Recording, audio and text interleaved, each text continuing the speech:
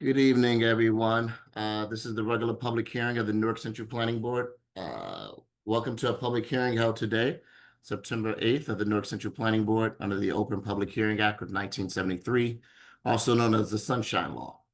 In accordance with the New Jersey Public Laws of 1975, Chapter 231, Section 5, adequate notice of the hearing has been provided by notifying the Newark Star Ledger and the Jersey Journal newspapers.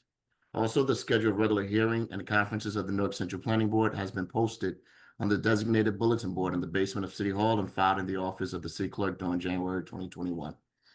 In addition to adequate notice under the Open Public Meeting Act, electronic notice of this remote public meeting, as is permitted under NJSA 10-4-9.3, and was placed on the City of Newark's website.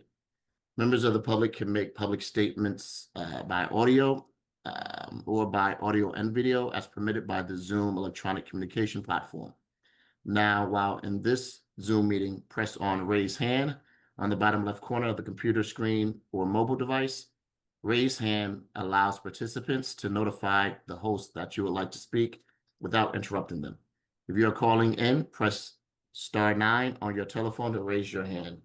The Central Planning Board would be mindful of the number of items on the agenda and will move as expeditiously as possible to complete the agenda. However, due to the amount of the development requiring board review and the complexity of projects, it may not be possible to hear every item if this meeting runs later than 11 p.m. The event that the agenda is not complete by 11 p.m. tonight, the board will finish hearing the application they are in process of listening to, but no new applications will be called after that item is complete. Any applications that were not heard by that time will be rescheduled to the earliest available date, which will be announced on the record if possible.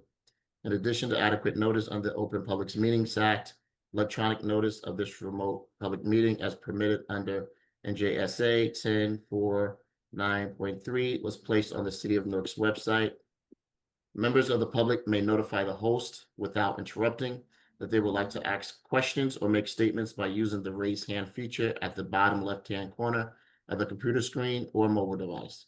If you're calling in, dial *9 on your telephone to do the same.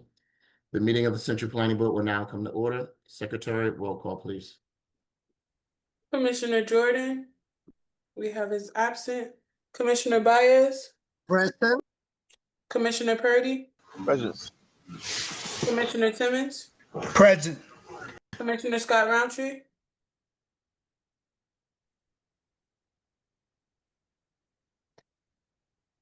Commissioner Scott Roundtree, Yes. we have you as present. Commissioner De Silva, Present. Commissioner Austin, Here. we have Chair I'm Richardson. present. We have Chair Richardson as absent. We have Co-Chair Witcher as absent. Chair James, Yes. we have a quorum, Chair. Okay, thank you, Madam Secretary. We have two adjournments tonight. Yes. First application is CBB 25-38, 1489, 1495 McCarter Highway. Are the applicants present? Please raise hand. Yes, Ms. Moore should be joining us, Chair. There we go.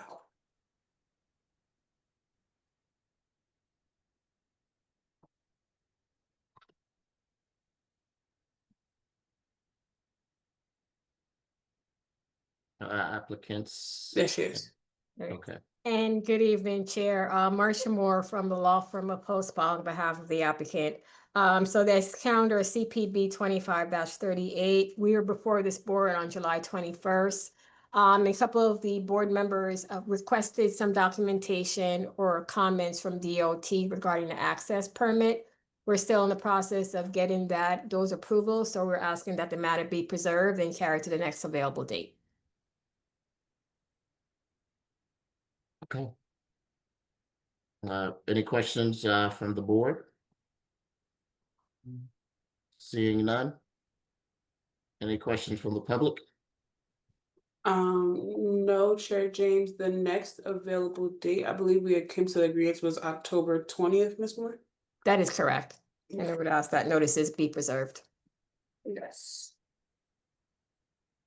Okay, anyone from the public? Madam Chair, Madam Secretary?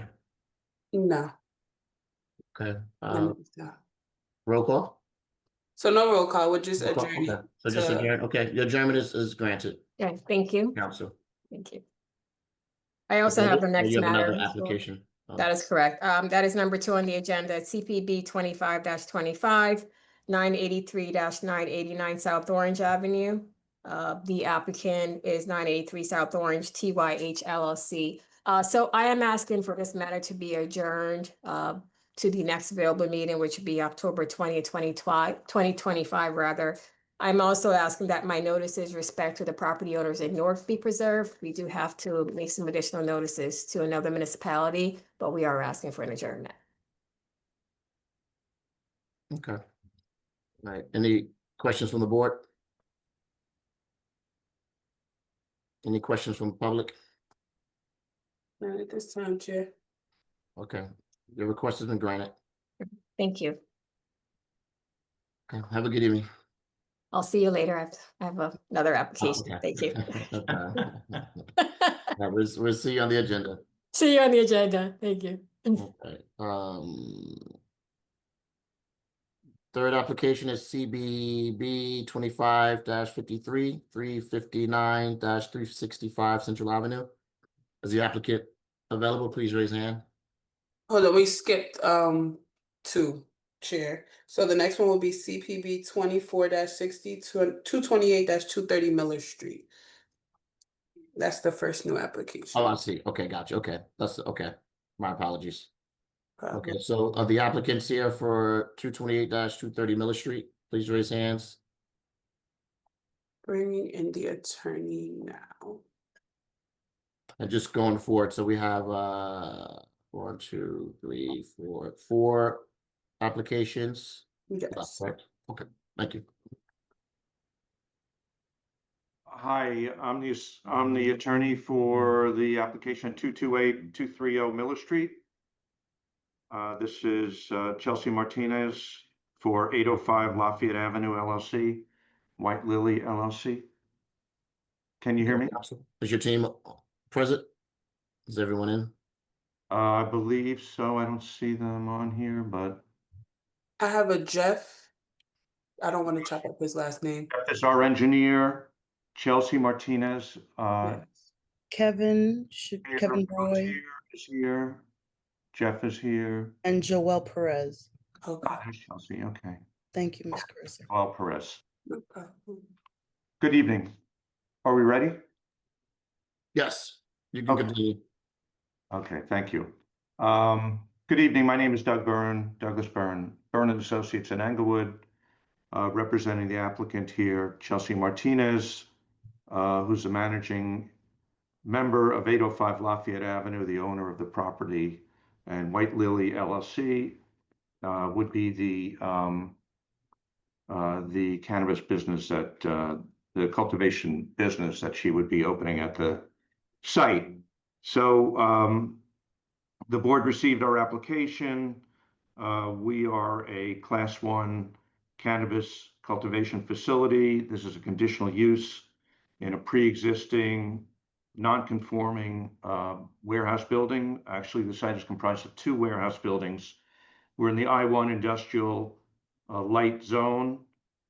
We are providing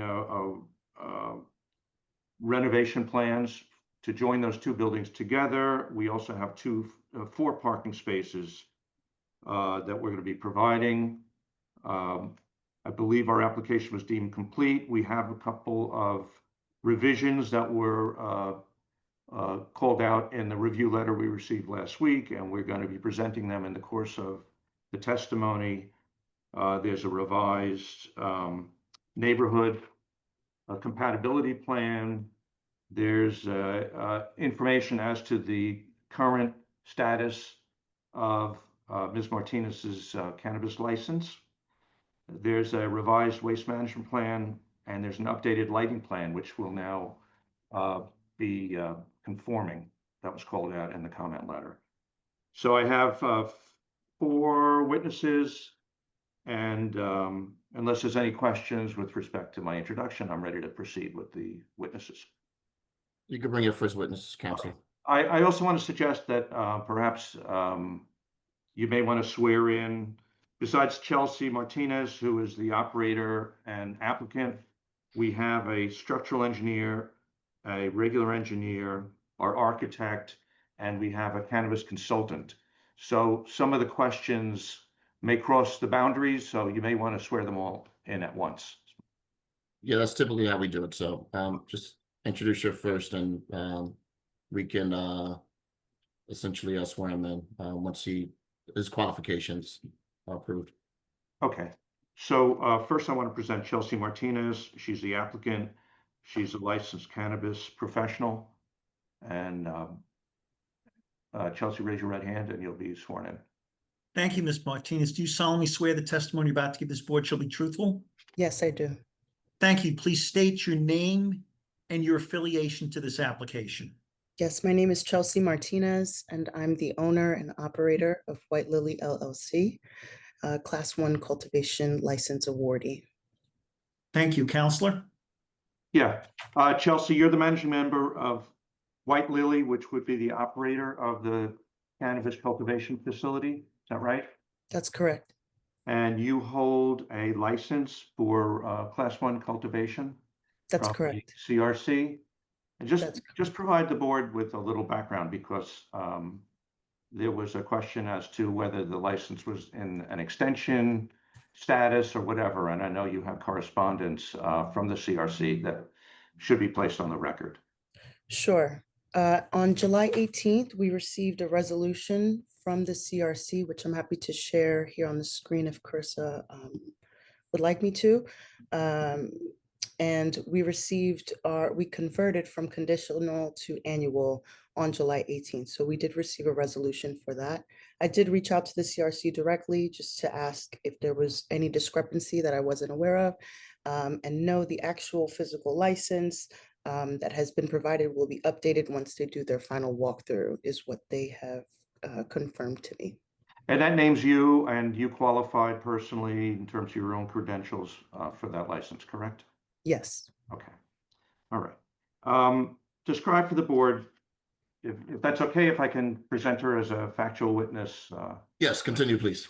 Okay, thank you.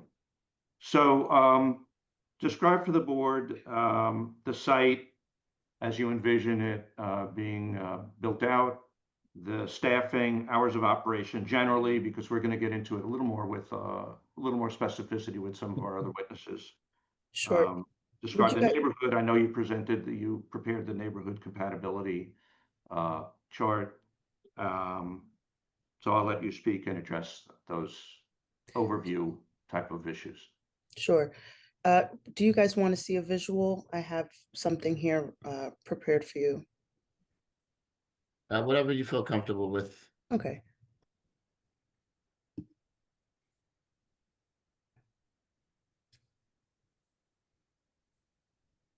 Okay.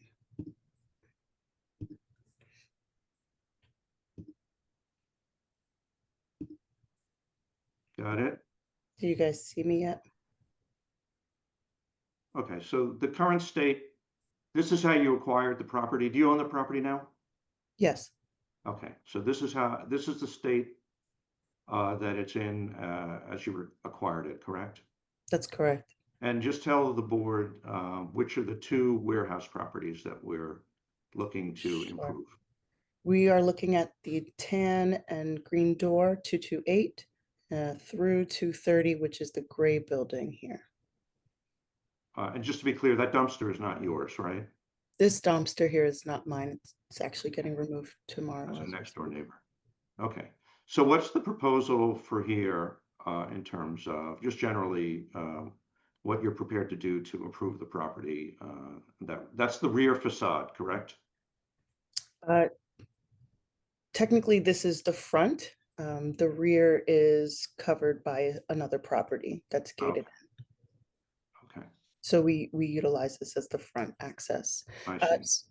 So we will be cleaning up the front, updating paint and taking down this iron structure that's over the gray building. And inside, we will be doing some light renovations and putting up walls to prepare for our operations.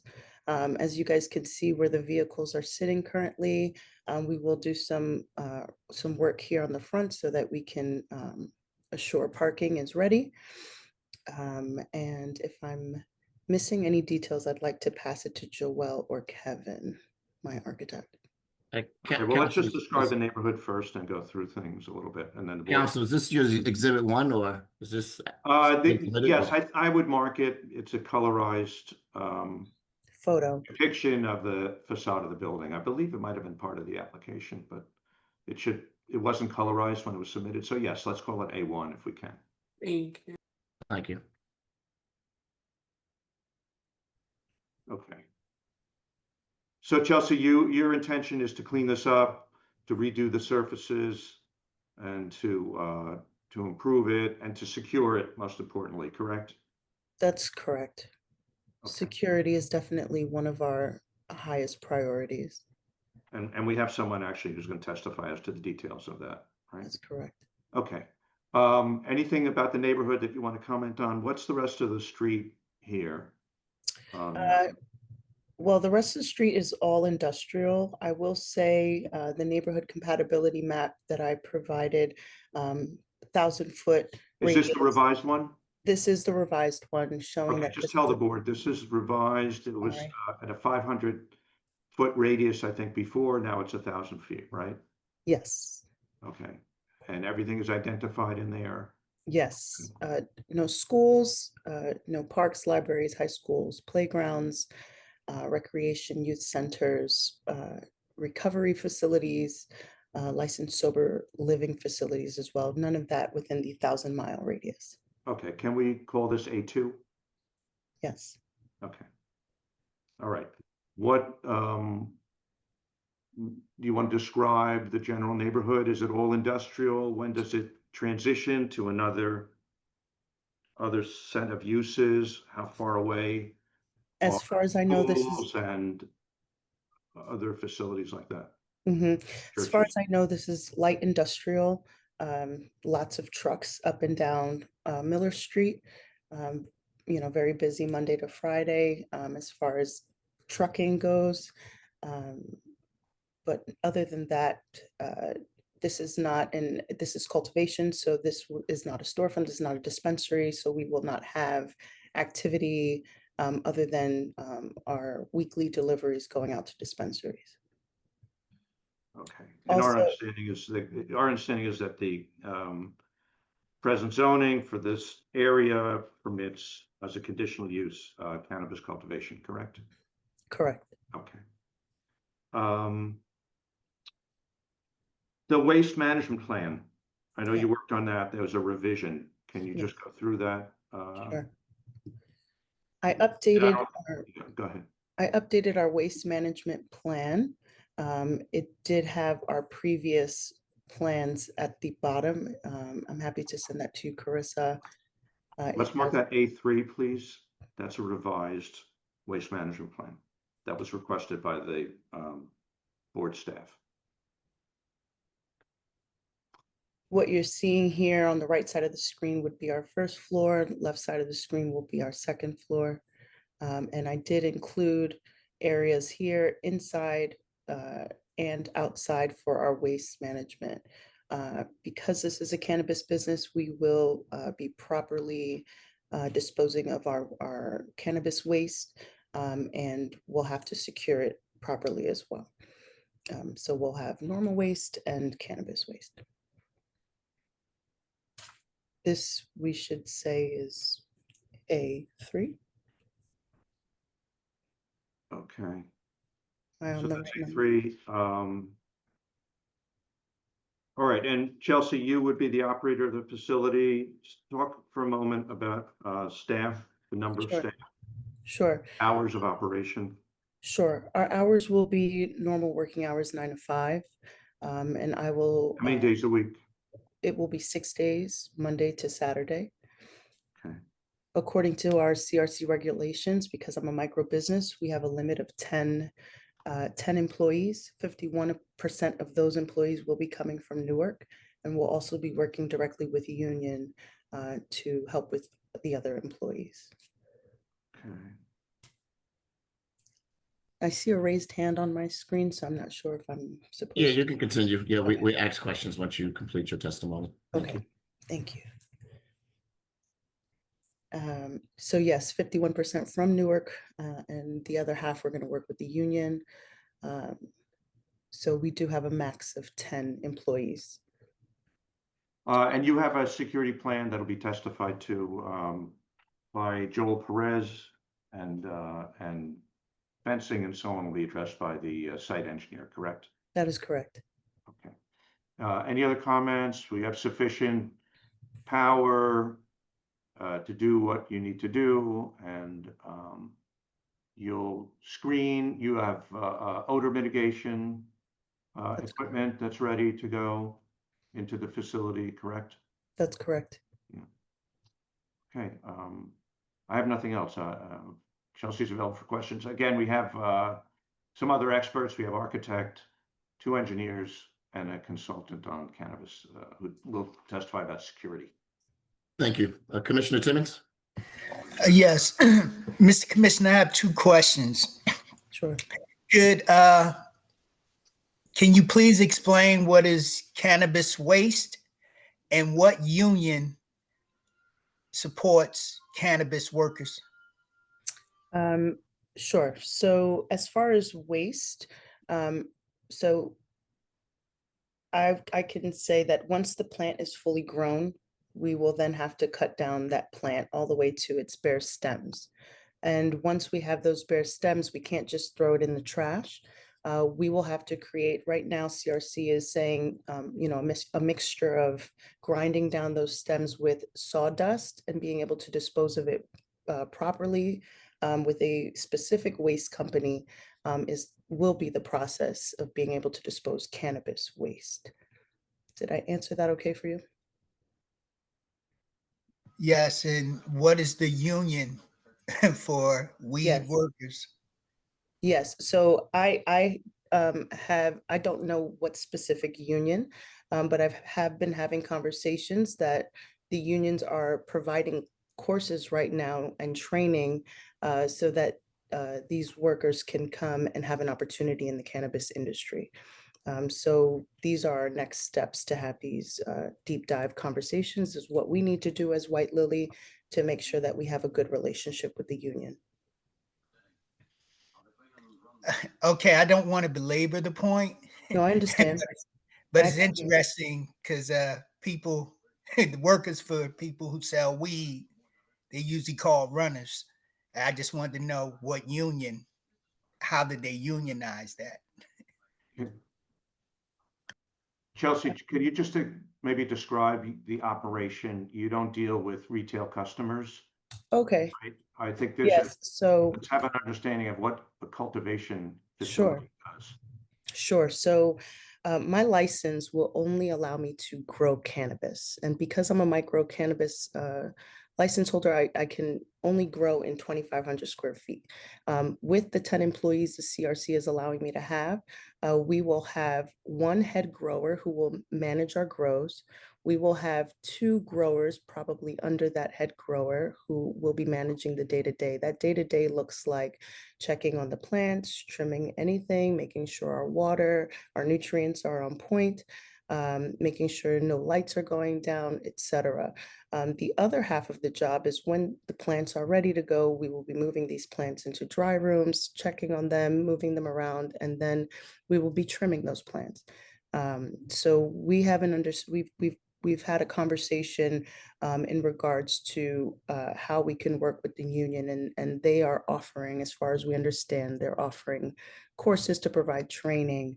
But Joelle, if you have any additional notes that you can add, please let me know. If not, I mean, How do you sell, and who do you sell to? Oh, sure. I sell directly to dispensaries. And so we would have our personal or company van, and we would deliver once or twice a week to these specific dispensaries. Only to licensed facilities. only to licensed facilities. You have no customers coming into the facility that No, we cultivation. aren't allowed to, no. Okay, you led me into one more question. Sorry. Sure, go Chairman. for it. Your employees, will this be open to people who were arrested for nonviolent distribution? So as far as I know, White Lily will not have any procedures or protocols against interested people who may have a background with the government in some form or fashion. I also don't believe CRC is putting any limitations on that as well.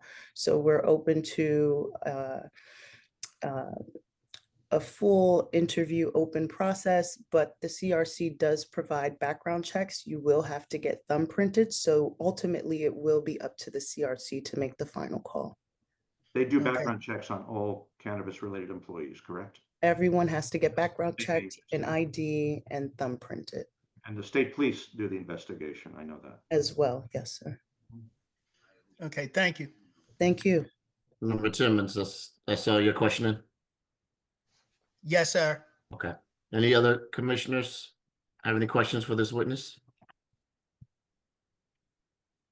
Counsel, next witness. Thank you. Okay, I'd like to present our site engineer, Jeff DeRosier. Okay, please qualify.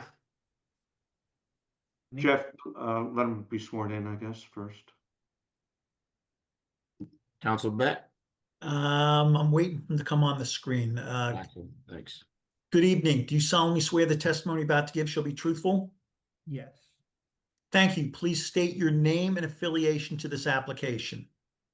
Jeffrey DeRosier, DeRosier Engineering, and I am the site engineer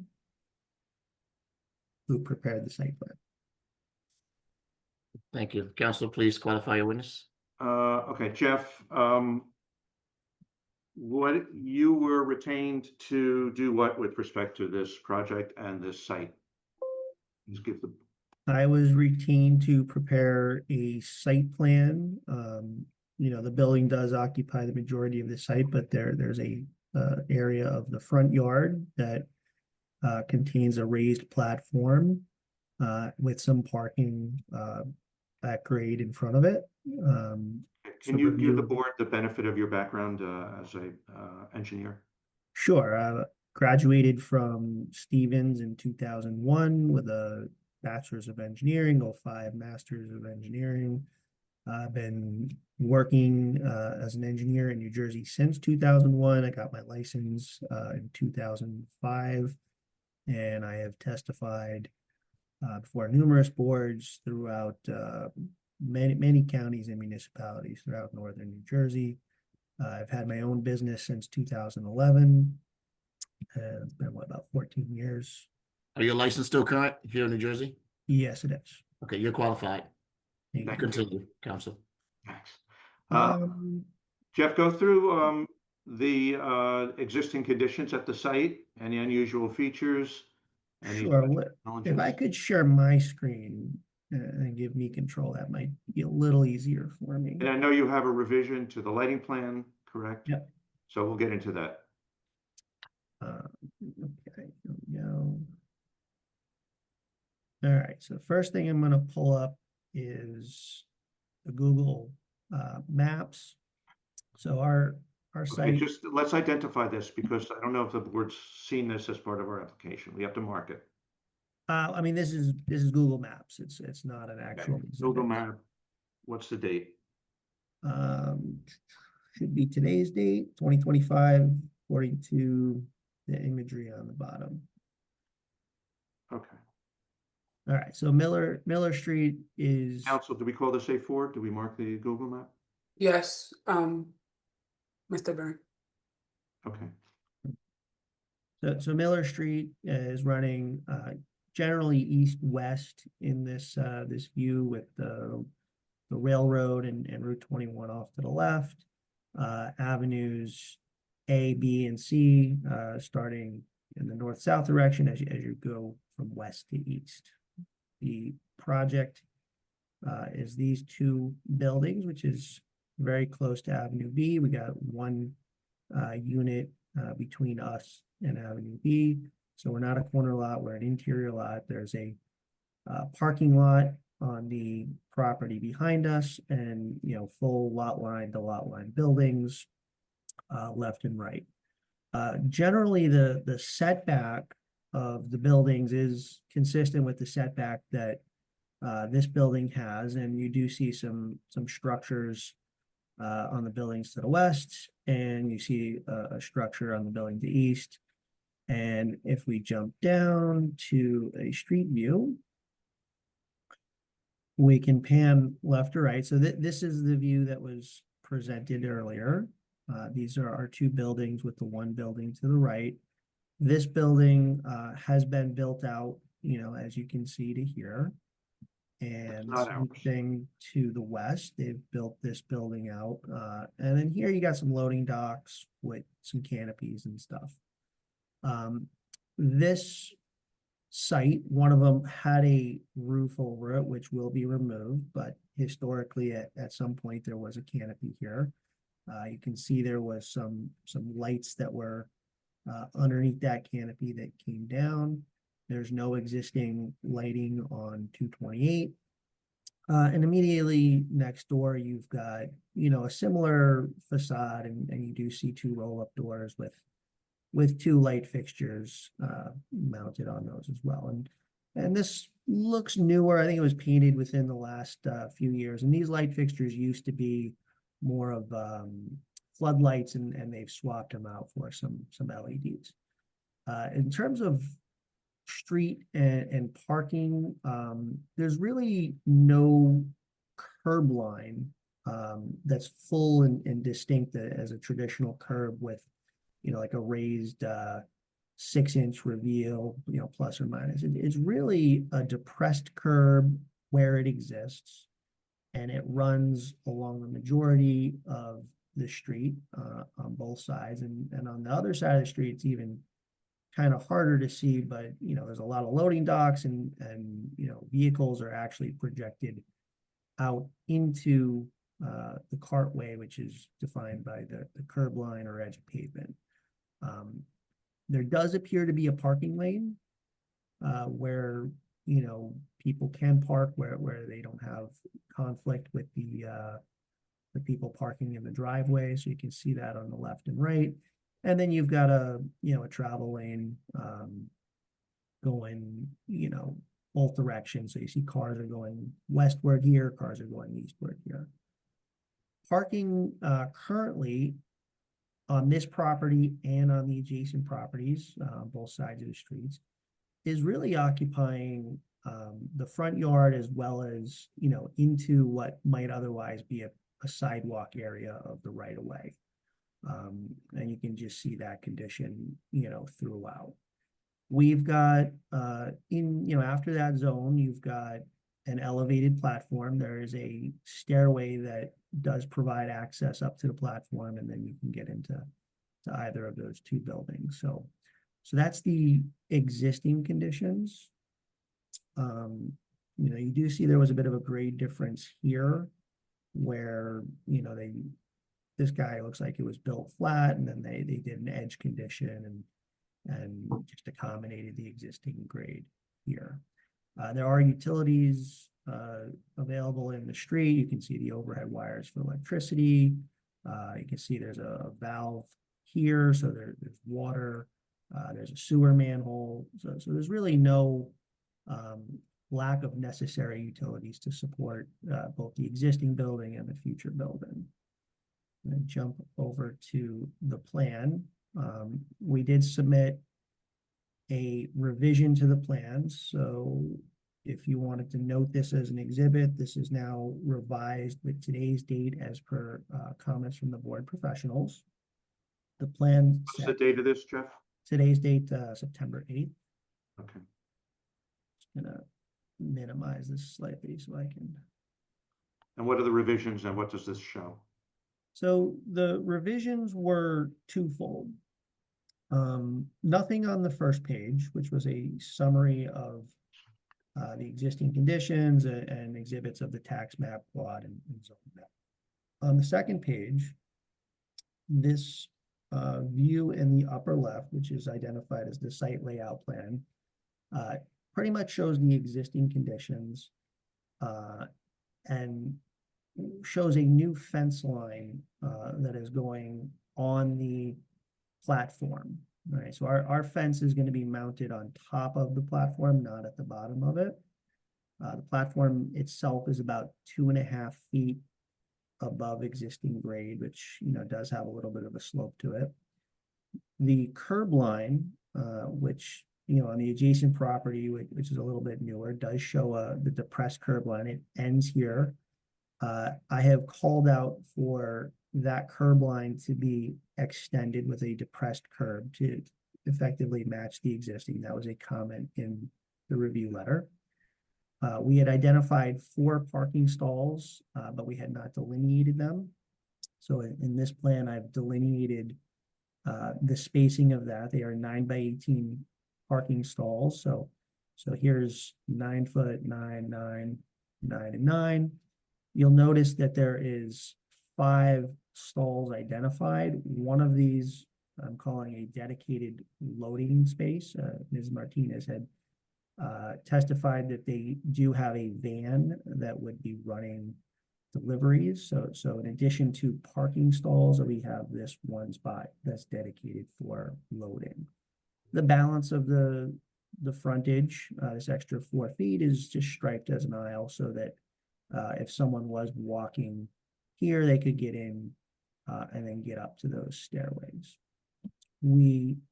I shifted this fence gate, which was in the middle, as well as this fence gate, slightly from what was on the plan. I mean, it can really slide anywhere along on this, but I've aligned it so that it does line up on this loading dock as opposed to over here, or loading space.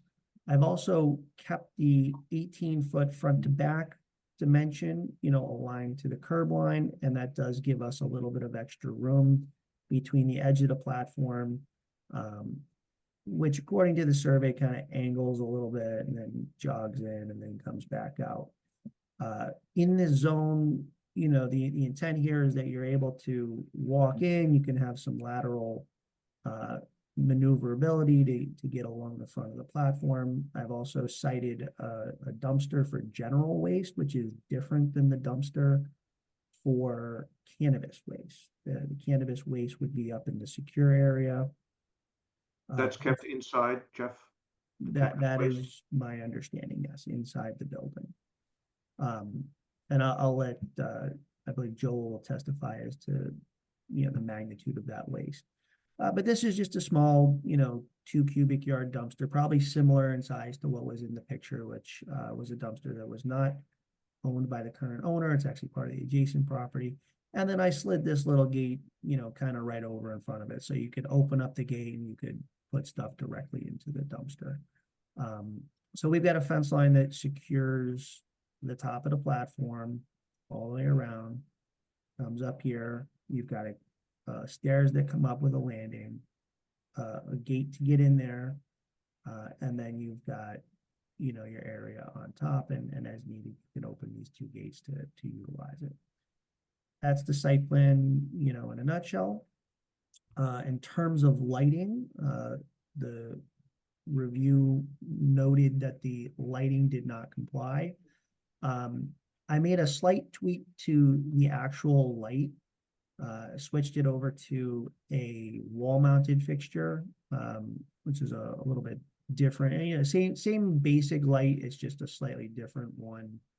This one's more intended to go on a wall. And I did clarify in the model some of the heights. Originally, I was at 10 foot above the platform. I'm now at 17 feet, which is still below the 20-foot height limit, which I'm just looking to see where my mounting height is.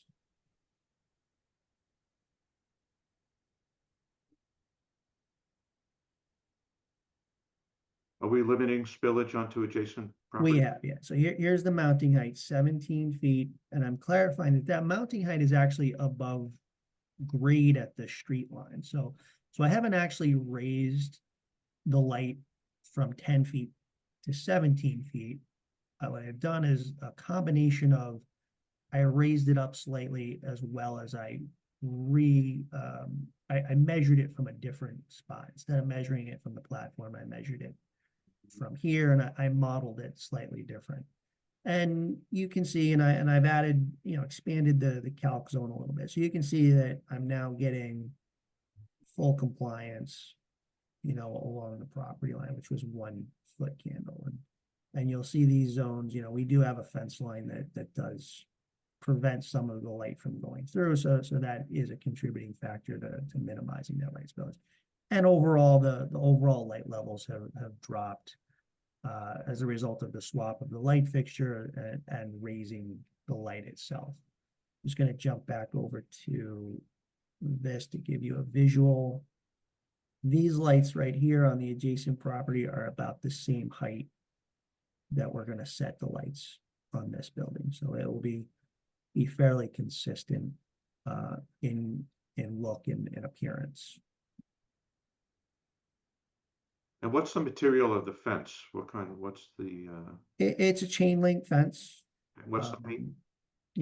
I think we would have a probably like a black look. It's really up to the owner, unless the board wants to put some sort of stipulation on it. But yeah, just a chain link fence with some privacy slats as necessary or desired.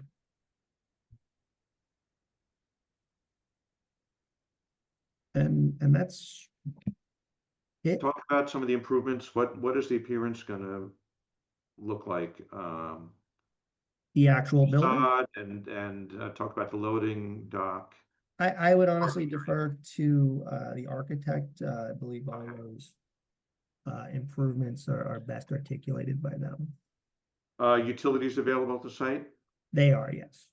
Okay, and sufficient electricity to operate the cultivation facility? In terms of the actual service to the building, I am not 100% sure what the existing buildings have, but PSE&G or JCP&L, I'm not sure who the provider here is obligated to provide service. And, if you go back out to the street and look at what exists on the poles, you've got 3-phase, transmission stepping down to local distribution.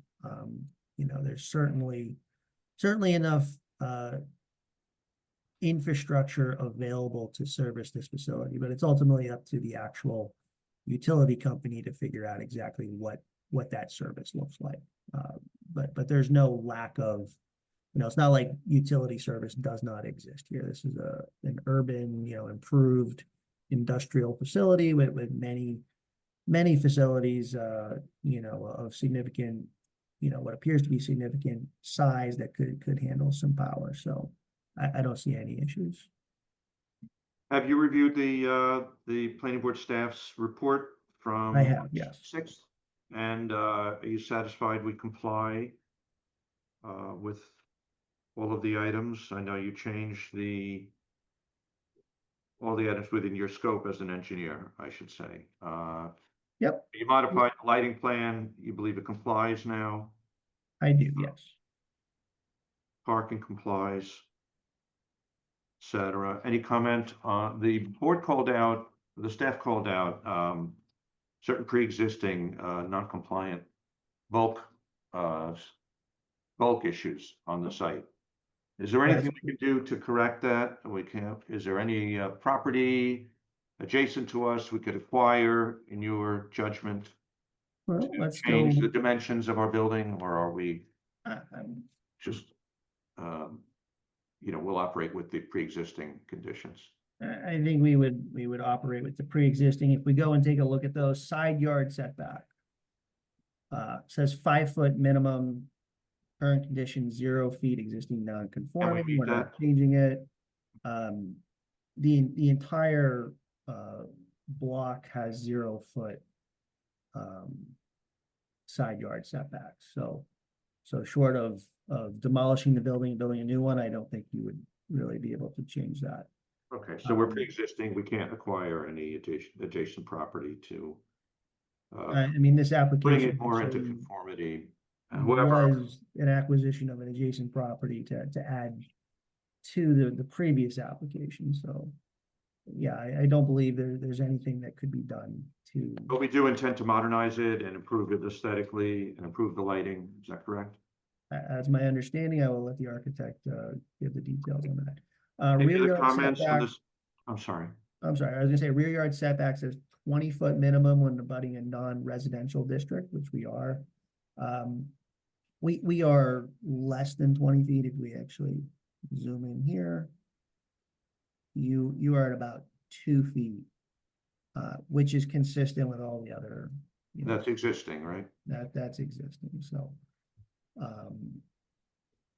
Once again, short of buying the entire parking lot behind us, there's really no change, and then short of demolishing, half the building, there's nothing you could really do there. You happen to know the age of the building? The age, I do not.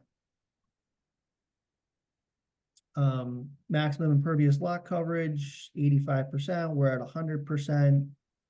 And most of the site is occupied by building, you got the platform, and then you got, the parking area in front. So there's not much room to do anything there to reduce that. Any other comments on the board report? Nope. Okay. All right, that's all I have for this witness. Thank you, counsel. Commissioners, any questions? I have a question. Yeah, I What was- do, Chair. I do. Good, Member Foster. All right. I just have a question. The canning places there, are they trying to make their own trees in there, or there's going to be shipping from the different places? I can attest to that as well as You Joy. please. State your name, please. My name is Chelsea Martinez of White Lily LLC. We will be growing our seeds. We will be creating our plants from seeds in the facility. We will not be getting any plants from anywhere else. Also, we have to abide by CRC and federal regulations. We can't go outside of New Jersey and transport any product or buy any product outside of New Jersey. So, Councilor, otherwise you tell me that that price is just to sell them in Jersey. Is that what it is, or just in Newark? Just in New Jersey, but I have intentions of definitely connecting with all of dispensaries and manufacturers in Newark. Okay. Thank you. Absolutely. Thank you, Commissioner. Oh. Good. You had another question, Commissioner? I was gonna ask in that if it's been approved, when do they gonna start working in that? We will start working as soon as possible, as soon as we receive an approval. All right. Thank you very much. That answers your question. Thank you. Yes, sir. Thank you, Thank Commissioner. Counsel, do you have any witnesses that would testify with what is the previous use of this particular? I don't know if the architect, yeah. Okay. Okay, that's your next Let's have our one. architect sworn in and he may know. Unless there's any other questions for the engineer, we can move on. Any other questions, Commissioners? Just Chair James, just for the last one, the site plan, can we mark it as Exhibit A5? Okay, thank you. Thank you. Thank you. Okay, next I want to present Kevin Roy, who is the project architect. Hello. Yes, good evening, Mr. Roy. Do you solemnly swear the testimony you're about to give this board shall be truthful? Yes, I do. Thank you. Please state your name and affiliation to this application. My name is Kevin Roy. I'm a registered architect in the state of New Jersey. I was hired by White Lily in Chelsea to renovate this building, and I've been registered architect since 1991. Ever testified before this board, Kevin? Not before Newark, no. Any other boards in Essex or North Jersey? No, mostly Middlesex, Monmouth, Ocean. Okay, and is your license current? Yes, it is. He's qualified, Counselor.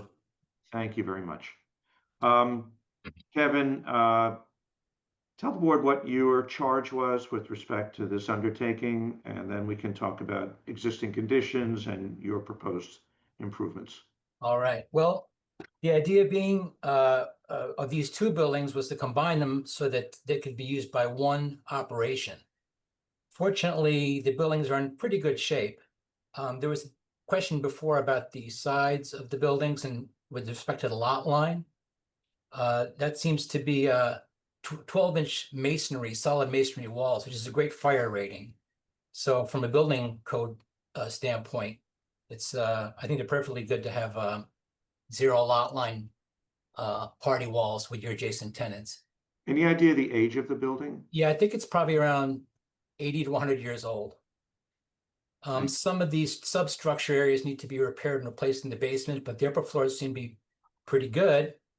The front, we talked about minor renovations, cleaning up the front facade, painting, replacing doors. The front loading dock needs to be repaired.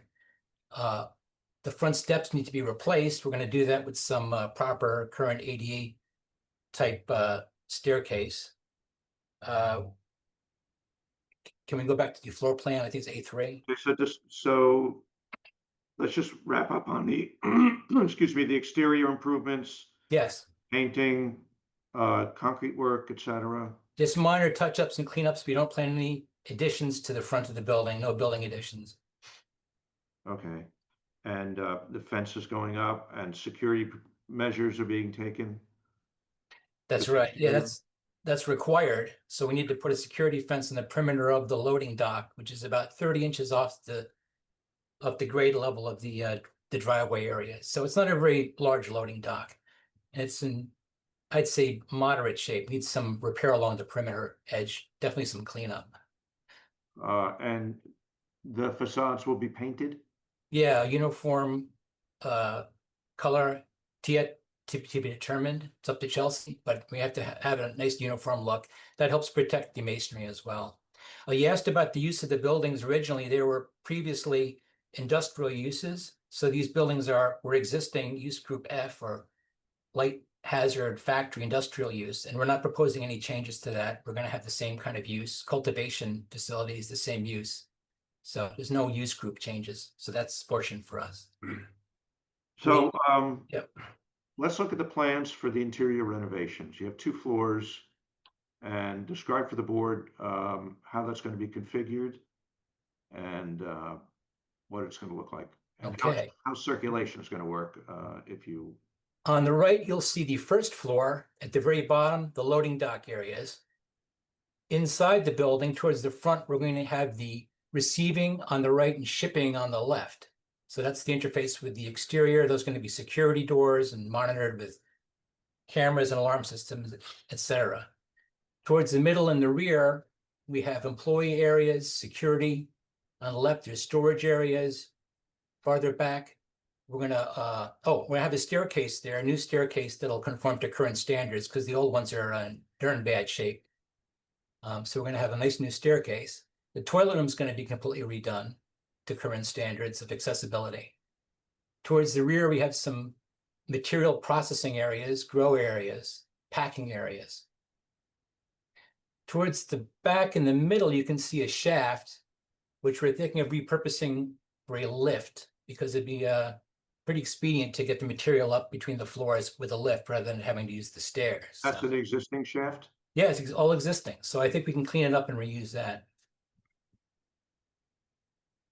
So going to the second floor, the staircase comes up in the middle. There's the shaft to the rear of that. And it's surrounded by primarily flower rooms, which is where the main grow areas are. The large grow tables, the products are on those. Joelle can talk to you about specifics about the operations of the facility. And I have Bobir here too, who's a mechanical engineer who's designing the quite extensive mechanical systems, plumbing, ventilation stuff for the building. The attic is, there's no attic, it's a flat roof with the access hatch. The basement is unfinished.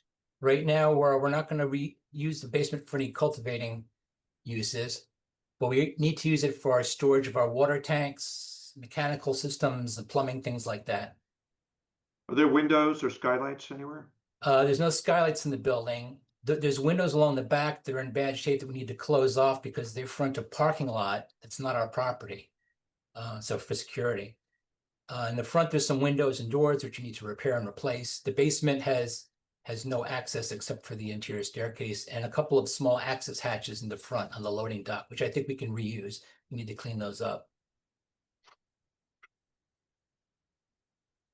Okay. Are you familiar with the letter issued by the board staff of August 26th?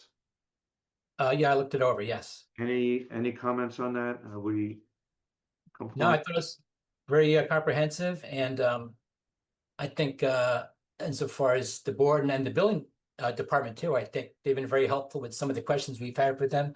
Everything's going to be able to conform to the New Jersey Building Code and the Rehabilitation Subcode, which allows us to upgrade systems in existing buildings to the best of our abilities, and so we can really replace a lot of this deficient stuff, clean it all up. Are we making the building safer? Oh, much safer, yes, absolutely. Okay, and there's sufficient space for the employees to operate safely and to circulate, and will be subject to fire inspections, and we expect full compliance, correct? That's what we have to shoot for, right? Yep. Yeah. Okay. I have nothing further of the architect. You're muted, Chairman. Sorry.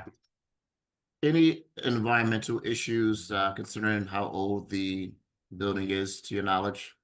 In terms of like remediation of any, Right, in terms of remediation Yeah. or like, they went through that and we didn't see anything like asbestos or any kind. There's not really not much in the buildings. There was an industrial use, so it was all open spaces with a couple of very spare toilet rooms. And I believe they were food processing plants, so it's not like it was a battery plant or something made of toxic stuff that may be bleaching all over. So we didn't see any signs of that, no. okay. Board, any questions for this witness? Susan, you have any hand raised? Yes, thank you, Mr. Chairman. I just wanted to confirm, one of our questions was, is there any? Let's get you sworn. I forgot. Oh, I'm sorry. Mr. Yes. Mr. Beck, counsel, can we swear in our planner? Good evening, Ms. Gruhl. Do you solemnly swear the testimony you're about to give this board shall be truthful? I do. Thank you. Please state your name and affiliation. Susan Gruhl, with Higher Gruhl and Associates. We are the consulting planner to the planning board.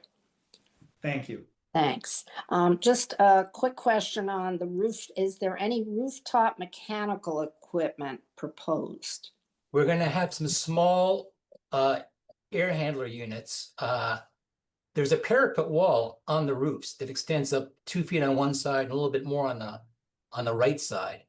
So anything that's on the roofs located farther back will not be able to be seen from the street in front because of the roofs sort of masking that. So, but we're not going to have large rooftop units like those large ones in commercial buildings, just small mini splits for the individualized rooms. So nothing over but 30 inches. I have a mechanical engineer here if you have further questions about his installations. No, I was just interested in whether there was any mechanical equipment and obviously whether it would be screened. Yes, So, we believe it will be. thank you. Thank you, Susan. Considering this property is in a flood zone area, what about runoff?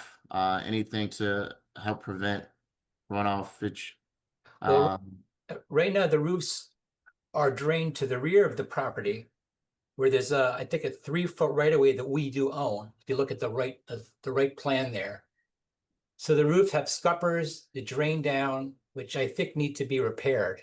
But all the surface runoff goes right down to the back, and apparently has been draining along the rear of the property since the building was constructed.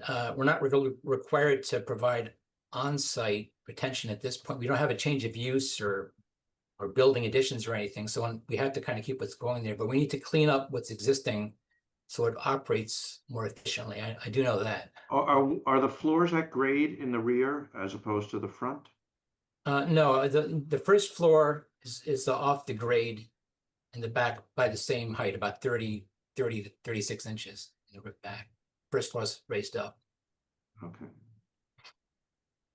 Thank you. Okay. You said Commissioner- flood zone. You said I'm flood sorry. zone? I had a really nice talk with your flood manager who mentioned there might be a flood zone in the street in front of our building. So there's some question as to whether our building itself is in the flood zone and if it might be in the upcoming, I guess FEMA, every couple of years they go back and look at their flood zone. So we don't plan on using the basements for any kind of cultivation facility for that reason, because it's in a vulnerable area, so. Right. That was the only reason why I made a statement, just knowing the area very well. It was very prone to flooding, Yeah. vicinity. So that's why I asked if there was any, precautionary, actions on your part. Yes. Okay. Commissioners, any other questions for this witness? Counsel, next witness. Thank you, Mr. Chairman. I want to call Joel Perez, who's our cannabis cultivation expert. And if you could be put under oath. Good evening, Mr. Perez. Do you solemnly swear the testimony you're about to give shall be truthful? I do. Thank you. Please state your name and affiliation to this application. My name's Joel Perez, and I am a cannabis consultant slash working on operations as well for the cannabis process. Thank you, Counselor. Thank you, Counsel. Joel, give the board the benefit of your experience in the cannabis space, as they say, or field. So I've been in the cannabis industry about 8 years now. I ran and managed a successful cannabis company grow in Colorado, consulted with a few in New York and here in New Jersey. And now I'm working together with White Lily to kind of stay here and work together to get this operation up and going and help White Lily get through this. So you managed another cannabis cultivation facility, including supervising staff and operations of sales and that sort of thing? That's correct. Okay. Are you familiar with the regulations of the New Jersey CRC, Cannabis Regulatory Commission? That's correct. Okay. And have you provided that expertise to this applicant and the application that we're considering? Yes. Okay. So I offer him as an expert in You can cannabis. proceed. He's qualified. Okay, thank you. Right. Joel, explain the work you've done on this project so far, the scope of it, and how you. Then we'll get into the operations that you've anticipated will be conducted here. So cannabis is a little bit different than usual operations, I guess you can say. I helped with the layout just to make the flow a lot more efficient and also for security reasons. Everyone has the concern of security just because people might think there's something valuable, but when the plant is wet, it's really not very valuable. So yeah, I help lay out the space, calculate the equipment, calculate the materials we're gonna use, how much staff we're gonna hire, and that's basically what I've been doing and consulting with Chelsea on how we're gonna make the operations more efficient. Let's talk about security, and then I want to touch on odor issues and any other impacts to the neighborhood. So for security, we're gonna be an 8-hour operation. We're gonna rely mostly on security cameras, motion sensors, and during the work of the operational hours, we're gonna have a security guard on staff. We will have direct. We would want to offer direct live feed to the local police department, because per CRC regulations, we have to also provide it to them as well. and we will, we have very minimum entrance and exits for the same reason. And everyone who comes in and out of the space, which should only be employees, would have to have a check-in and check out through the security guard. And every door and every location would have key card access for the staff, and there will be, minimum people going into more valuable spaces. So no retail customers are permitted in this site, right? They're not invited, they're not permitted. It's not for retail customers, correct? Not at all. Yes, correct. So just to follow that up, it's anticipated that White Lily will have a van for deliveries, and earlier the engineer pointed out a reserved spot in front, correct? Correct. So the material is taken into the van, and the van goes off to dispensaries that have engaged with White Lily, correct? That is correct. And is there an armed guard or a guard on the van? There is an on the van. There is no guard, but the van will be loaded up. The van has a secure space in the back, which is, blocked off by locks on all sides, and it's in a concealed space. The guard, or the security, as we say, would have one delivery a day where we load up the van, and he would escort the employees to load up the van, lock it up, and send them on their way. And that's only going to happen once during out the day. There's no in and out. It's just going to be a one-time thing. As we grow and progress, it would be 2 days a week, and if we have to add an extra day a week, we would continue just as we grow and continue to sell more product. Okay, let's talk about odors, because it's an enclosed space. We talked about windows, we talked about skylights, and really we don't have any light or air coming in. So how do we ventilate the space for the workers, and how do we contain odors for the neighbors? So the odor in the cannabis space would be in the flower rooms. That's where any odor should be coming from, or the secured storage, which is packaged. In the flower rooms themselves, we would have to release air as we go, but that air should be um, cleaned out between carbon filters and indoor and outside on the roof. So the odor is not non-existing once we go through that process. Um, How large are those units? Because Ms. Gruhl asked before if they can be visible over the parapet they wall. will not be visible over the parapet. I don't know if you've seen, like, in restaurants, they're kind of these fans above the roof, so it's less than 20 inches high. And the interior also has a filter, double filter, which is the one where the most odor would be filtered out of. Are they sound attenuated, so they're not going to disturb neighbors? Yeah, there's no sound. And air for the employees? How do we get fresh air into the building? Well, the AC units would have their, will be the way we get fresh air in the building. Regular Okay. air conditioning units. So we will be cooperating with the Newark Police Department in terms of the live feed. We offer that, and that's in accordance with CRC regulations. Yes, so Newark is not in accordance with the CRC regulations. The state police will be, but for Newark, we also have that option available if they'd like us to provide them with live feed on the operations. Do we retain video for any length of time? Is there a requirement about that? Yes, we have to retain video for at least 90 days, just in case the state, as per CRC regulations, would like to go back and review anything that might happen in that time. Okay. So the site will be, and the site gets inspected by the CRC, does it not, for compliance? That is correct. And how often are those inspections? So before we open or put any type of cannabis plants in, they have to come in and inspect to give us the approval.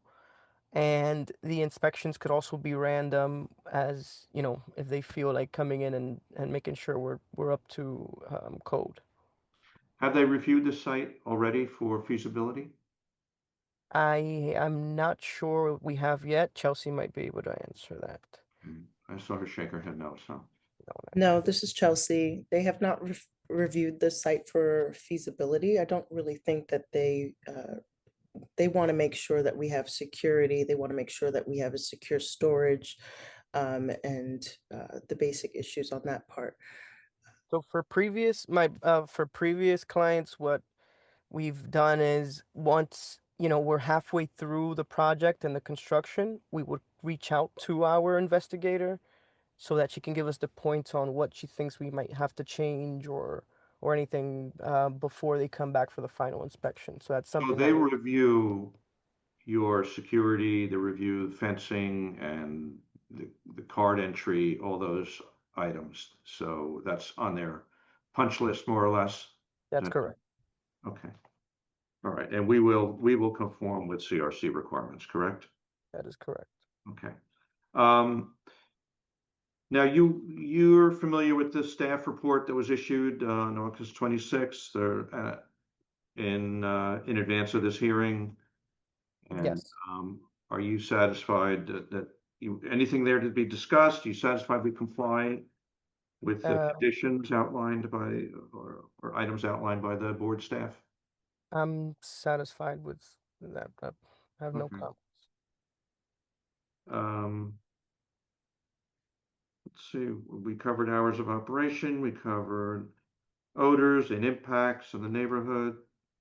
Do you think this is a workable site? And given the improvements that Ms. Martinez has committed to, it will be functional and attractive in that area? Yes, I do. Okay, and are you going to be working with her to ensure that all the items are completed satisfactorily so that CRC approval is granted? Yes, I will. And what about employee training? Tell the board a little bit about who's going to be working there and how they're going to function within the space. So the key person in this operation, most of the plants will be ran. It's a kind of software, called GrowLink, which everything should be automated. You set a schedule, you set a feed, you set things like that. The only physical work would be moving one plant to another and also, trimming them and making sure that, that they're intact. So the key person would be the grower, the head grower, which would have, two helpers underneath just to do trimming and physical work. And then the training will be done by the grower and myself, for the staff, depending on the different things we might need.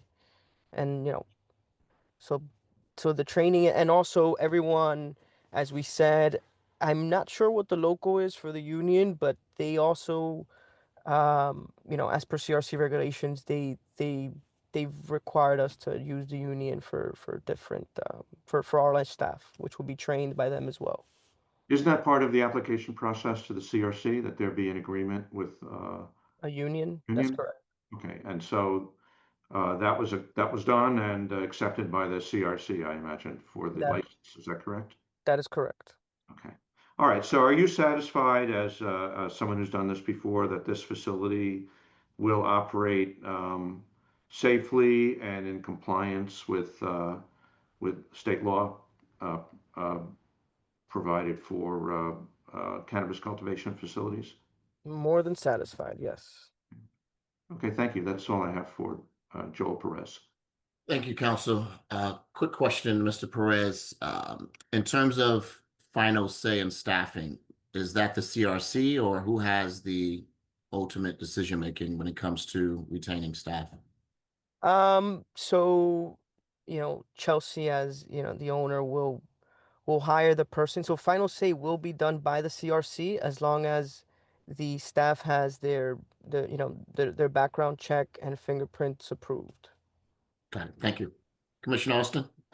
Yeah, quick question. Does your operation require 10 full-time staff members, or is it a combination of full-time and part-time? Full-time and part-time, we should have at least 6 people, 5 to 6 people at all times in the space. Okay, thank you. You're welcome. Any other commissioners have any questions for this witness? Yeah, Chair, I do. Yes. Question, who is gonna be, doing the job over there? Is that gonna be people from the city of Newark, or they trying to bring in some people from out of the state? So we're hiring 51% people from Newark, and me and a couple of key people that I've known just for operations will be from elsewhere. I'd say Another question, if you don't mind me asking, how many, because I believe that you're gonna have to have a lot of, armed guard there, or security guard, I believe in 24/7, right? Not 24/7. We're most entrances and exits are be secured. We're relying on the cameras and talking with the Newark Police Department to, have access to if there's something happening, kind of be there. But we aren't gonna have an armed guard at all times, unless required by. You'll have a guard during operating hours, is that correct? That is correct. Only during the open hours, right? Correct. Okay. When you get a chance, Chair, if you don't mind, I'd like to, I don't know if we're there yet, but I'd like to see the rendering of the building. Yes, sir. Good, great point, Commissioner Bias. We're not there yet, but Thank we'll- you. Thank you very much. Any other questions from any of the commissioners for this particular witness? Is this your last witness, It is. counsel? It is, Chairman. Okay, so to Commissioner Bias, point, do you have a final rendering or, something that essentially lets us know what the business is going to look like, and also signage? I don't think we applied for signage, and I don't know what, they'll be are we having just numbers, Chelsea? I'm not sure. This is not something, a facility like this doesn't need advertising signage. Right. Just want to identify it by address. Kevin, do you have any elevation drawing you might show, or you want to describe for the board? Yeah, we did a rough rendering of the front elevation. Yeah. You can recognize that from the photograph. On the left is 228, and the right's 230. It shows the dashed lines are the floor levels and the roof levels. The dotted line down the middle shows the separation of the two buildings that will be combined. Both buildings are the exact same dimensions, width to width and front to back. We're taking off that metal awning structure on the right building. We're replacing, cleaning up the overhead doors on the first floor. The sharp dashed line shows the height of the security fence forward on the loading dock. And then in the center, in the middle, shows repairing the concrete access stairs, getting up to the loading dock from the parking area. I'm gonna have to add a few more steps there and some handrails to get up. Are we changing anything there? All the doors are staying the same? The overhead doors staying the same? Yeah, we're not adding any elements. We're just replacing what's there. Can you show the photograph of the property showing the painted facade next to us? To my left, the one that's painted black. Yeah, it's a uniform dark color, very attractive. And then they cleaned up the windows and the doors, treated all the metal. Yeah. So it's just Totally two colors. upgraded in that way. Yeah, I would say a very similar kind of treatment for that. Yeah.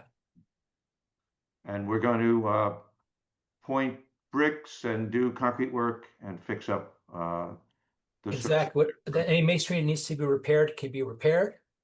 Fortunately, most of it's in fairly good shape. Around the windows, there's a little cleaning up, but it's basically visually ugly, not structurally ugly. So we're all thankful for that. Right, and we'll have the neighbor take their trash away, correct? Oh, certainly. That didn't make for a pretty picture. All right, thank you for the question. No, thank you for the clarity. And I'm assuming, per CRC, you want to be as discreet as possible. Yeah. I know you mentioned security, security pipeline to the state police. Is it required to have some type of security alarm system tied in with the Newark Police Department, or what's the, I would say, relation on that? It isn't required, but it is something that we would like to do if possible. We would like to, security is something that's really important. So I think it'll be something that we would be adding to the location to if Newark has a system we can attach to. Okay, thank you. Commissioners, any questions before council make closing statements? Well, Chair, if you don't mind, I'd just like to add something. Yes, Commissioner Bias. According to security guard, I understand it's only during the time that it's going to be open, but it's better could be a very good security camera in there because we in Newark. Remember, we Newark, and Right. once those guys know that there's a cannon in there, you know how it is. Sí, Somebody's gonna try señor. to break in. Right. So I'm gonna We- respect you. Know how it is. I Remember, know. we're in Newark. Claro. We, per CRC guidelines, we have to cover every point in and outside of the building. So we will, I mean, but the security is the least amount of entrances we can make to this place, and it's going to be one way. I mean, well, these two sides, right? But it would be in and out. But I agree that the security system would be a very high-tech security system. Thank you. Thank you. Thank you, Commissioner. Any other questions from any commissioners? And I wanted just to put on a record, I know in the past when we had dispensaries come before us, Commissioner Roundtree have always specifically asked, is there any particular community give back? Actually, I see Commissioner Scott Roundtree. Scott Roundtree, would you like to make a comment or ask a particular question? You're muted, Commissioner. Good evening, everyone. Thank you, Brother Chair. Yes, that is exactly my question, because we can talk about security and we can talk about employment, which we are looking forward to more residents being hired. But I always want to see on the flip side of that, because we are talking about dispensaries in a neighborhood where we know that the surrounding areas have their own issues. And the community piece that Commissioner James is talking about is always a concern of mine. Like, what on the other side of that? We can talk about beautifying, we can talk about all these other things. But I'm always concerned now that everything is legal, what happens to those folks who might need some help? What is it that we can do? And it might be something you want to think about if you have not come to the table prepared to discuss that, because that is a question I think only me and maybe a couple other commissioners make sure that it is brought to the body. What is the community, not benefit, I can't discuss that, but give back. Yes, ma'am. Yes, ma'am. If I can answer this, Chelsea Martinez. Thank you for that question, Councilwoman. So my application, White Lily's application, was solely based on giving back. When we first applied to CRC, I named this company White Lily because this is the Casablanca flower that is very fragrant, and it was my mother's favorite flower. And she passed away from, unfortunately, breast cancer.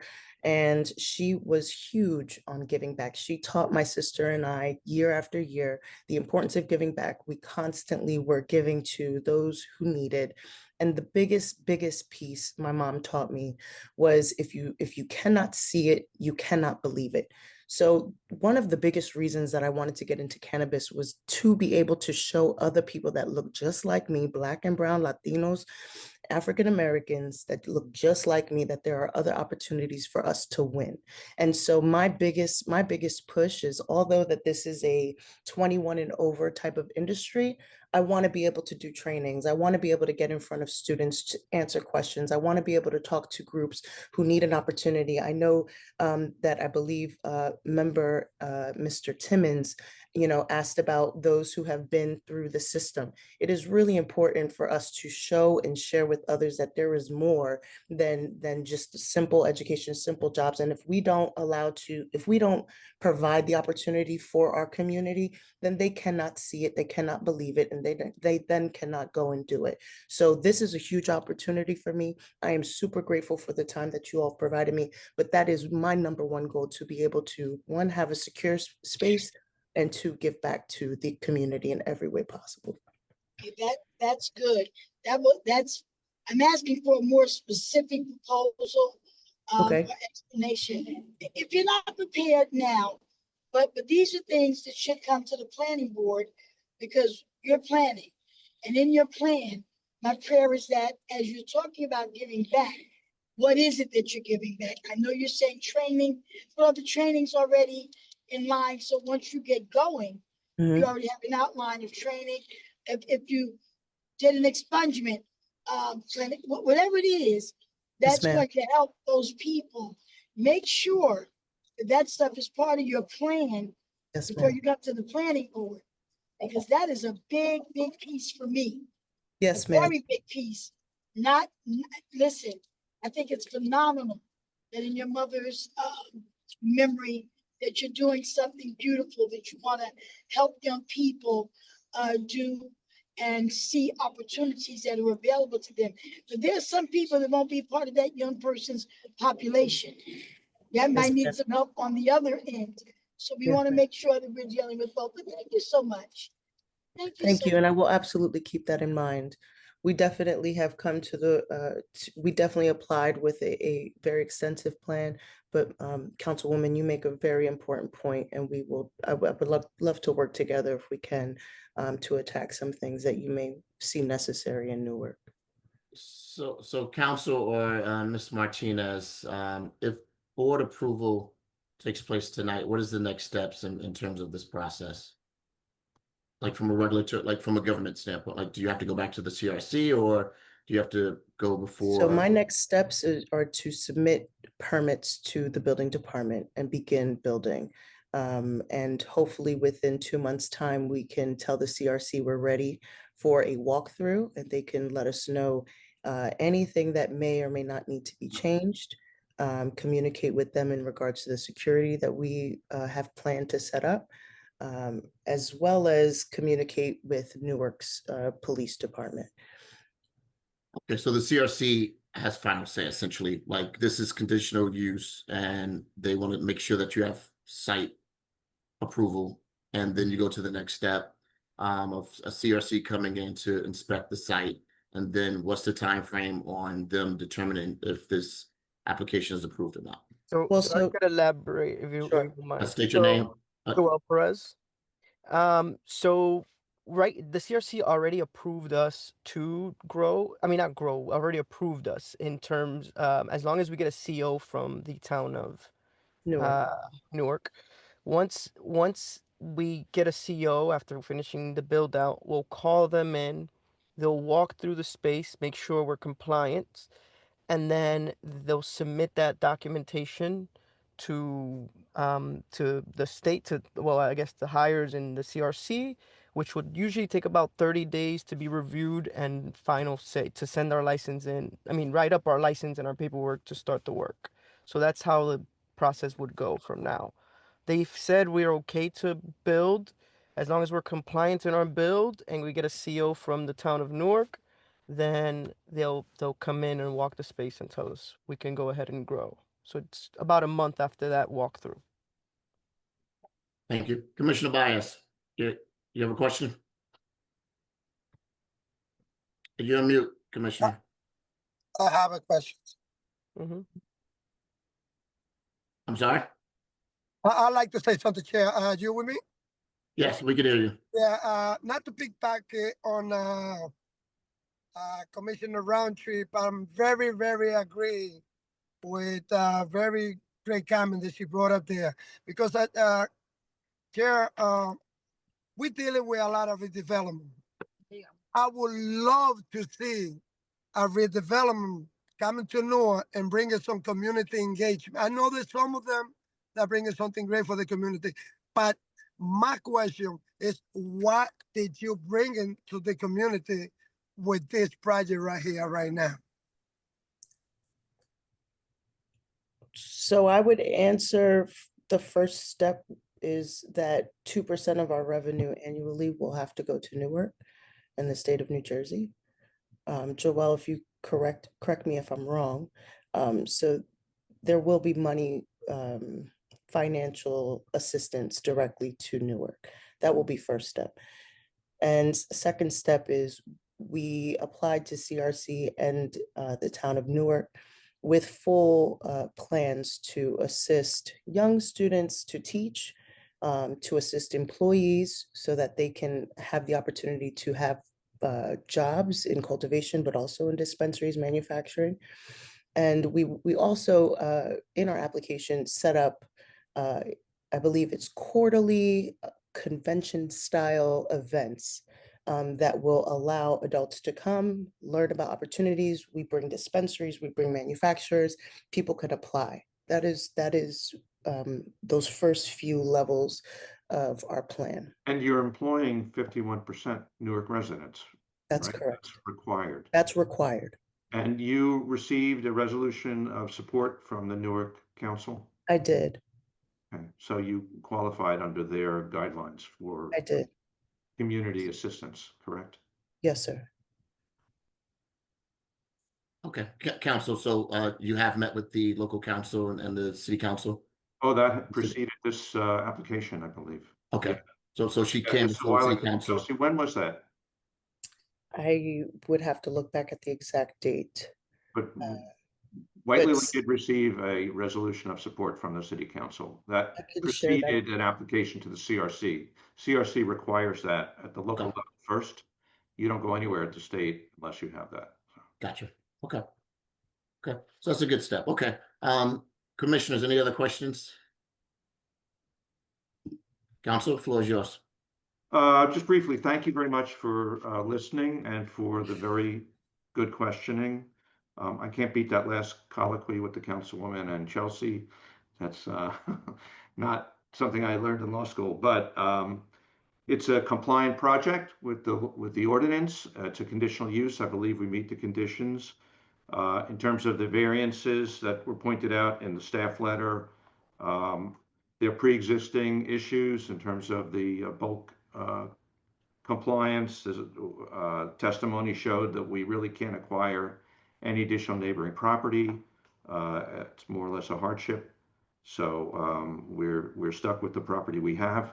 We are fixing it up. I think the city will see a great improvement in the aesthetics and the function of that building. It may even be more valuable when the assessor comes around, but I know that's not something the board looks at. It's going to operate safely. It's going to employ people. It's not going to have any detrimental effect on the zone plan or the zoning ordinance. It's a compliant project. And you heard testimony about the concern for odor mitigation. And we can accommodate our parking on site. We can accommodate the delivery van on site. And in other respects, I believe the project conforms to the zone plan and the intentions of the city in permitting this use. And our operators are professional and are going to be very conscientious in their operation, and they will serve the goals of the city, and hopefully will be successful. So I thank the board again for listening, and I ask that the board approve this project. Thank you very much. Thank you, council. We're now coming to the public portion of this application. Members of the public may notify the host without interrupting if they want to make a question, ask a question or make a statement by using the raised hand feature at the bottom left corner of the computer screen or mobile device. If you're calling in, dial *9 on your telephone and do the same. Madam Secretary, any members of the public wishing to speak? Yes, we have a couple.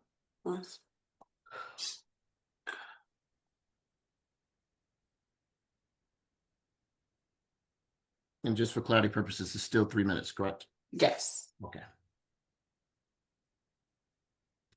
Mr. Coulter, if you could come up with me and turn your camera on so you can be sworn in. There we are. Yes, Good good evening, evening. Do you solemnly swear or affirm the testimony about to give this board shall be truthful? Yes, Mr. Beckett. Please, thank you. Please state your name and address for the record. Yes, my name is Che Coulter. My address is 232 Avon Avenue, Newark, New Jersey. Mr. Chairman and distinguished members of the board, and along with the applicant, Mr. Perez and Mrs. Martinez, my questions are pointed on 3 points.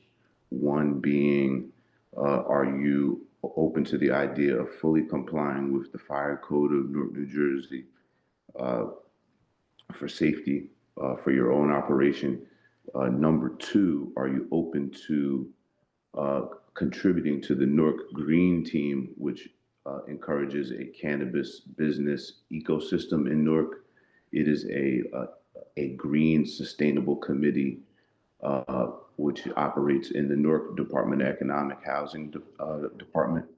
And we need green businesses like yours to contribute to a wider green etiquette that's responsible so that it doesn't have the bad stigma that it once had in society while still maintaining itself as a good building. And then my third question is to Ms. Martinez or to Mr. Perez, what transpired between, I guess, last 420 and this current year? Because I just don't want the city of Newark to get into a situation where we need a new certificate to extend it. Can we support the license to have a new certificate that was in that appendix for the license? That's just the only thing. I feel the business venture is a great venture. And Mr. Chairman, if you will, that was the only thing I found in the application, is that it expired this past 4/20/25, and we need to get this applicant technical support to be compliant in the next business quarters. But thank you. And thank you, Councilor Beckett. Thank you. This is Chelsea Martinez. Thank you for your questions, Mr. Coulter. First, we do intend to be fully compliant with fire code. So my architect can speak to that if there are further questions on that. Is there anything you'd like to add, Kevin? Yeah, sure. The existing buildings are largely compliant with exterior walls requirements, such that if there was a problem in our building, it would prevent it from spreading to adjacent buildings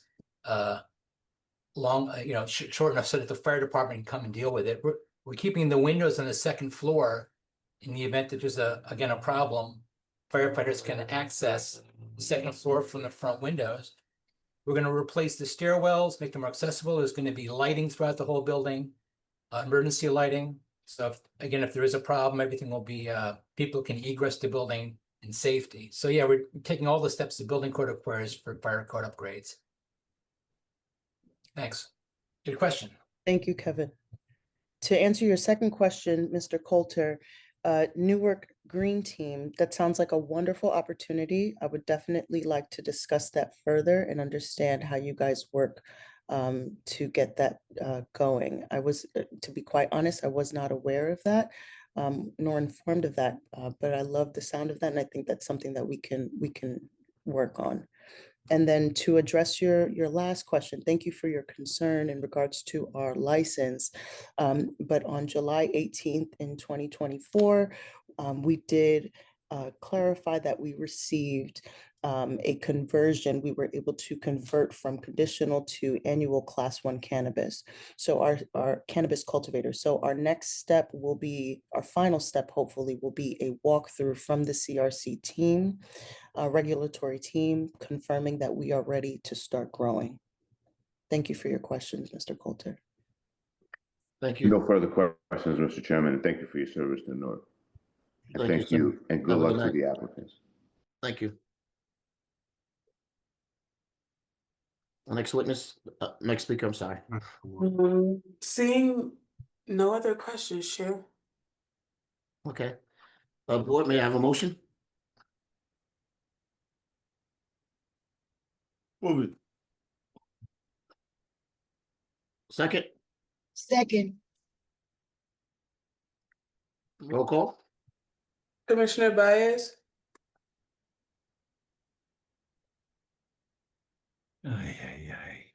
Commissioner Baez. I'm gonna correct. Commissioner Timmons, Yes. Commissioner De Silva, Yes. Commissioner Scott Roundtree, yes. Commissioner Baez, Yes. Commissioner Purdy, Yes. Commissioner Austin, Yes. Chair James. Yes. Your application is passed, sir. Congratulations. Thank you very much, and thank you for all the courtesies and for Good luck to Thanks, everyone on that. very Thank you, good. everyone, Thank you for the again. time. When would we get a resolution, Chairman? I can answer that, Madam Secretary. Counselor, typically I'll try to get it to you prior to our next meeting for an opportunity to take a look-see. Great. Make any changes you think may be warranted for my review. And if that occurs in that 2-week period, we can memorialize it as early as the next meeting in 2 weeks. Oh, great. Okay, very good. All right. Thank you so much. Yep. Appreciate Thank you. it. Thank Have a you. good Have a evening. great evening. Thank you, Thank you. everyone, for the Everyone. time. Have a good Thank one. you. Thank you. Next application, CPB 24-74, 738 Mount Prospect, 188 Grafton Avenue. Are the participants available?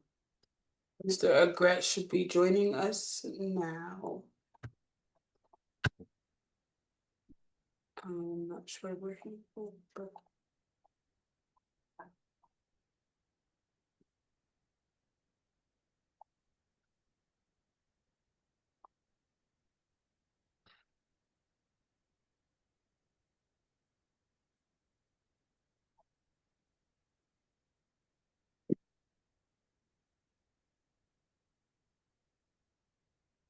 Mr. Agret, if you can hear me, I would need you to accept the request. Your team is on. Hi.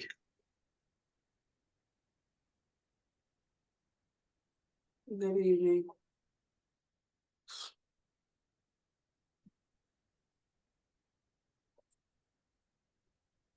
Okay. He should be joining us now, sure. Okay, thank you. Might be a little late if I have to pull over.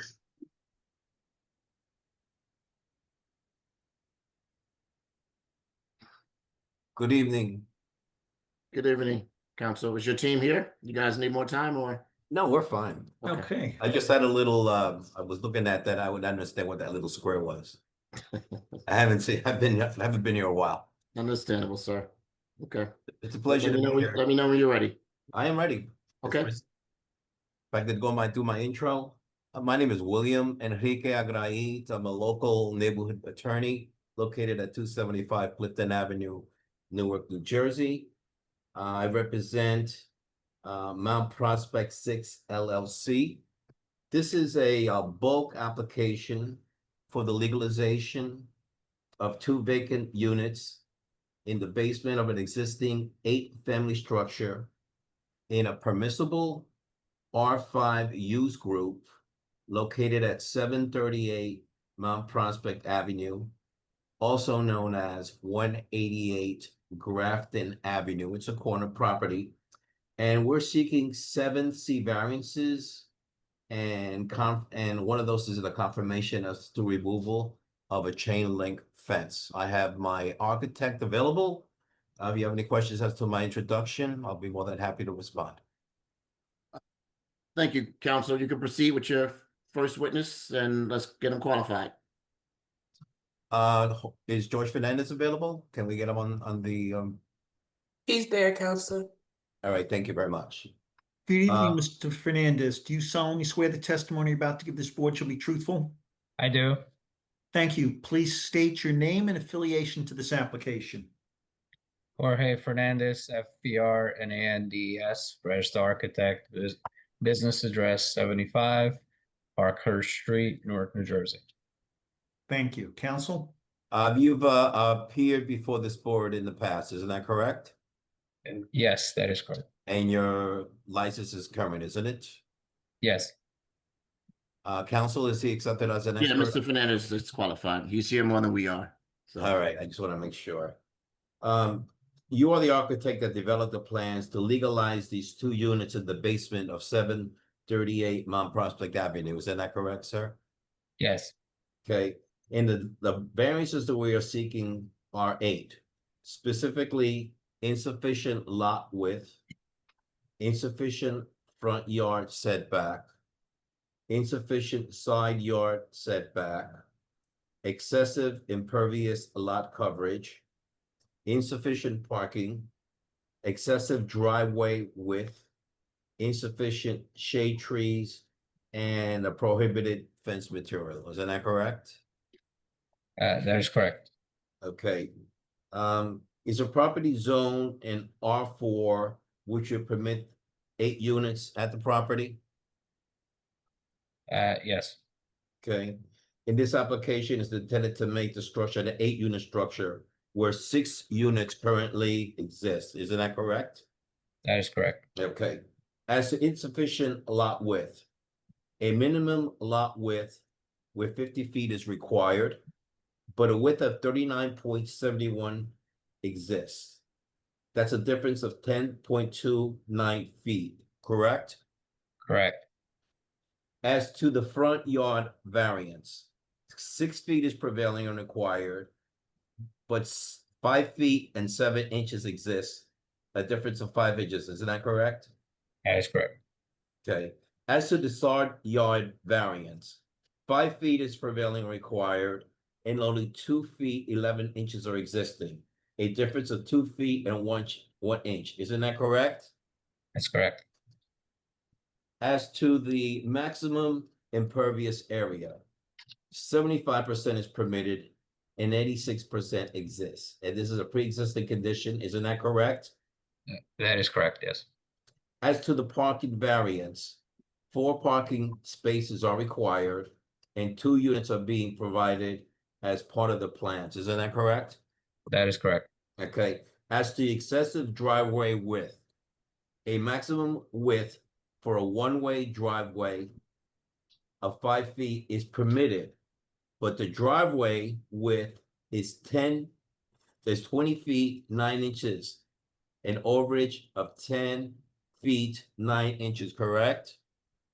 That is correct. I believe the requirement is for 10 feet. Yes.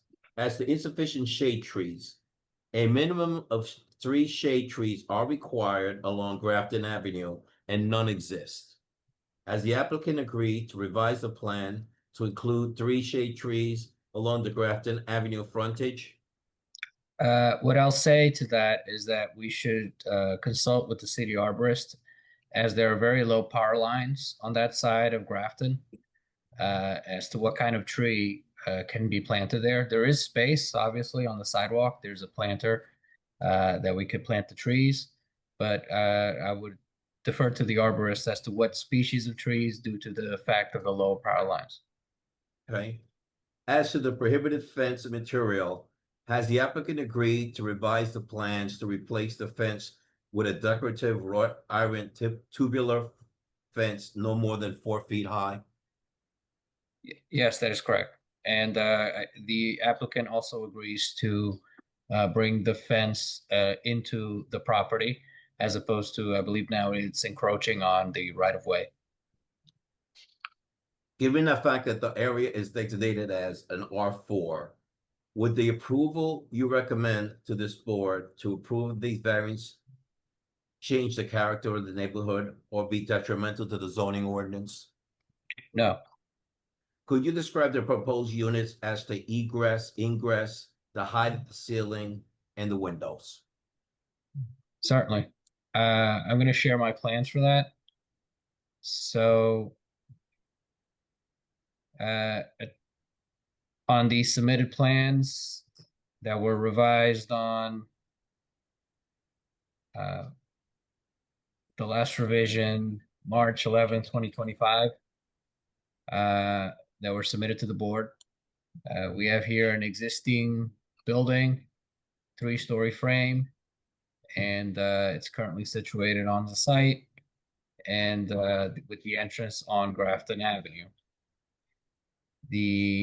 There's currently an asphalt driveway on the side, in this case, the western side of the property, and it is 20 foot and 9 inches in width, and I believe that two cars can be parked there on that side yard. And there's a existing driveway curb cut that is, I believe, 20 foot 9 inches currently on the site. The floor plans, we'll start with the first, second, and third floor plans. Currently have 3-bedroom apartments, 2 per floor. Therefore, those are 6 apartments. The apartments have a kitchen, living room, office space, a 1 bathroom, and 3 bedrooms. And they're on either side of the central stair that gives access to to all the floors. There is an interior stair from each of the apartments that goes towards all the way down towards the side, and as a second means of egress. The basement apartments, which were currently constructed when we visited the building, I believe these have been there for quite a while, given the appearance and the materials used.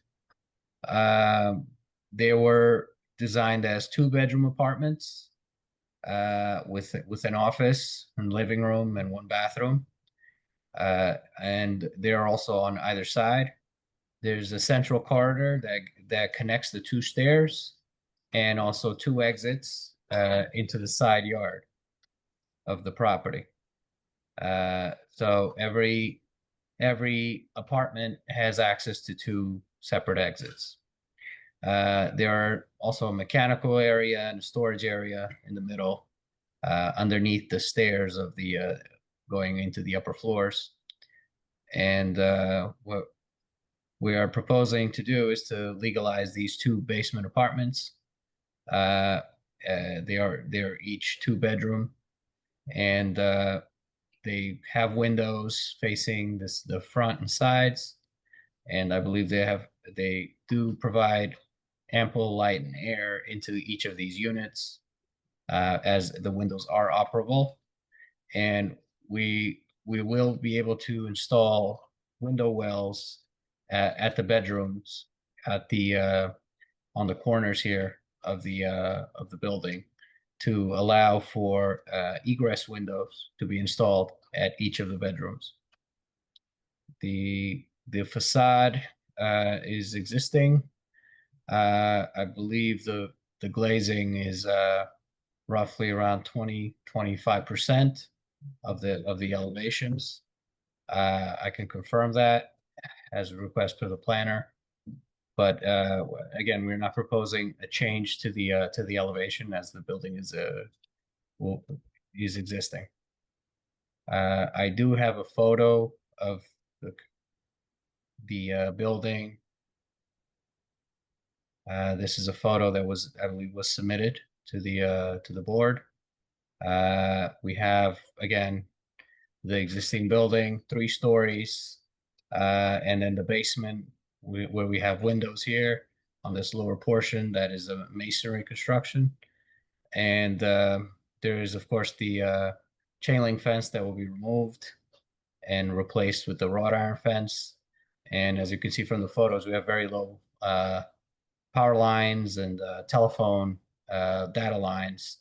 And that is why we would like to get the opinion of the arborist as to what species of tree we would be able to plant on Grafton Avenue. I believe there's already one street tree planted on Mount Prospect, which is compliant, but we will have to work with the arborist on this on Grafton Avenue. That pretty much concludes my testimony. I'm open to any questions. Do you have any, just one more, is this the Grafton Avenue view or the Mount Prospect Avenue view? This is the Grafton Avenue view. Thank you. Are there any questions of the architect?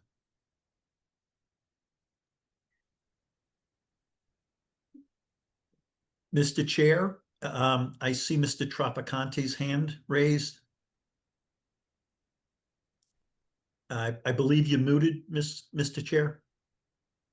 Muted, not Yes. hooted. Thank Muted. you, Council. Can we get Mr. Traficante sworn in, please? Absolutely. Mr. Traficante, do you solemnly swear the testimony about to give this board should be truthful? I do. Please state your name and affiliate briefly your affiliation.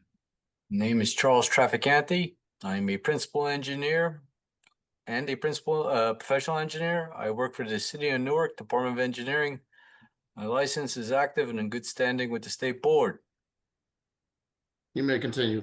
Thank you. Mr. Fernandez, a couple quick questions. This is, I guess, what, a legalization from a 6 unit to an 8? Is that correct? Correct. All right. Do any of these units have to be handicap accessible? And if not, why not? These units are not handicap accessible because the building does not have handicap accessibility. All right. But can it be made? I always thought if you got to 4 units or more, they were supposed to be at least 1 unit handicap accessible. I don't believe that this particular building, it can be made handicap accessible. All right. Well, because of the nature of where the entrance to the basement apartments is, it cannot be made handicap accessible. with a wheelchair lift or anything like that? No. All right. And again, required number of parking spaces would be 8. Is that correct?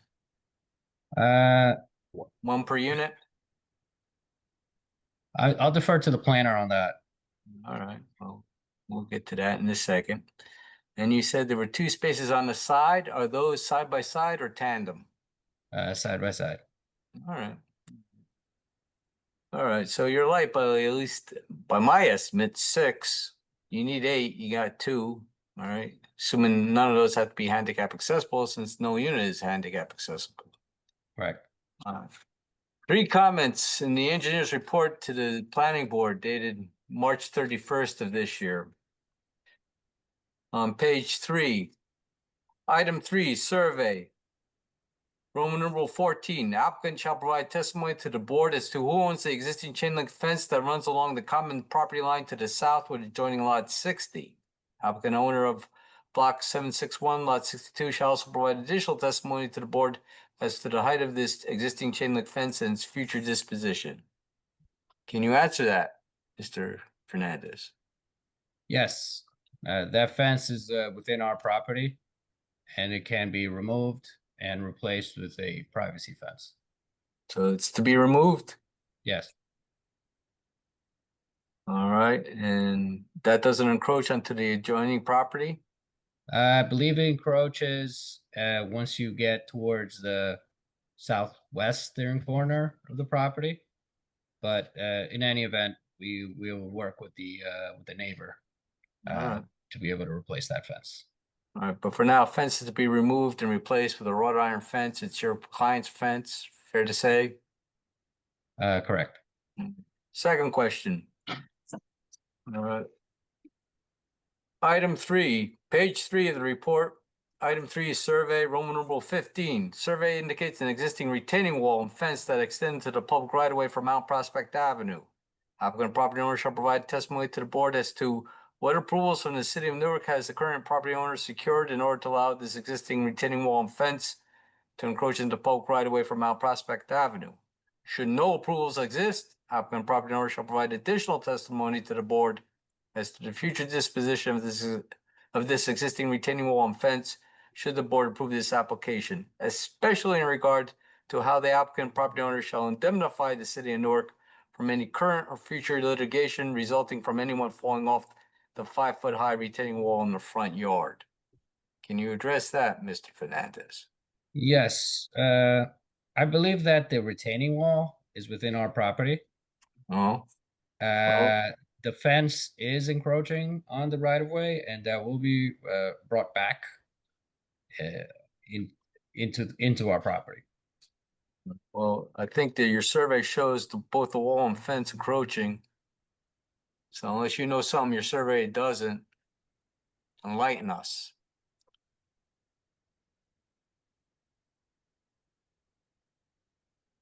You got a copy of the survey? I do.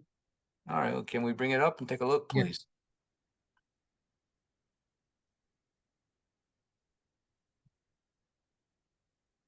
This is the survey. So we have here 39.71 feet. Yeah.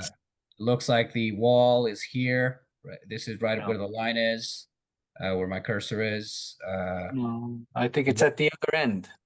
Go down to the corner. That's Grafton Avenue on your right. Yes, and then that's Mount Oh, Prospect. this. Oh, I'm sorry. Yeah. I see what you mean. Yeah, okay. Yeah, I mean that is an existing wall.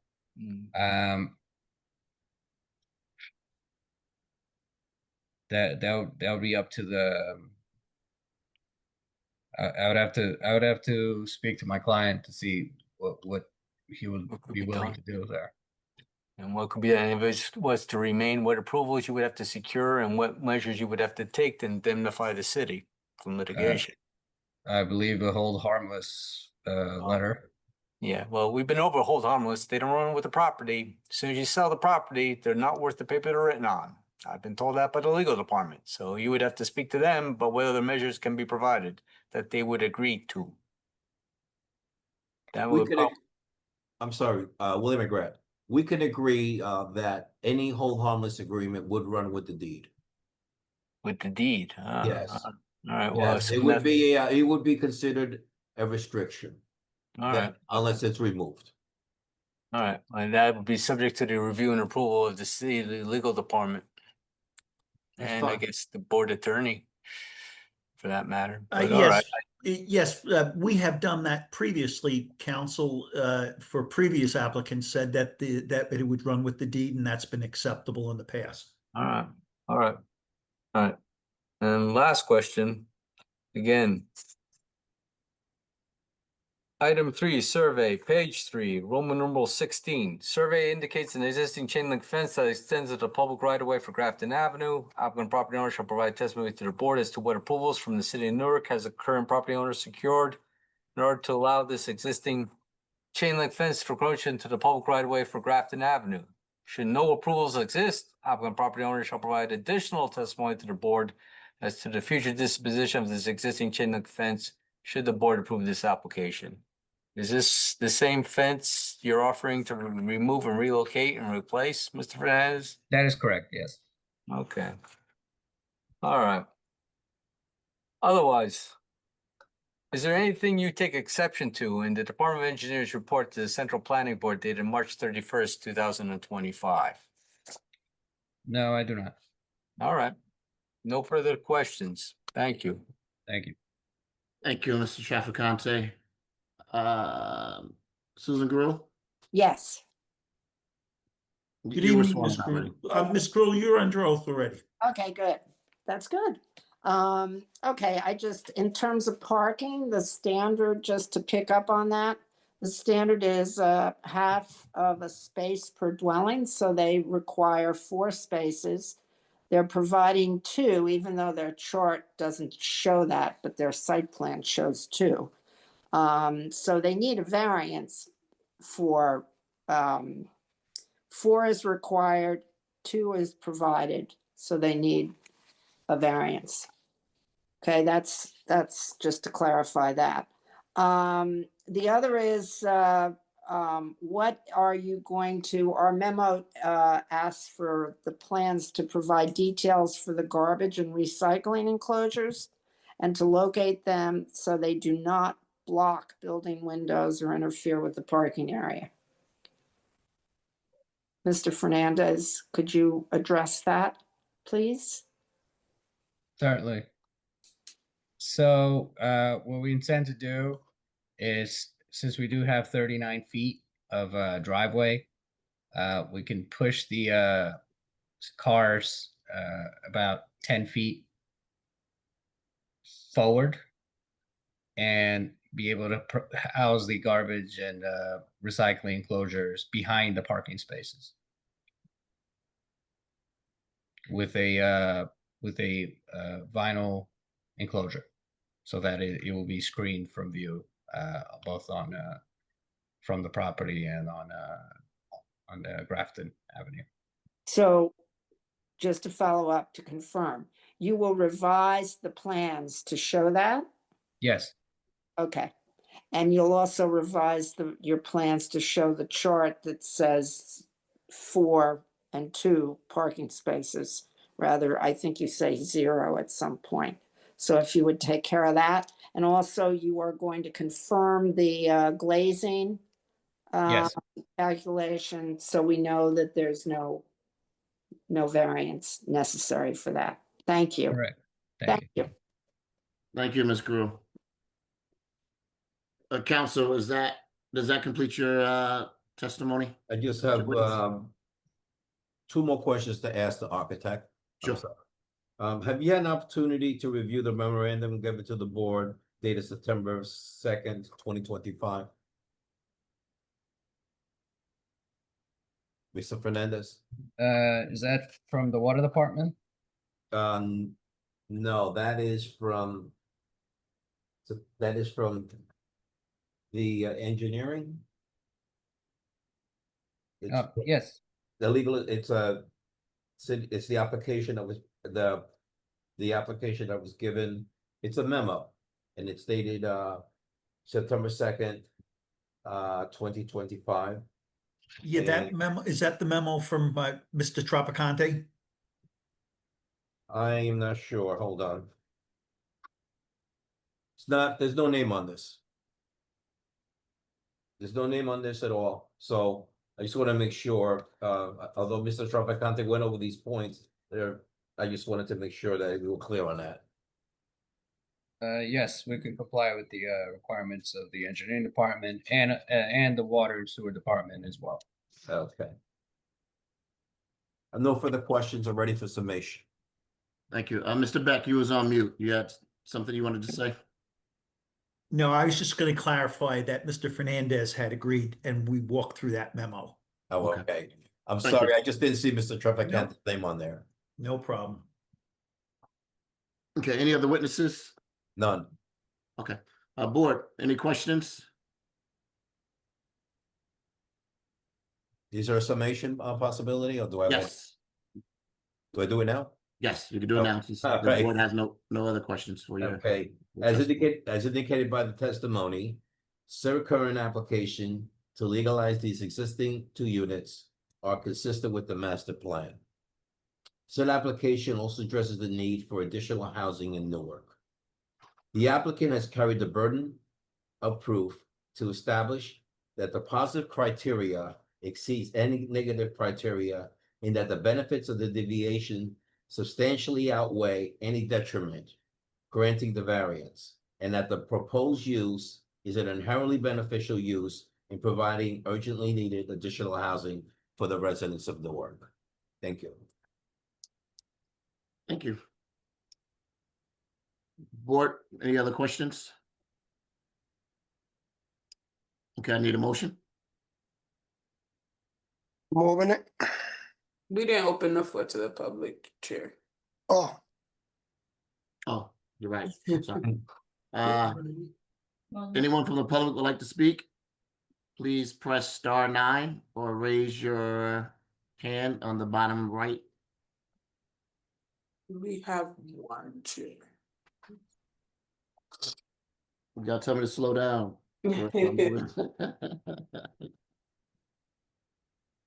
Mr. Coulter, if you could take him, there we are. Mr. Coulter, you have 3 minutes.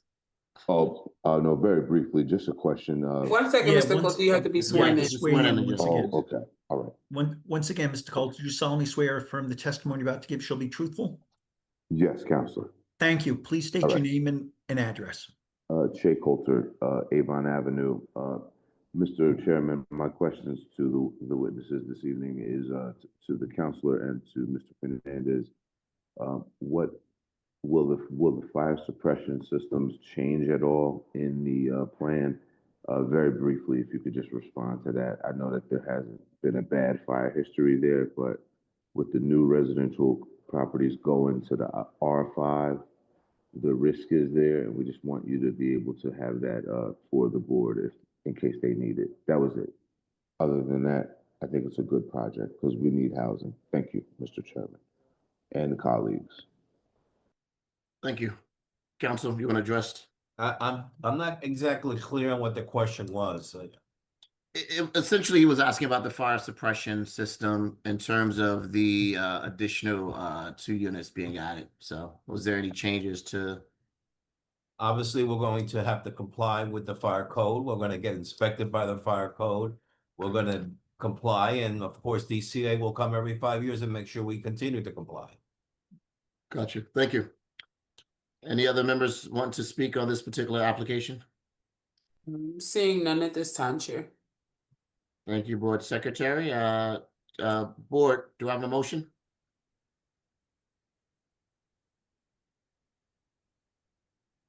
I make motion, Chair. So, do I have a second?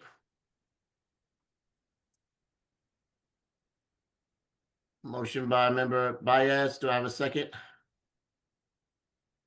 Second. Second by member Susan Austin. Madam Secretary, roll call. Commissioner Purdy.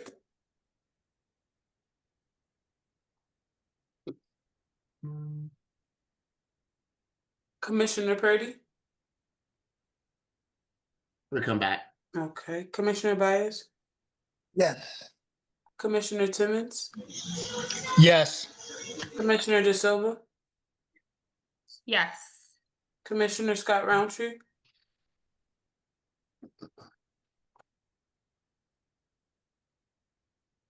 Commissioner Scott Roundtree. Commissioner Austin. Yes. I'll come back to Commissioner Purdy. Yes. Commissioner Scott Roundtree. Yes. Chair James. Yes. The application has been approved. Good luck. Thank you very much. And off the record, I was observing the prior application, and I'm very proud of all of you for the way that you acted. I just want to remind the board that I was going to say something, but I decided I'll say these comments after.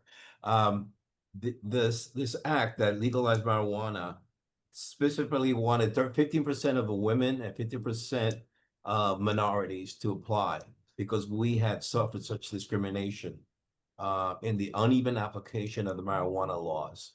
So I think it's great that what happened tonight. I hope that we get a lot of these because we have some empty warehouses, and certainly this is an area that we can improve on. There's no industrial waste, so it's a great great area and endeavor for Newark to get into. So thank you very much, board members, for approving that. I support it. Thank you, Council. Have a good night. Good luck. Thank you very much. Bye-bye. Thank you. Okay, moving forward to CPB 25-53, 359-365 Central Avenue. Is counsel and the applicant available? I believe that is Attorney Marshall Moore. Yes, I'm here. I'm just doing a quick check to see if my team is here. Let us know. If not, we'll come back to you. Yes, okay. Your team is ready? Madam Secretary, I don't know if Miss Sampson's in. Should let her in as well. Amy Coran should be let in. Okay. And I have a Matthew. Matthew McChesney's here. That is my architect. I see Casey, Jack. Okay, perfect. And then John, I do see John. Okay, great. Cool. And good evening again, Chair and members of the board. My name is Marcia Moore from the law firm of Post Pollock on behalf of the applicant, Friends of Phillips North, Inc. It is indeed a pleasure to present this application tonight for this proposed new middle school for Phillips Academy Charter School. Just briefly, this property is located at 359, 365 Central Avenue and is identified as Block 431, Lot 1. And this application tonight seeks to demolish the existing structures and construct this new 4-story facility to be used for Phillips Academy Charter School that will accompany or accommodate grades 5 through 8. As you may know or may not know, Phillips Academy is a standout institution that has been a fabric in the Newark community for over 37 years. And here tonight by our expert that this proposed new middle school will feature new classrooms, a 2-story gym, a raised running track, and other items that our professionals will be discussing. This proposed project proposes 336 students along with 43 off-street parking spaces, along with the associated site improvements, and we do comply with the requirements for the parking. The new school is located right across the street, directly across the street from the existing middle school, and that's located at 342 Central Avenue. You'll hear tonight from our experts that the middle school is at a temporary site on Hill Street. So this proposed new middle school will allow us to move from the temporary site to the existing facility to have one cohesive campus with the middle school as well as the elementary school. The property is located in the MX2 mixed use medium density, where educational uses are permitted as conditional uses.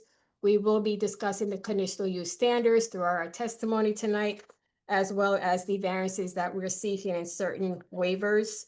We are in receipt of a number of reports. One of the variances that we will be complying to is respect to the lighting, so we are not seeking any relief for any illumination or lighting, and our civil engineer will be testifying. Schools have been deemed inherently beneficial, and this school as well is inherently beneficial use. As part of its commitment to the community, we did have a community meeting that was held on August 27th, and that was well received. Over 60 attendees and 100 people reserved, and we'll be discussing that through our testimony. As I mentioned, I am in receipt of a number of reports of some housekeeping before I go. Start our presentation. The first report I'm in receipt of is the planner's report, and that's dated August 20th, 2025. Ms. Gruhl has asked us to elicit certain testimony. There are a couple of things that we do want to address with respect to one of the comments provided on landscaping plan. Our architect will be providing some context that the upper levels for a landscaping plan is not needed. And we'll provide that context that this is more of a garden and not really a landscaping that's needed. There's also some comment respect to the rooftop screening that our architect will be addressing, but otherwise we can comply as a condition of approval. Next, I'm in receipt of the engineer memorandum dated August 29th, 2025. This matter did have a technical review committee. We can comply, just want to highlight a couple things. We are seeking a variance respect to not having landscaping screening. Mr. Trapicantes asked us to eliminate about 4 parking spaces. We do not believe it's in the best interest to eliminate those spaces. So we will be discussing to have that variance for those compact spaces in lieu of eliminating those parking spaces.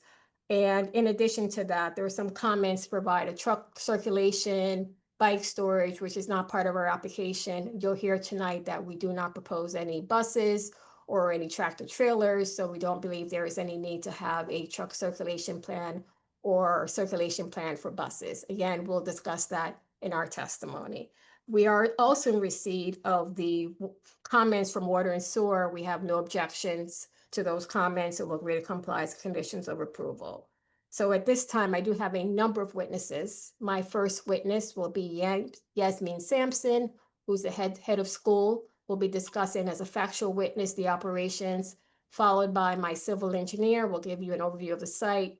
The architect will discuss a new building.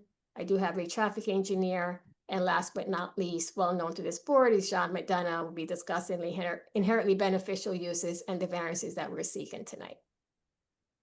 So I would like to call my first witness, Ms. Yasmin Sampson. Good evening. Good evening, You- everyone. Good. Do you solemnly swear the testimony you're about to give shall be truthful? Yes, Thank you. Please state your name and your affiliation for the record. my name is Yasmin Sampson. I am the current head of school at Phillips Academy Charter School in Newark, New Jersey. And Ms. Sampson, what is relation between Phillips Academy Charter School and the applicant Friends of Phillips Newark, Inc.? Phillips Academy Charter School is the public charter school that Phillips, Friends of Phillips supports through advocacy and fundraising. And you said you're the head of school? Yes. Okay, and what are your responsibilities? What are my responsibilities? So, yes, a joyous job. No, seriously. So ultimately, it is my role to ensure that we are upholding the mission and the vision and the core values of our school on a daily basis. Of course, we care deeply about safety being a number one priority, teaching and learning being excellent, and ensuring that students are learning at high growth consistently. And how long have you served as head of school? Since 2018. This is my 8th year. Okay. And you're familiar with the project that we're presenting tonight? Yes. Okay. All right. Just tell us about Phillips Academy. We've said this has been a fabric of the community for almost 37 years. Like, just give us a basic background of who you are. Perfect. Is it okay if I share? Sure. For a little Yes. while? All right.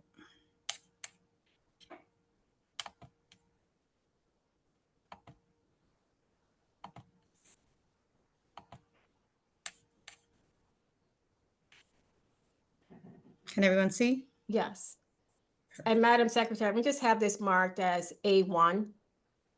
Yes. And consistent of 5 slides, Ms. Sampson? Yes. Okay, so Phillips Academy Charter School is a beloved part of Newark's history. In 1988 is when St. Philip's Academy opened its doors to 10 first grade students and has just experienced some wonderful milestones over the course of the years. Leading up until 2013, when St. Philip's became the first independent school to transition or convert into a public charter. And so that's where the fun begins. 2 years later, we began an expansion, which concludes in 2026. And that will bring us to 38 years of existence in doing this work in Newark. Okay. And what is your mission? Yes, so our mission is to inspire diverse learners in a rigorous and innovative environment that cultivates resilient leadership, intellectual curiosity, and thoughtful stewardship. That is how it reads, but ultimately we have really high standards, but we undergird that with a joyous, loving environment. It is our mission that we embody all 7 of our core values on a daily basis.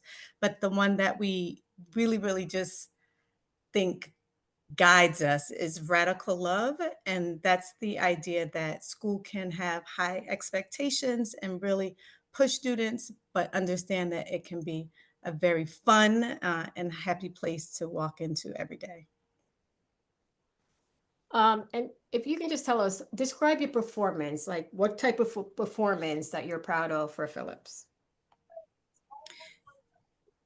In particular, we're talking about maybe your math levels or your English Yeah, for language sure. achievements. So I think what is special and consistent about Phillips Academy is that we grow students over time, and that has been consistent. So the students that come in and stay with us, we will see over and over again that our progress is evident, and our students come in usually on par with their peers, but by the time they enter and exit our middle school, we are surpassing the averages, especially within our city. And what is your enrollment process? We are part of the Newark Common App, and that is a lottery system. Now, you said something in the beginning, and I think you want to clear that. This is a public school, is that correct? This is a public charter school, absolutely. And are you held to the same standards as far as accountability for performance standards as any public school?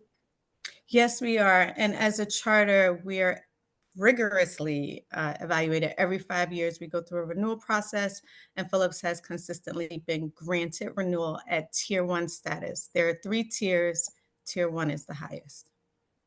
And is it fair to say that a majority of your students reside in Newark? Is that correct? Yes, that is correct.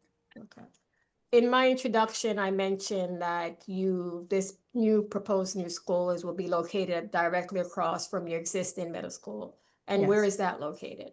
So our existing lower school Lower school. is 342 Central Avenue. And where is your existing middle school at this time? So we are currently we're currently Permission to bias, please mute yourself. I'm so sorry. we currently rent a space at 9-13 Hill Street. That's where our middle school students currently reside. And I just want to clarify something for the record. When you say lower school, what grades are the lower school? Lower school at Phillips Academy is pre-K through 4th grade. And our middle school begins in 5th grade and goes through 8th grade. Okay. And you said your middle school is currently at a temporary site. You lease that space? Yes. Are there any constraints in operating out of that existing Hill Street space? Yes, I think the primary one is us trying to maintain continuity of the programming that's true to Phillips Academy. Our Eco Spaces program includes gardening and a teaching kitchen, and also dedicated space for physical wellness and physical education. And so our new building will provide access to all of those things that we basically promise our families that they get up until 4th grade, and then some of those things fall off. So do you operate any other sites other than the existing lower school at 342 Central and then the middle school at Hill Street? No. Okay. And how many students, if this application is proposed, are you intending for this new middle school? 336, and that's 84 students in each grade. Okay. Just want to shift to the operation for the middle school. Can you just briefly describe what your proposed hours of operation would be for the new school? Sure. So 6:30 a.m., our first staff arrives. Morning care begins at 7:15 a.m. And runs through the beginning of the day. The official start of the school day is 8 a.m. and it runs till 3:30 p.m. That's when after school programming starts. So it typically runs from 3:30 to 6 p.m. Okay. And are these any weekend hours or this Monday through Friday? Monday through Friday. And what is your school year? Is your school year all year round, or doesn't end like the typical public school? We begin in August and we end in June. So you're in the midst of, like everyone else, as far as school is started already. Is that correct? Absolutely. Yes. We're 3 weeks in. And how many staff will be employed with respect to the new proposed school? We're proposing 37 full-time employees. So can you run through, you mentioned like the constraints for the Hill Street location and that you're not able to implement your programmatic space. You talk about the gardening. What if any, after-school programs are you proposing at this school? So we want to be able to offer what we currently have, but even better. So we currently offer high-impact tutoring. We have sports programs, arts, drama clubs. The sports that we offer right now are basketball, soccer, flag football, volleyball, cheer. The difference is the students have to come over to the lower school in order to participate. One of the items I mentioned an architect will discuss during the design is this 2-story gymnasium or this running track. And I recall at the community meeting, that was a lot of smiles on that. Like this talk, was that a big thing to have a gymnasium or just kind of running track, like in order to enforce or implement your programs? Absolutely. I mean, one of our key, I guess, just deep beliefs is that students come multi-talented. And so one thing that we care deeply about, and all the things that we care deeply about, is this idea of creating scholar athletes and access to the ability to be a scholar athlete is something that we strive for, being able to ensure that our students embody the ideals of teamwork and sportsmanship and discipline and all of that, but actually have the means and the access to do the things. And so that requires space, that requires a gym, that requires a track. Yes, so a lot of smiles in the building. And that kind of goes in line to my next question. What is the reason for a new middle school or a new school? So I think the quick reason is we outgrew our main building. And the, I guess, more detailed answer is that we want to be able to fulfill the promise that we gave to our families when they come in kindergarten, that they'll be able to have the same programming all the way through their years at Phillips Academy. And so it's been tough to have that continuity of programming in the current rented space. And if this application is approved, is the intent to have the entire student body of 336 be at the new school, or would it be gradual? Yes, everyone will begin on day one. It'll be at full capacity. I won't overtake like the as far as Mr. McChesney presenting the architectural detail, but this whole concept, you have a very distinctive curriculum, I would say, and that's this concept of what I would say rooted, propagated, and branching. What does that mean? So at Phillips Academy, we really aim to root our students and our whole community really in learning and wellness, and this idea that we are a community. So we have a rooftop garden and hydroponic gardens, and students see that food, like where the food comes from, and it impacts their choices that are like long-term habits. For propagated, the foundation is that everything is through our teaching and learning that starts in the cafeteria and our kitchen, and they harvest. And so the cool thing is that it's not in pieces, it's continuity. So students can grow the food and taste the food, and it ends up back into the from scratch made meals that they eat for lunch, and they're sharing together. And I guess the idea of branching out is that it doesn't just live with Phillips, but these ideals really inspire what we believe our community, which will help our community grow and have sustainable, like long-term health and wellness. And then do you usually typically provide meals for your students? How is that done, and how is it being delivered as well? Yes, so we cook fresh meals in our lower school dining hall, and we will continue to do that, and they will be transported across the street on a daily basis. So just walked across the street. So in line with one of the comments in the engineering report, you don't anticipate having delivery trucks that's parked in the new school in order to transport your meals. Is that correct? No, we will not need to do that. And then you've mentioned your typical day as far as starts, as your staff starts, but typically your students start arriving between 7:30, 7:15. Yes. Okay. So we have a ongoing gradual process from 7:15 all the way through the start of the day at 8 o'clock. And our traffic engineer will discuss, but that is a combination of walk-in and parent drop-off. Is that correct? Yes. Okay. Do you anticipate any buses or vans for your students? No. Okay. And you're aware that if this application is approved, that Newark does require you to hire a Class 3 officer, and that's a retired police officer that's armed. Is that correct? We currently have one. Okay. And you will continue to have one as well? Yes. Okay. And last but not least, I'm just going to kind of talk. If you can just tell us what kind of community impact and partnership that Phillips has and will continue to have with the with your community, which along with your students as well as your parents and your staff. Yeah, for sure. I'm not sure. I know we went through the slides pretty quickly, but one of our core values is we serve, and it's also embedded in our mission statement. So some of the things that our students have participated in over time are voter registration outreach, peer tutoring, food collection, care packages. We have partnerships with the local colleges, food banks.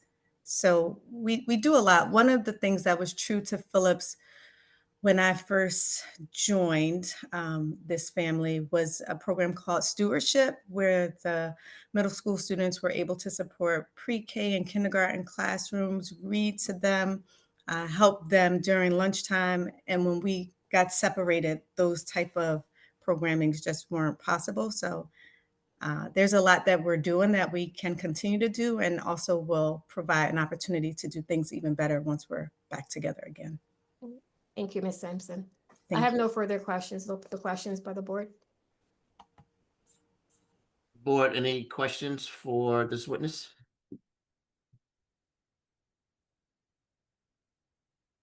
Seeing none, counsel, you can continue. This time I would like to call our civil engineer, Jack Elliott. I'm looking at the screen. I don't see him, but I know he's there. So. I'm here. Yeah. Oh, there he is. Okay. Good evening, Mr. Elliott. Do you solemnly swear the testimony you're about to give shall be truthful? I do. Thank you. Please state your name and affiliation for the record. My name is Jack Elliott, and I am the site civil engineer for this project. Counselor? And Mr. Elliott, can you state your educational background and what, if any, licensing you hold?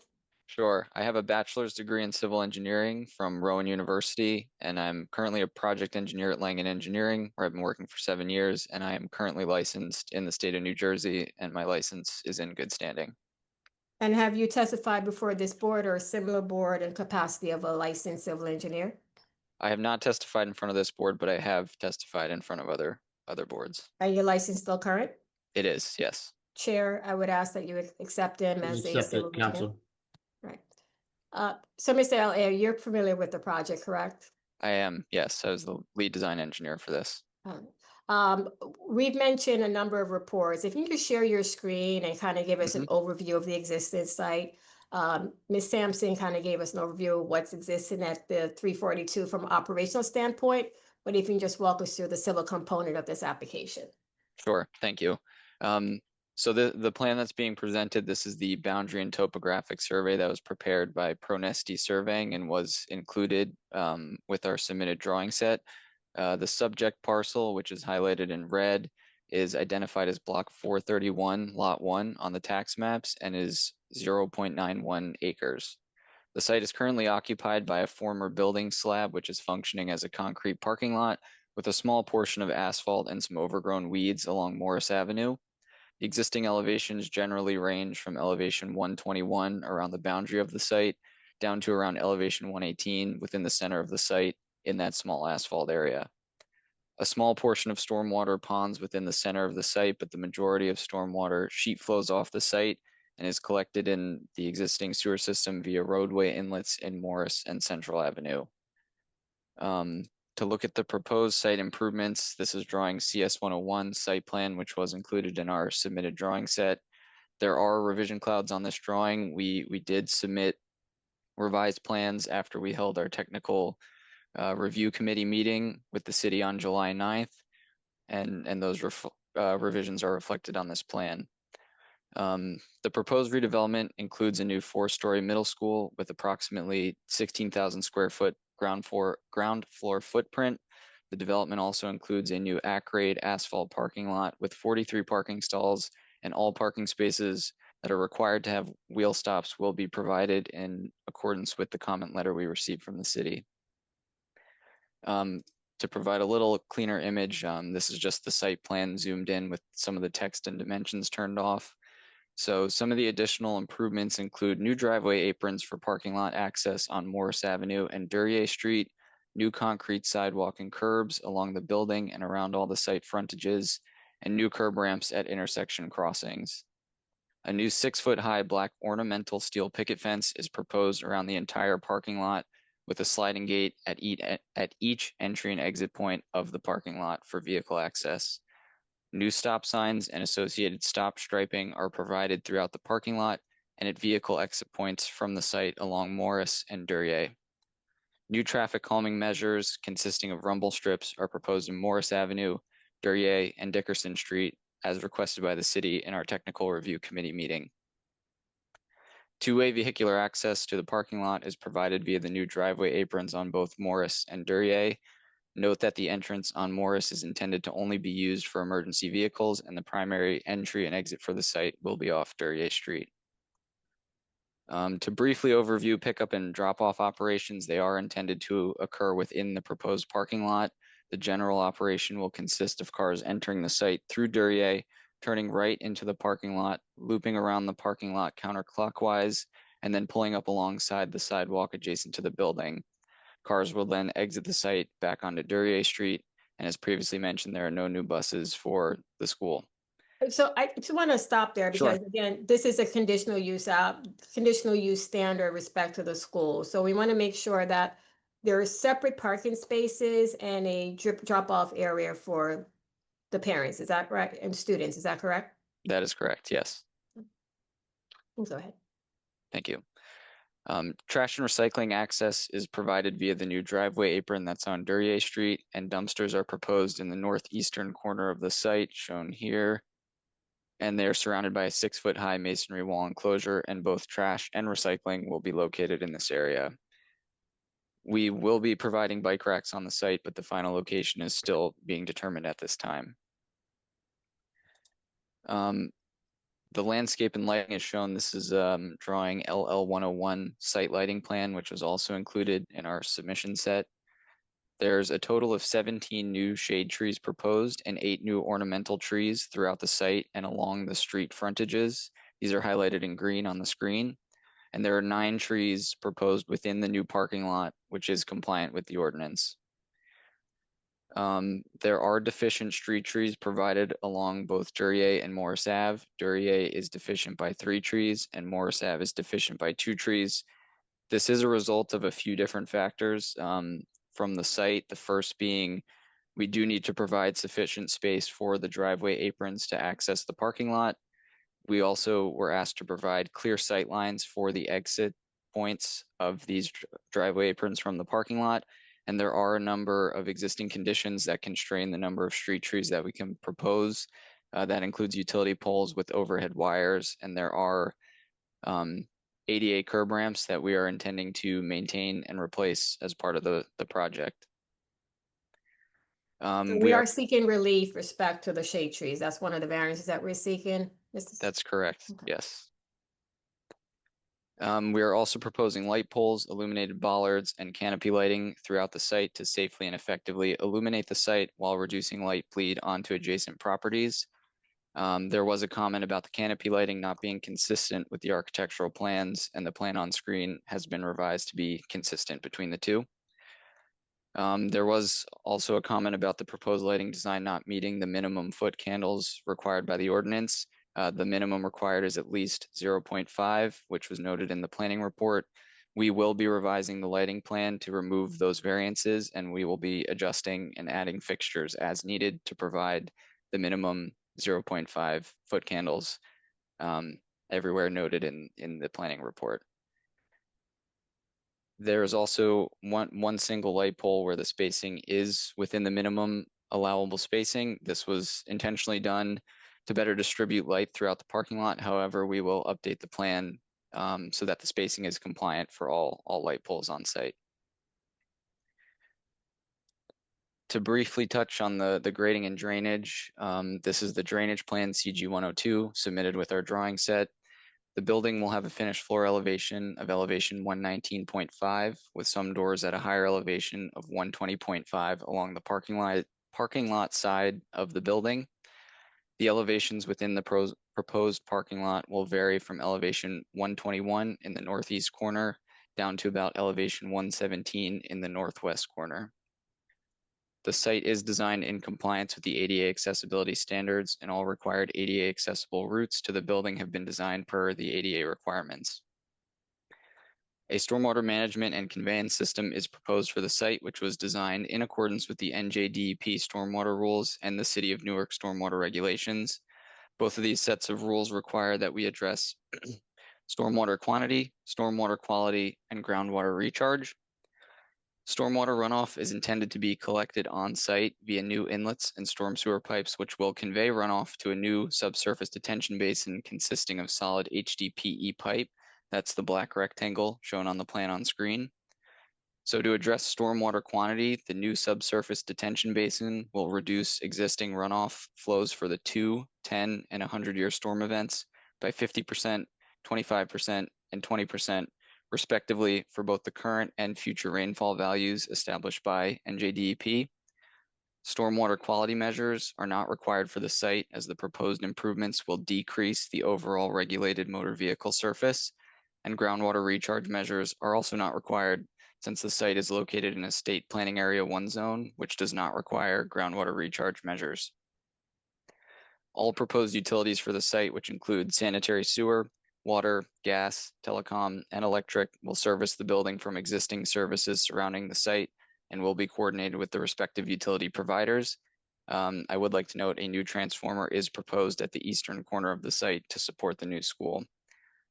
And then finally, as Marsha mentioned, we have received and reviewed the following comment letters: the August 29th Department of Engineering comment letter, the August 28th Central Planning Board staff report, and the September 5th Department of Water and Sewer comment letter. And we will work with all 3 departments to resolve all items identified within their comment letters. And with that, that concludes my testimony. So I do have some question because I Sure. know the planner will be addressing some of the variances, but we are seeking some relief in particular with the parking lot screening and the wheel guards. I know you've testified with respect to the shade trees, but I just want to kind of highlight the parking lot screening. We are required to provide 15%. We're slightly under that at 12.9%, I believe, as far That's as the correct. parking lot screening. You've mentioned a kind of to work with Department of Engineering, but that does affect, I believe, some of the parking spaces. Can you just touch on that? Yeah, so although we provide less than 15%, we do provide plantings around the majority of the proposed parking stalls that we have. Again, it was an objective of the project to maximize parking. So we feel we provided the most amount of landscaping that we can, given the requirement, or not requirement, the parking that we're trying to achieve for the site. Okay. And then with respect to the wheel guards, the planner does highlight a variance for our parking space must be aligned with a full height curb. Are we asking for relief or we're complying? We would need relief for the full height curb, but our intention is to add wheel stops at parking spaces that don't have full height curb directly adjacent to them, which primarily would be the center parking stalls. And there are a couple of things that we want to highlight that the planner mentioned in her report. That's respect to the front yard setback, that we are seeking relief from the front yards. Can you just touch on that? Yes, that's correct. We are seeking relief for the front yard setbacks. We do exceed them along Central and Duryea with some of the indentations on the building. So we will be revising our zoning table to note those. And as part of that application, we are seeking relief tonight for those. That's correct? That is correct, yes. And then one of the other, not noted, but it was called out in the zoning determination respect to the impervious coverage. Can you tell us what that requirement is and if we're seeking relief to the impervious coverage? We are seeking relief for the impervious coverage, but we do feel via the new stormwater management system that any impervious coverage beyond that's allowable, the runoff generated from that would be sufficiently managed via our new system. Okay. And just to highlight that it has been reviewed by Mr. Shakri in the Department of Engineering. We have no objections to the comments in the as far as stormwater detention comments in his engineer memorandum as condition of approval. That's correct. I did receive a call from him, and we will be looking at. He's specifically mentioned the runoff along Central Avenue and just adding some additional management infrastructure to capture that better, and we will revise our drainage plan to accommodate that. And not so much of putback, but Mr. Conti asked us to elicit certain testimony respect to the site plan item number 12, the fence in the public right of way. The fence is not in the public right of way. Just wanted to highlight that. Correct. There will be sliding gates that slide in line with the fence, which kind of follows the property line. It will not be a swing gate that swings out into the sidewalk. Okay. I know we'll have our planner will be kind of providing the justification, but I just wanted to lay the foundation for some of the relief. Two variant waivers that we are seeking respect to the access aisle width of that driveway. And it was a comment in the planner's report just to clarify the width, whether or not it's 24 feet or 22 or a combination of both. If you can just touch on that, please. Yeah, there's one of each, so you can't really see it on here, but the two-way aisle to the north is 24 feet, and then the two-way aisle directly adjacent to the building is only 22 feet. Since there are no parking stalls on the opposite side of that bay, we feel 22 feet is sufficient to allow cars to pull out of the parking stalls, even if there was someone there parked doing drop off along the sidewalk. And so we're seeking a waiver respect to that item. Is that correct? Correct. Okay. And you said you've had opportunity, obviously, to review the traffic report Mr. Trafficante provided. And we said we are willing to work with Department of Engineering to address any other items referenced in the report. Is that correct? That's correct, yes. Right. I have no further questions at this time. Board, any questions for this witness? I see Mr. Trafficante. You're still under oath, Mr. Trafficante. Oh, okay. Thank you. Mr. Elliott, I trust you have a copy of the Department of Engineers report to the Planning Board dated August 29th. I do. Okay, good. Right.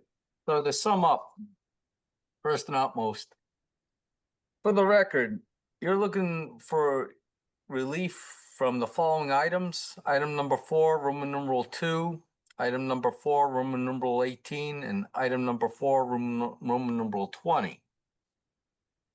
Is that correct? That is Marsha? correct. Yes, that was pertaining to the landscaping. Yes. Yes. Yes. Yeah. Landscaping and the fact you want to keep the subcompact parking spaces. Right? Correct. Okay.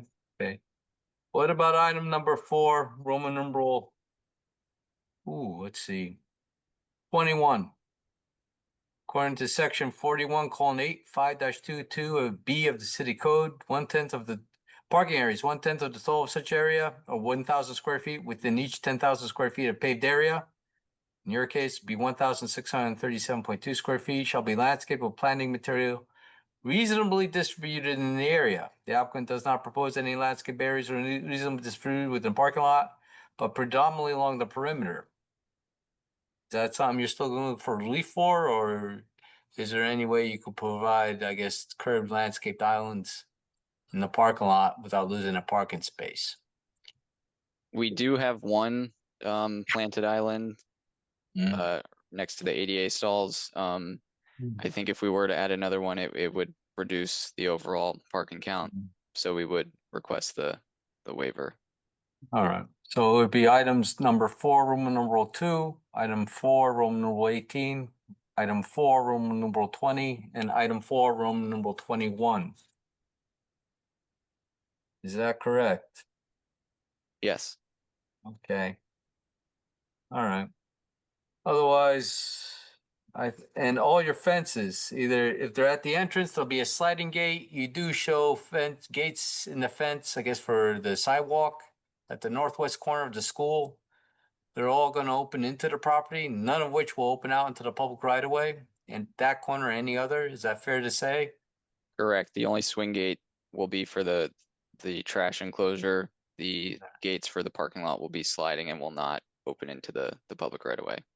And the gates for the pedestrian walkways will open into the property as well. Is that correct? Correct. Yeah, this one gate up here.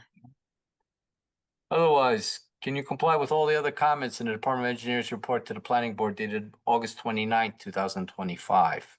Yes, we can. All right. No further questions. Thank you. Thank you, Mr. Trafficante. I see Ms. Gruhl, our board. Yes, thank Item. you, Chairman. Any board, I'm sorry, I didn't mean to interrupt. Is there a board member that would like? Oh, no, go ahead. You can proceed. Oh, okay, thank you. And I just wanted to clarify, thank you for your testimony.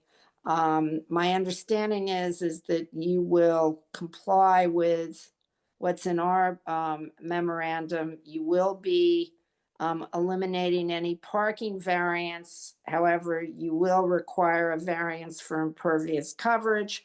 You will also require a waiver for the driveway width. And that you will, I think that that's what I was, and you will revise your plans to address our comments to the extent necessary. One thing I just wanted to clarify, the landscape, what we recommended is a landscape plan for the outdoor classrooms. That's what we talked about, that it's really a garden rather than a landscape area. So that comment is not relevant, correct? Ms. Squirrel, yeah, that's more so Matthew, Mr. McChesney will address that, but that is correct. That's why I Okay. brought that up in the testimony. That's what I Yes. thought. I just wanted to clarify that. Right. Thank you very much. I just wanted to clarify the engineer's testimony. Thank you. I just have one clarification just for the purpose of the record, Mr. Langen, regarding the green belts on the waiver that's highlighted in Ms. Squirrel's report. Are we complying with that, or are we getting the relief for the waiver? The parking green belts. I know we have the dimensions, the shading, but the green belts, I don't think we highlighted. Just want to clarify that record. Yeah, that would be a waiver. Okay. And I note, Ms. Squirrel, that is the first time I've seen that in a report, so thank you for highlighting that. So, Anytime.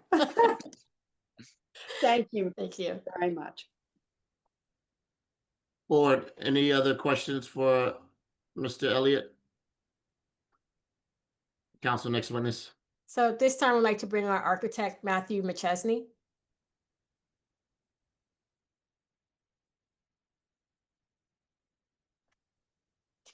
Good evening. Do you solemnly swear the testimony you're about to give this board shall be truthful? I do. Thank you. Please state your name and your affiliation to this application. My name is Matthew McChesney, and I am the architect for the project. Mr. McChesney, can you just state your educational background and what license, if any, you hold? Sure. I have a bachelor's of architecture from Syracuse University, and I am a registered architect in the state of New Jersey. Okay. And have you testified before this board or any similar board in the capacity of a registered architect? Yes, I have. Okay. And is your license still current? Yes, it is. Okay.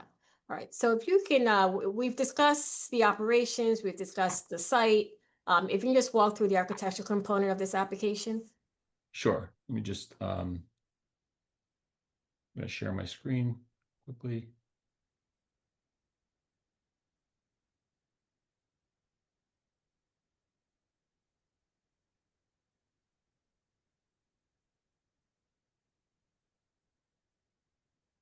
Okay, can everybody see that?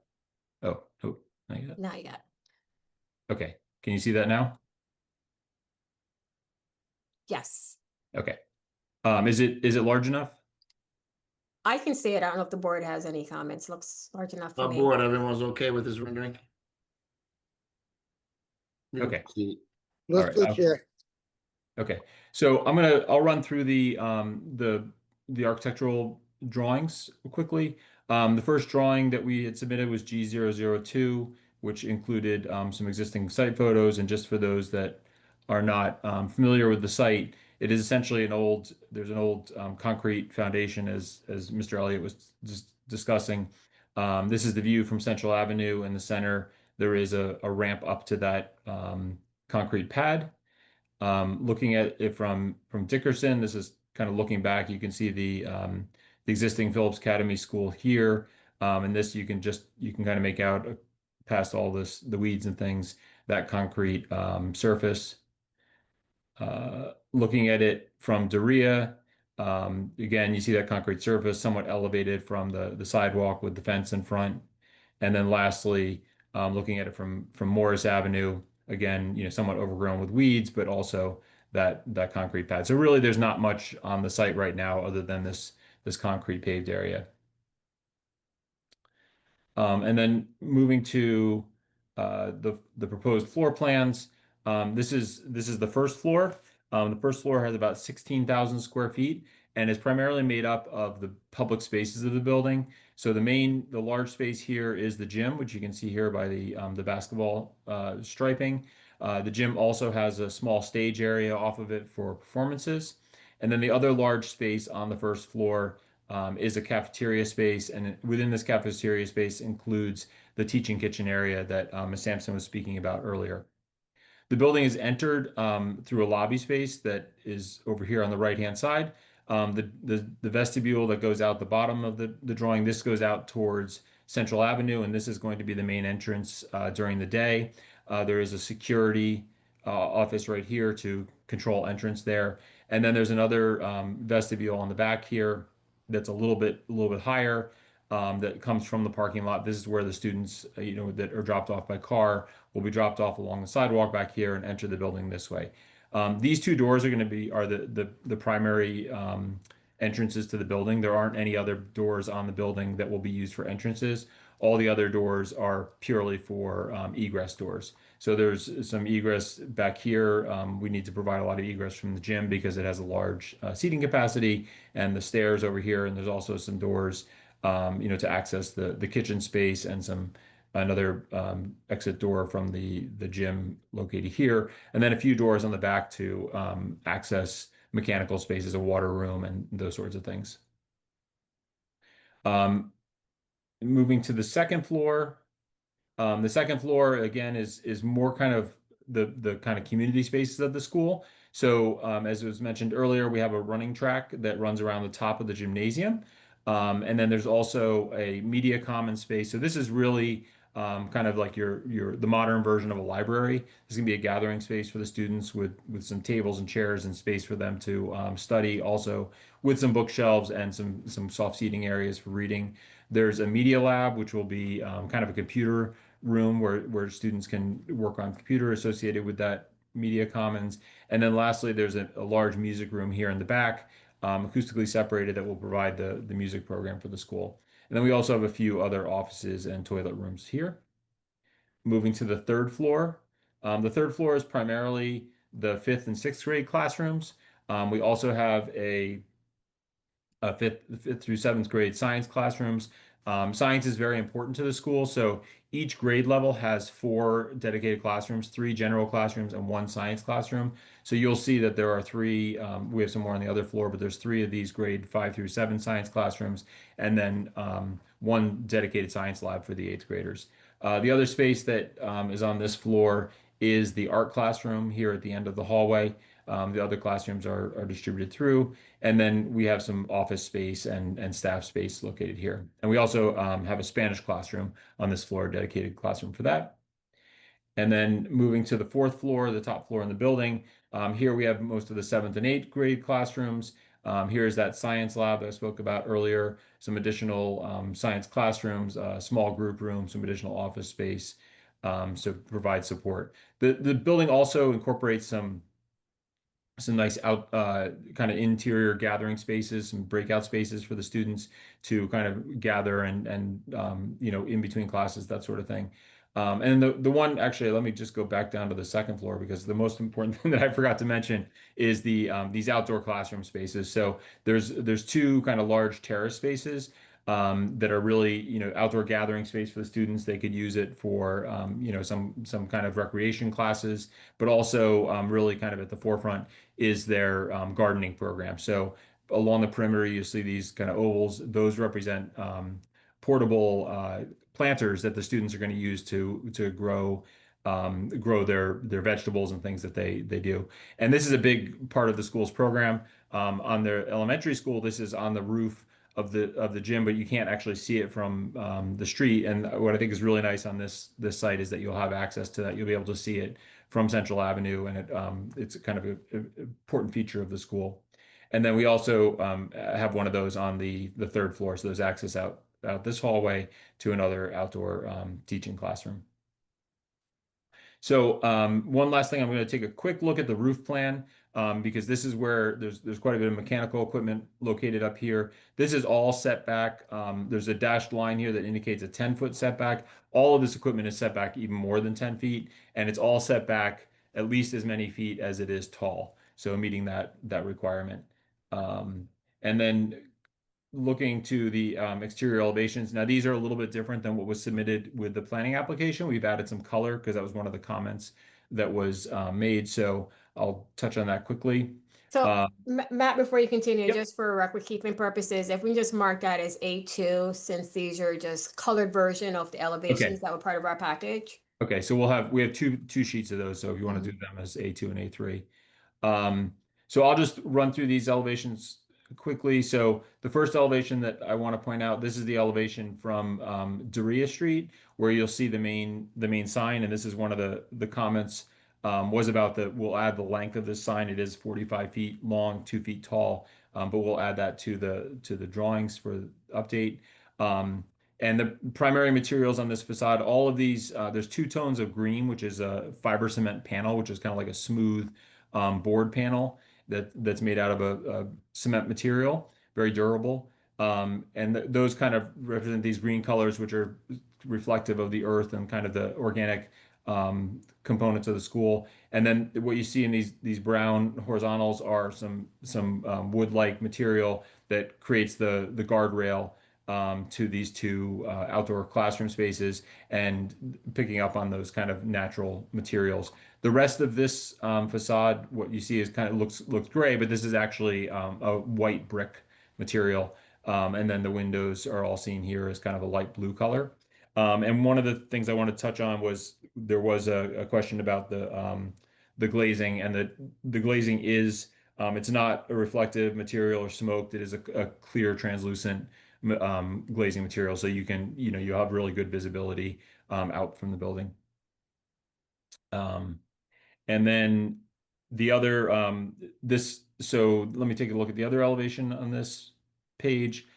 This is the elevation facing Central Avenue, so this is kind of the main view. Again, same kind of facade here with the brick up around the metal, the cement panel facade with the glazing. Same materials here, and this is the canopy that was added over the main entrance door. So let me see. And then these are the two elevations that don't meet the transparency requirement. And what I wanted to touch on, I'm sorry, Central Avenue is one, and then the other one is Morris Avenue. This is one of them. So there are two reasons that we're not meeting those transparency, and we're requesting the waiver there.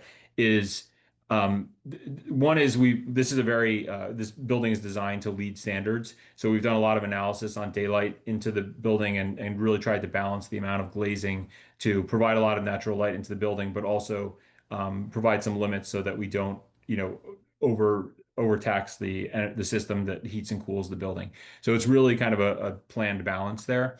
That's one reason, and then the other reason is we actually have the gym is located facing both Central Avenue and Morris, and we try to limit the number of light windows that go into a gym because you don't want direct sunlight coming in at someone playing sports. So we do have some glazing to provide some natural light, but we do limit that somewhat to provide a better sports environment. So I'll go to that next page. So as I was mentioning, this is the Morris Avenue elevation. So on these two, the Morris Avenue elevation and the parking lot elevation that is kind of viewed from Dickerson, we use the fiber cement panel for most of the wall surface there. We do again have some of the colored panels down below, and then the upper panels are really going to be a white color to be similar to the brick. And this is the area that you can see. This is the upper part of the gym. That's where we don't have a lot of windows because it would get sun into someone taking a basketball shot, that kind of thing. And then lastly, the facade facing Dickerson Street. So this is where the parking lot would be in front of the building, and this is the door where the students will get dropped off and picked up in the morning with the drop-off area. Again, introduce some of the colored panels here with the white panels surrounding that. So you can also see in these elevations, we've shown the rooftop equipment. There isn't any specific screening shown for the rooftop equipment, but from all streets except for Dickerson, when you're on the right of way, you cannot, because they're set back from the edge, you won't be able to see the rooftop equipment. Because we have the parking lot on the Dickerson side, if you are on Dickerson, you will catch a glimpse of the tops of those units. We don't currently have any screening proposed for those. And let me go to the next, let me go full screen again. So we have two renderings, both from the corner of Dorea and Central Avenue. This is one kind of taken up and, kind of up in the sky. You do see the rooftop equipment here because you're up very high. This is up kind of at almost the third, fourth floor level, but we wanted to show those kind of outdoor terrace spaces here where the students have access to the outdoors, the natural air, and light, and those outdoor growing areas. And then the last. And if I can before, Yeah. if we just have that marked as A3, which I'll view as an aerial view of the rendering. Okay. Go ahead, And continue, I'm then sorry. the last image, this is the rendering that is on the cover sheet, so I don't think we need to make this. This is just kind of focusing in on that. Again, down on street view, and you can see that you don't see any of that equipment because now you're down at the street, and the roof edge, clips that off because the equipment is set back from the facade. So I just want to kind of touch on a few other things that were brought up in the planning report. So we talked on So there were some additional standards that were referenced for bird glass and green building approach. So we will comply with the bird glass requirement. We will it'll be a bird safe building. And then as far as green building goes, this building is being designed to LEED standards. There's a lot of energy is going into making this a very sustainable building. Including, kind of the access, as you see in the program with the teaching kitchen and the growing programs, they're very concerned about, connecting the students to what goes on in nature. But we also, we're looking at having a geothermal system for this building. So that actually is a great way to save energy and utilize the Earth's natural heating and cooling. And then, as I mentioned, we, fine-tune the amount of windows as well as very efficient equipment for the building. Those are just a few of the highlights there. And then I think generally I think that covers everything. I did want to touch on, there were a few planning comments right at the end of the report that I wanted to touch on. So this is under the planning comments number 4. It mentions the facade material colors labeled in the elevation drawings. We will update the elevation drawings to include those colors. The canopy in the rear of the building with the lighting plan, that was something that Jack had mentioned, so that will comply. The signage information, including the length and the type of the lighting, will update the information for that. And then lastly, the last one was around screening details of the rooftop mechanical equipment, and we're not proposing any of that right now. And then lastly, the only other item was that comment around the landscape plan for the outdoor classrooms, which we won't have because those are portable planters. I have nothing further for Mr. McChesney. I don't know if that concludes your testimony. Yes.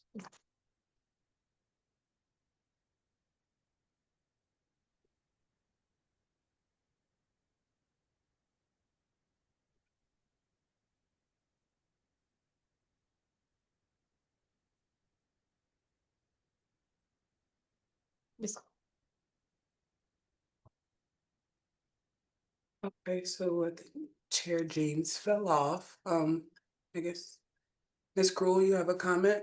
Yeah, I want to just clarify something. So are you asking for a variance waiver from the screening of the rooftop equipment? Because my understanding from the testimony is it's screened on this side, but you probably would see a bit of it on the other side. So I'm just asking so we get it accurately depicted if it is a necessary waiver. If it's required, then we would ask for that relief, Ms. Gruhl. Okay, I just want to make sure. Because Thank we're not providing the screening, so I would ask just for clarity and purposes of the resolution that we would ask for that. Sure. Okay, thank you very much. That's all. Thank you.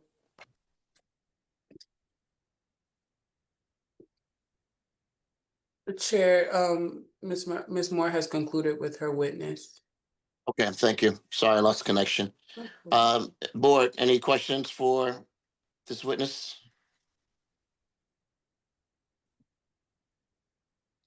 Seeing none, next witness.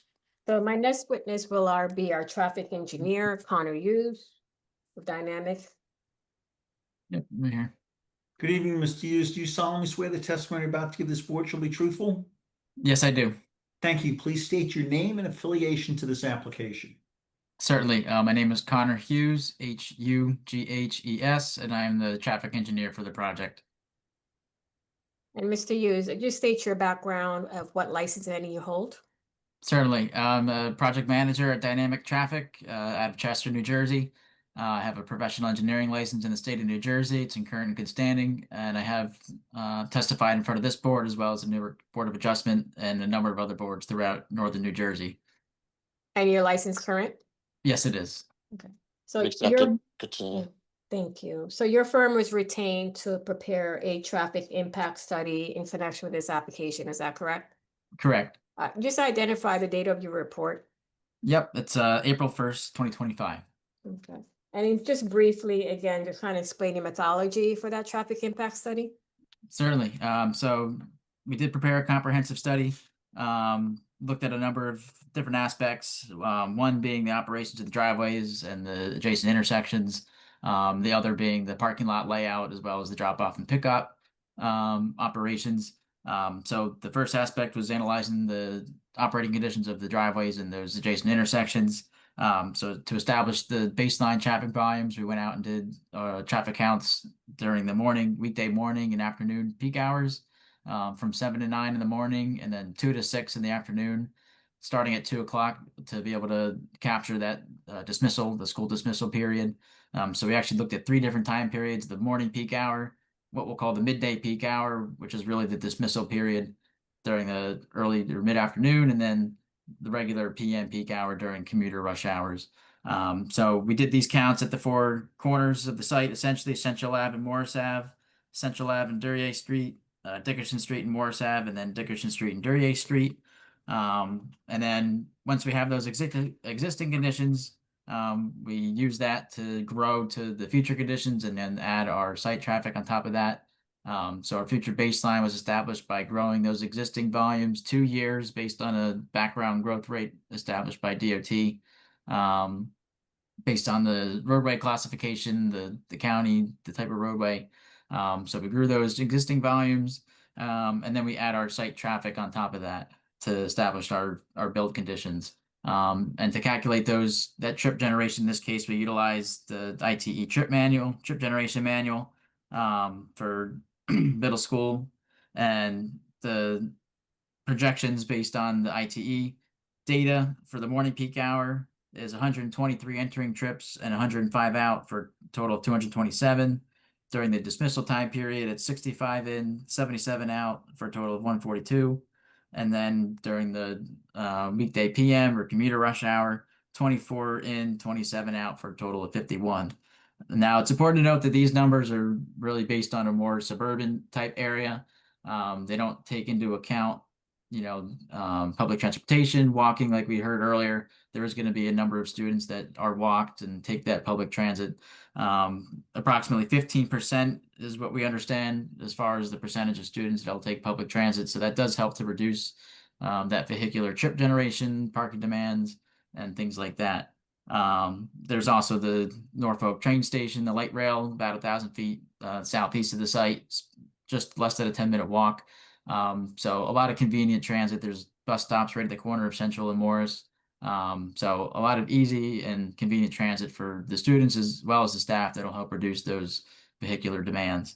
And then just to be conservative though, we didn't take any of that specifically into account. So we just took those raw ITE numbers and moved forward those as far as determining our analysis.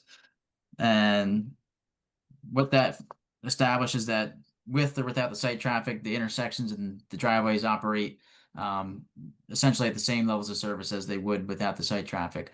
So even adding that conservative numbers of trips, we find that the intersections around the site and the site driveways continue to operate at similar levels that they would without that traffic.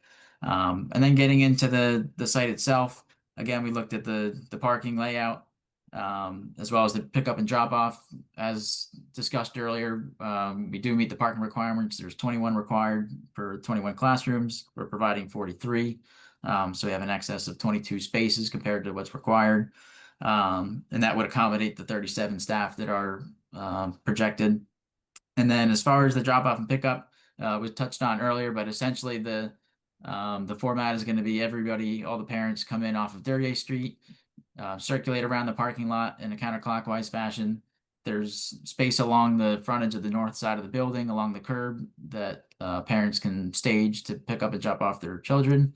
There's about 5 spaces there along the curb, and then there's another 12 spaces or cars that can fit within the remainder of the parking lot as they circulate around back towards 38th Street. So in a total, there's 17 available spaces for 12 spaces for the queuing, and then 5 along the actual curb for the drop off and pickup procedures. I want to just touch on that drop on pickup procedures because I mentioned that we did have a TRC, but in addition to that, we also met with Department of Engineering to discuss what they talk about this typical traffic control for charter schools. And is it fair to say that the city was very impressed with our proposed pickup and drop off? This is exactly what the city is looking for is when they talk about pickup and drop off. Is that fair to say? Absolutely. Essentially, yeah, if you look at, there's some documentations that have gone around recently about that in terms of the suggested method of pickup and drop off. So there's a diagram that was in those documents. If you look at that diagram of what the city is, and the Department of Engineering is looking for in terms of the layout, and then you look at our site, it's almost a carbon copy of exactly what the city's looking for the pickup and drop off. So we're absolutely aligned with what the city and the Department of Engineering is looking for. And the school itself obviously is very familiar with the operations of the drop off and pickup from operating their current schools.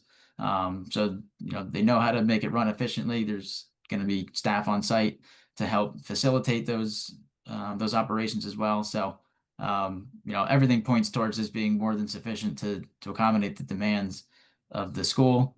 And we wouldn't anticipate any, excessive spillage onto 38th Street or any of the surrounding roads or anything like that during the drop off or pickup periods. So with that, and we do also, there was touched on earlier about the conditional use standards. So we do meet that as well by providing a separate drop off and pickup area aside from the actual parking spaces. So we are aligned with those standards as well. And also, you confirmed that there is no bus or as far as storage of overnight Correct. vans, or that's correct? Correct. No busing. Okay. So yeah, that's pretty much it for my direct. So Ms. Marshall, unless you have anything else, I'm happy to answer any questions from the board and public. Nothing further. Board, any questions for this witness? I'm okay with it, Chair. Okay. Any other questions, board? Council, next witness. Last but not least, we'd like to call our planner, John McDonough. Over here, Mr. Becht. Good evening. Do you pronounce that McDonough or McDonough? Good evening. Do you solemnly swear the testimony about to give this board shall be truthful? Yes, I do. Please state your name phonetically and your affiliation to this application. My name is John McDonough, and that's spelled MC capital DONOUGH, and I am the project planner.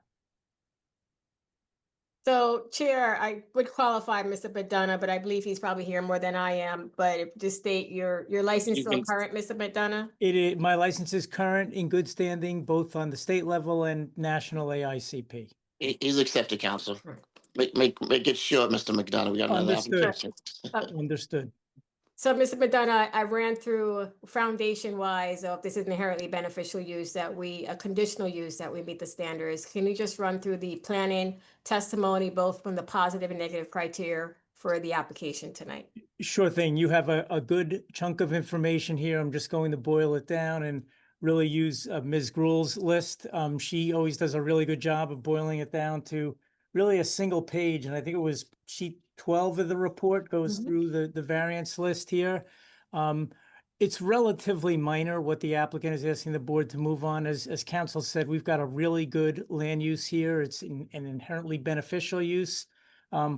What's an inherently beneficial use? I call them the mind, body, and soul uses. Of course, the body being hospitals, the mind being schools, academics, and then soul are our religious uses. Those uses are considered so good that they automatically satisfy the positive criteria, and we don't have to spend a lot of time talking about the public welfare that's advanced here.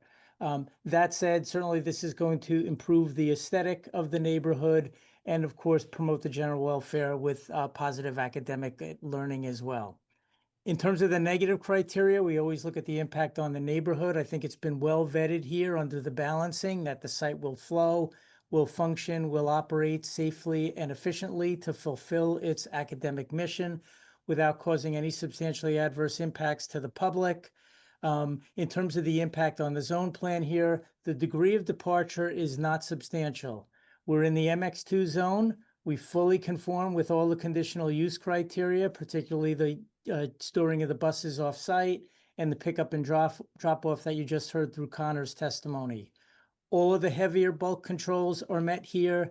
The building height, the building coverage, the building setbacks on all sides comply with the minimum requirement. We're asking for relief for exceeding the maximum, which enhances more green space along the front of the property. Importantly, the parking complies as well. The lot area complies. This site is extremely spacious. It's more than 4 times greater than what the zoning minimum would be. The relief list, again, is listed out in Ms. Gruhl's report. Front yard setback is going to exceed the minimum requirement.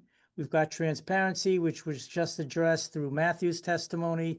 The parking lot screening, and I'll tack on there, the rooftop screening as well, is reasonable in the context of the overall plan. This is going to be a landscape site. It does need some modest relief here for landscaping, but it is such a small lot that breakup of those green belts that we were talking about earlier are not really necessary here. The emphasis would be on the perimeter, not the interior when we're dealing with such a small lot. Parking lot shading less than 50%. The lighting, there's a bucket of illumination relief as well with respect to the parking illumination, the access drive illumination, and the walkway illumination, all of which has been addressed as meeting acceptable industry standards by our design expert. And I think the last thing, if I missed anything, I'm sure Marcia or Susan or Charlie will tell me here. I think we're looking for some relief for wheel guards here, the lack of wheel guards, where we do have another barrier that would Yes. make sense in its place. So taking all of that together, I think we've got extremely heavy weight on the positive side here, extremely light, more design weight on the negative side, not heavier bulk relief being asked to be moved here. So clearly on the balancing, the benefits of the application as a whole would substantially outweigh the detriments. The last thing I'll leave you with is there's an aerial shot of what you got today. So it's a blank sheet of paper, primed and ready to accommodate the beautiful plans that you saw before you. With that, Marcia, I'll end here. And And turn if it we back just to you. mark that aerial as A4, and just to clarify that, I believe our testimony, respect to the illumination, the lighting, that we will comply, so we're not seeking the relief from that Perfect. lighting plan. But Perfect. nothing further. Board, any questions for planner, Mr. McDonough? I got a comment, Chair. Mr. Bias, Commissioner Bias? Yes, actually, it's not that I'm 100% agree with it, but I love it to see when things like that comes to the community. It's always here, there, things like that. But when I see something great like that, great for the community, I love it. And that's my comment. Thank you. Thank you, Commissioner Bias. Any other comments, questions for Mr. McDonough, any of the other witnesses?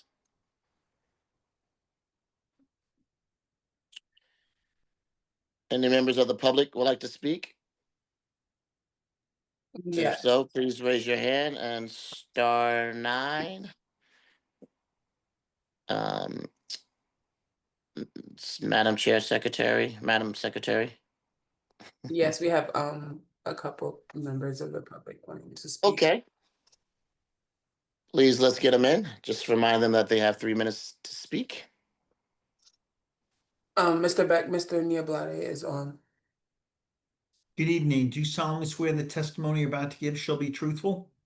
I do. Thank you. Please state your name and address for the record. Ni Ablade, Adroga 02, 62 Haddon Terrace, Newark, New Jersey. Should I begin or? Yes, you can continue, sir. Thank you. Okay. You have 3 minutes. All, I'm a little biased because both of my children graduated from Phillips Academy. So you know, this has been a long road to come to this point to build this. But I'm very happy that it's coming to fruition, and I'm happy about the design and the direction it's going in. Kudos to the architect, and again, I'm kind of being an architect myself, kind of partial, but kudos to the architect. Always, Mr. McDonough, you're the bestest. Thank you, sir. But I just had one question for the traffic consultant or the traffic expert. I wanted to know if the traffic for Duryea and Morris was one way. And because I remember the traffic going up and down Central Avenue when my kids were there, it gets pretty busy. And probably like coming out of Morris Avenue and trying to make a right down or left down Central Avenue will be a little problematic. So I just wondering if there was any cure for those types of issues. So, but otherwise, it's a great looking project. It keeps within the fabric and within the spirit of the existing building. And that's all I have to say. Thank you. Thank you, sir. Council, do you want to address, or do you want to wait till? I don't know if Connor, we have our traffic engineer, Mr. Hughes. I don't know if you want to address that comment. Yeah, I can speak to it real quick. So thank you for the comment and the question. So Duryea and Morris are both two-way streets. And Morris especially is the busier of the two. And for that reason, especially with the pickup and drop off, we're not using Morris. The driveway on Morris is actually for emergency access only. So pretty much all the access for vehicles are coming in and off of Duryea, which is the lower volume of the two streets.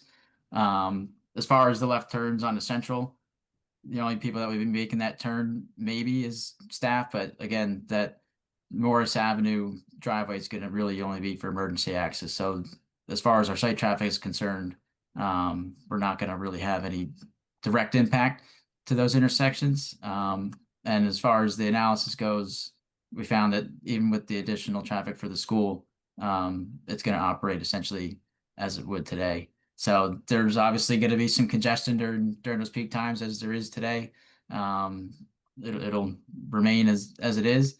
But as far as the impacts, they're going to be minimal at that particular intersection. Thank you. Madam Secretary.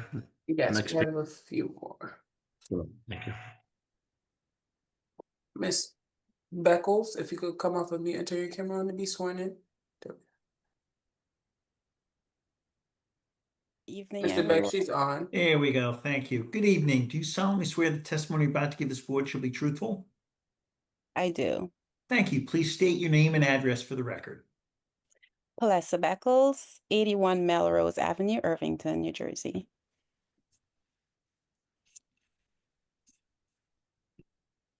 You can begin, Ms. Beckles. Thank you. Good evening, everyone. As stated, my name is Mrs. Beckles, and I am extremely excited to be a part of this conversation and to see this dream become a reality. I have had the privilege of serving the Phillips Academy community for 21 years now. I have served as a teacher associate, a master teacher for kindergarten, an interventionist, and now an instructional coach. But today I speak to you as a parent. I've seen both sides of Phillips Academy. My two sons attended Phillips Academy from kindergarten through 8th grade. My eldest son graduated in 2018. And then he moved on to boarding school, after which he returned home and attended the Montclair State University on a presidential scholarship. He graduated this past May as a junior with a degree in business administration and is currently completing his MBA and is expected to graduate next spring. My youngest son, who graduated 2 years ago, is a junior at the Donald Payne Tech School, who is also thriving socially and academically. I say all of this to say that their successes are testimony to the high quality education Phillips Academy provides its students, built in with dedicated staff and a loving community and a strong academic foundation. They both entered high school confident, well prepared, and eager to lead, all values rooted in Phillips Academy. So this new school is crucial to the continued growth and success of our community and our students. When since Phillips Academy started at Central, we had 2 classrooms per grade. And as you may know, we have grown to 4 classrooms per grade. We have outgrown our space. Our middle school, as you've heard, is temporarily housed downtown Newark. And this poses a lot of challenges for our parents and our students alike. This new building will definitely offer students the stability and continuity they need and is so necessary as they move from our elementary school into our middle school. And so, as a parent and a teacher, it is my deepest desire to see our students experience the same educational opportunities that my sons had access to. So I urge you this evening to please support this project on behalf of our students, present and future. Thank you so much for your time. Thank you. Yeah. Thank you, Ms. Thank Beckles. you. Thank you. Mr. Green, if you could come off of mute and turn your camera on so you can be sworn in. Mr. Becky's there. Good evening, Mr. Green. Do you solemnly swear the testimony you're about to give this board shall be truthful? I do. Thank you. Please state your name and address for the record. My name is Tyler Green and my address is 23 Rambling Drive, Scotch Plains, New Jersey, 07076. Thank you. You have 3 minutes, Mr. Green. Okay, I'll keep it brief. Good evening, everyone. My name is Tyler Green. Again, I am a graduate. I'm approaching my a decade of being a graduate of Phillips Academy Charter School, which formerly was St. Phillips Academy when I was there for the first few years of my attendance until it transitioned.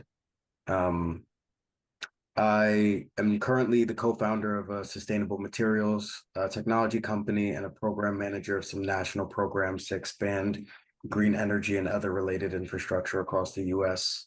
And I just graduated from Morehouse College last year at the top of my class.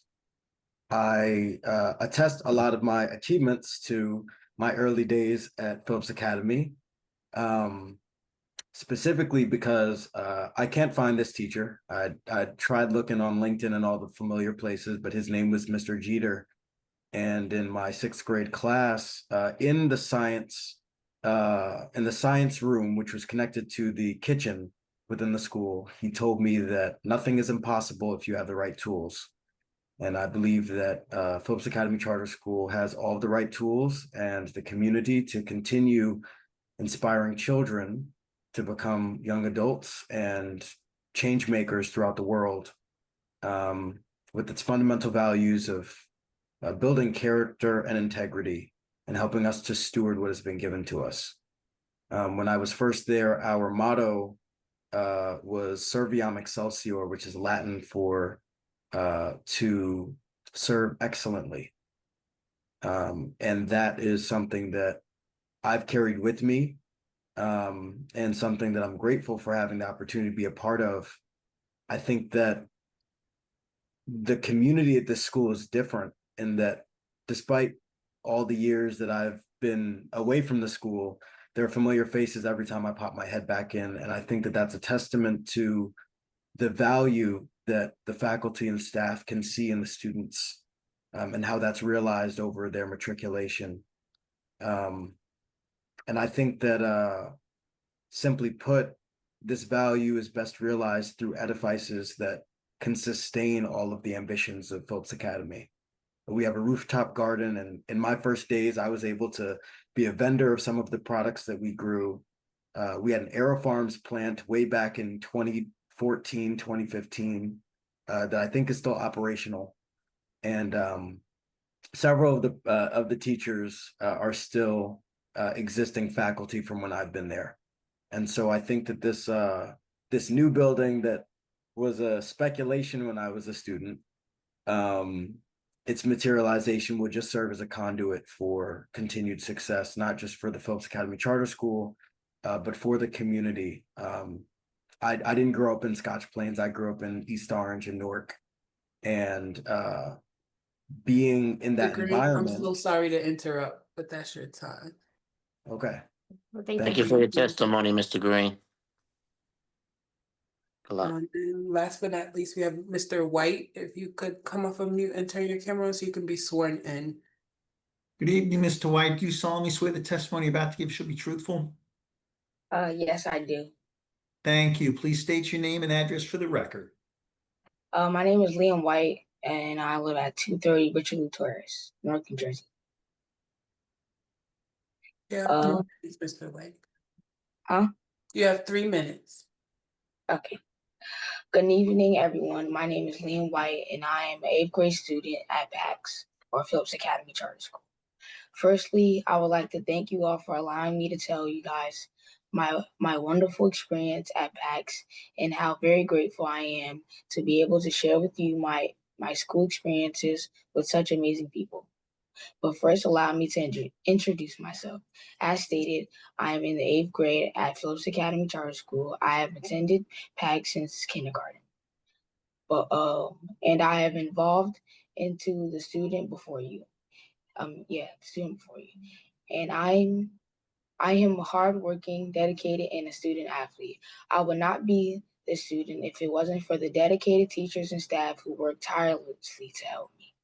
My time at PAX has been fulfilled with great experiences, being the first class to be a part of Student Government Association, where I have sustained roles as the treasurer and vice president of the school. I've also played basketball and volleyball, and during my time at Phillips Academy, I've able to win 2 championships in basketball.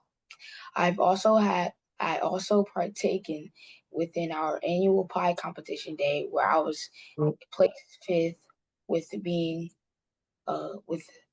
able to remember 212 digits. All in all, attending PAX has been a complete journey and has recently prepared me for my newest venture as a student within the White Foundation. If you are unsure about what the White Foundation is, allow me to tell you. It is a program that equips students, just like me, with the tools and knowledge to be prepared for boarding school. It has been a very tedious experience thus far, yet fulfilling.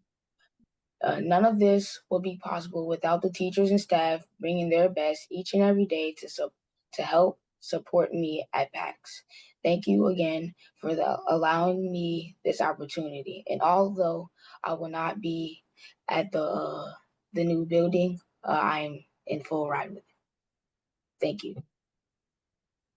Thank you. Thank you, Mr. White. We're very proud of you, and I'm glad that you stayed up this late. And thank you for your testimony. Thank you. Counsel? I think really have nothing to say. I said when I started this application that I was excited. I feel like I've been on this journey with this team. And I'll end it that we've met the burden of both the positive and negative criteria with respect to this application. But Ms. Sampson said something that was important when she testified and said they made a commitment to families many years ago. And I would ask that board to make sure that they fulfill their commitment to the families and approve this application. Thank you. Board, do I have a motion? Moved. Second. I'm sorry, who was the first motion made by? Susan Austin. Okay, thank you, Commissioner Austin. Yeah, I had Second him, by Commissioner Birdie. yeah, before that, excuse me, I had my hands up. I was gonna say something, but it's okay. It's okay, go ahead. I'm sorry, you had a comment, Mr. No, I Commissioner was gonna Bias? say, before anything, my vote is yes, and I was also gonna move in it. But I have to say that little kid almost got me cry. I mean, that grown man, because he's a grown man. And when I see things like that come for the community, I do have a lot of passion for the community.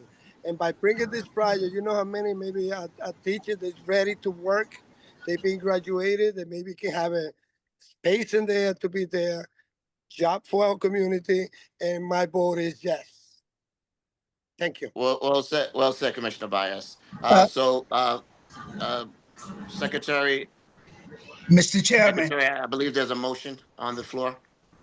Mr. Chairman, Yes. you didn't recognize me. I had a comment before the vote also. Okay, I'm sorry, Commissioner Timmons.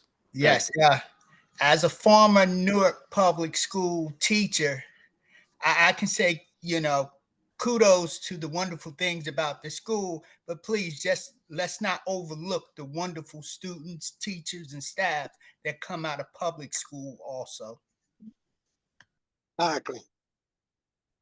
Understand, Commissioner. Thank you. Any other board commissioners would like to make a comment? Okay, Secretary, I do know there's a motion on the floor. Commissioner Austin sponsored, and Commissioner Purdy second. Yes. Roll call. Commissioner Baez, Yes. Commissioner Timmons, Yes. Commissioner Purdy, Yes. Commissioner De Silva, Yes. Commissioner Scott Roundtree, Yes. Commissioner Austin, Yes.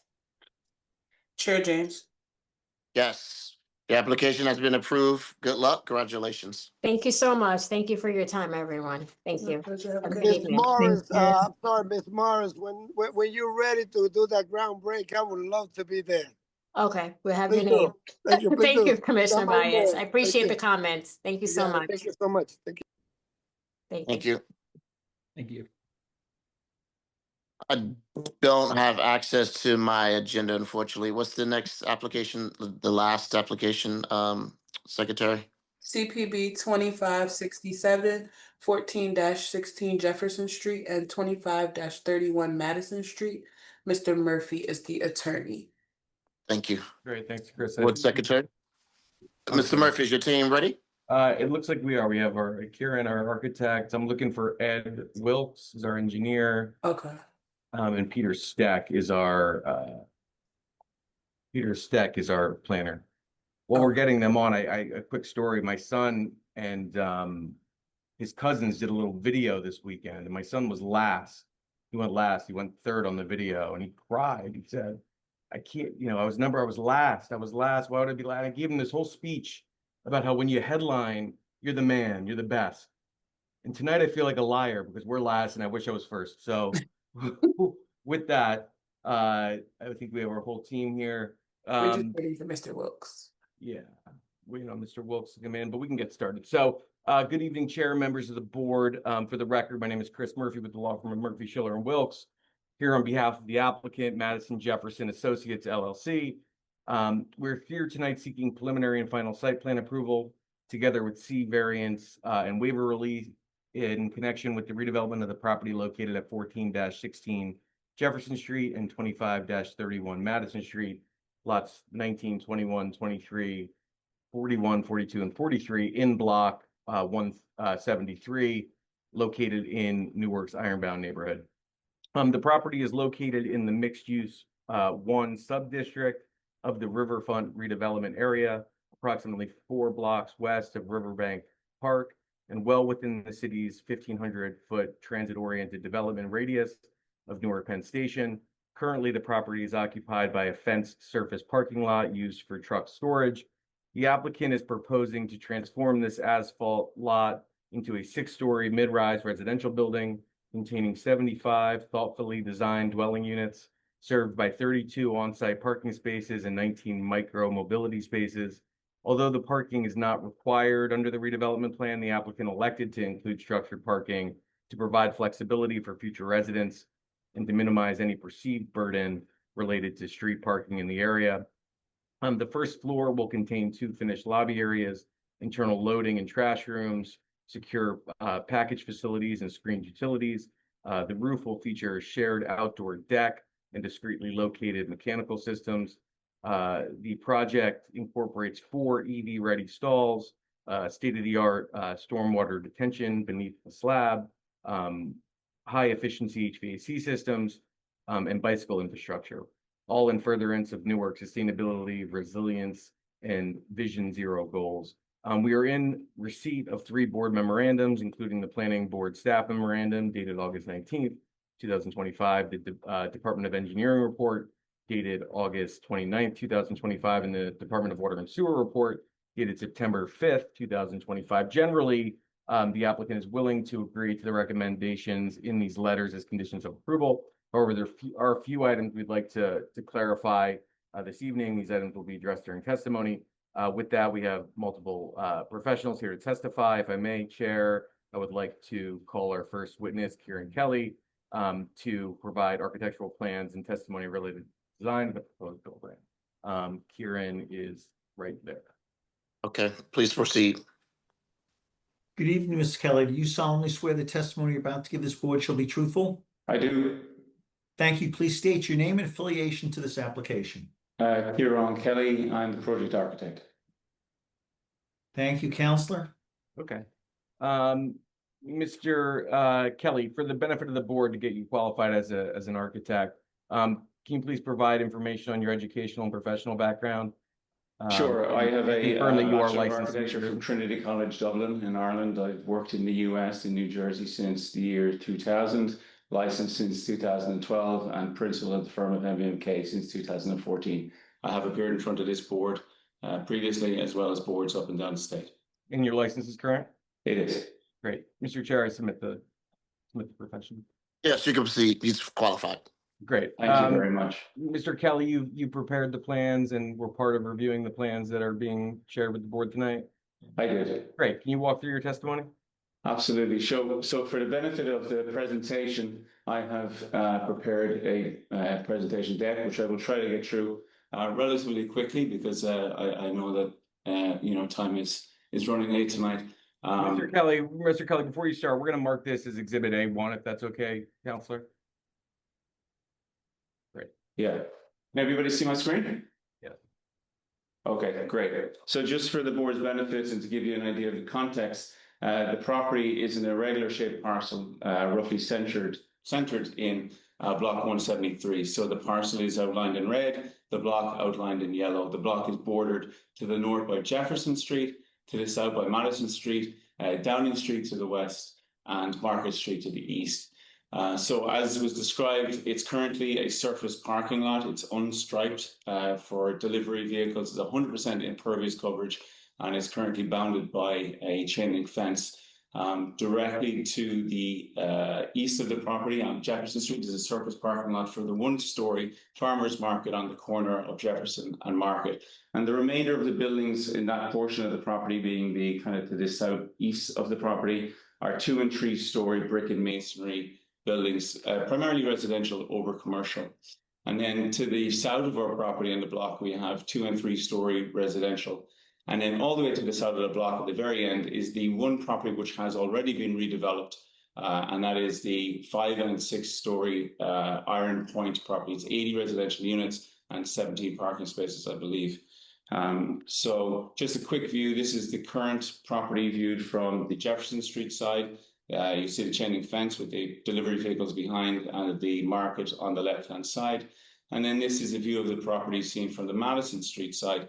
To the left of our building, you can see it here, is the recently completed Iron Point project.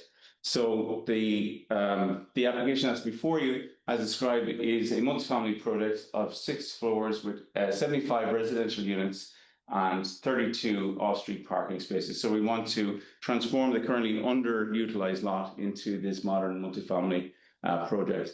I'll quickly walk you through the plans. The first floor is predominantly the indoor off-street parking garage. Again, because we are within 1,500 square feet of Penn Station, parking isn't required, but our application proposes 32 parking spaces. To the north, on the left-hand side of the sheet is the first floor plan, and on the top of the sheet is the Jefferson side. Now, from a planning perspective, and because of the way that the lots or the yards and the front lot is determined, the Madison end from a planning perspective is considered the front yard. But in actual fact, the Jefferson side is really the front of the building. And so on the top right-hand corner of the plan you see in light blue, that's the main residential lobby, which has package room and mail room. And then there's a secondary lobby, which does not have elevator access. That is primarily an egress lobby, and that's on the Madison Street side. The rest of the plan in white here is the off-street parking. And because the lot is irregular in shape and it has that narrowing point in the center, which incidentally is 40 feet wide, the parking is essentially configured in two different areas. One of access from Jefferson, one from Madison, but both are two-way drive aisles with 90-degree standard parking space flanking either sides. 14 spaces on the Jefferson area, 18 on the Madison. Now, pedestrian access is free to move between the two areas, but vehicles are not. In the center of the plan, outlined here, you'll see it because there's a revision cloud. In our latest drawing iteration, we made some minor corrections, but we have a large refuge and recycling storage room in that location, central in the plan and served by a trash chute that serves all residential floors above.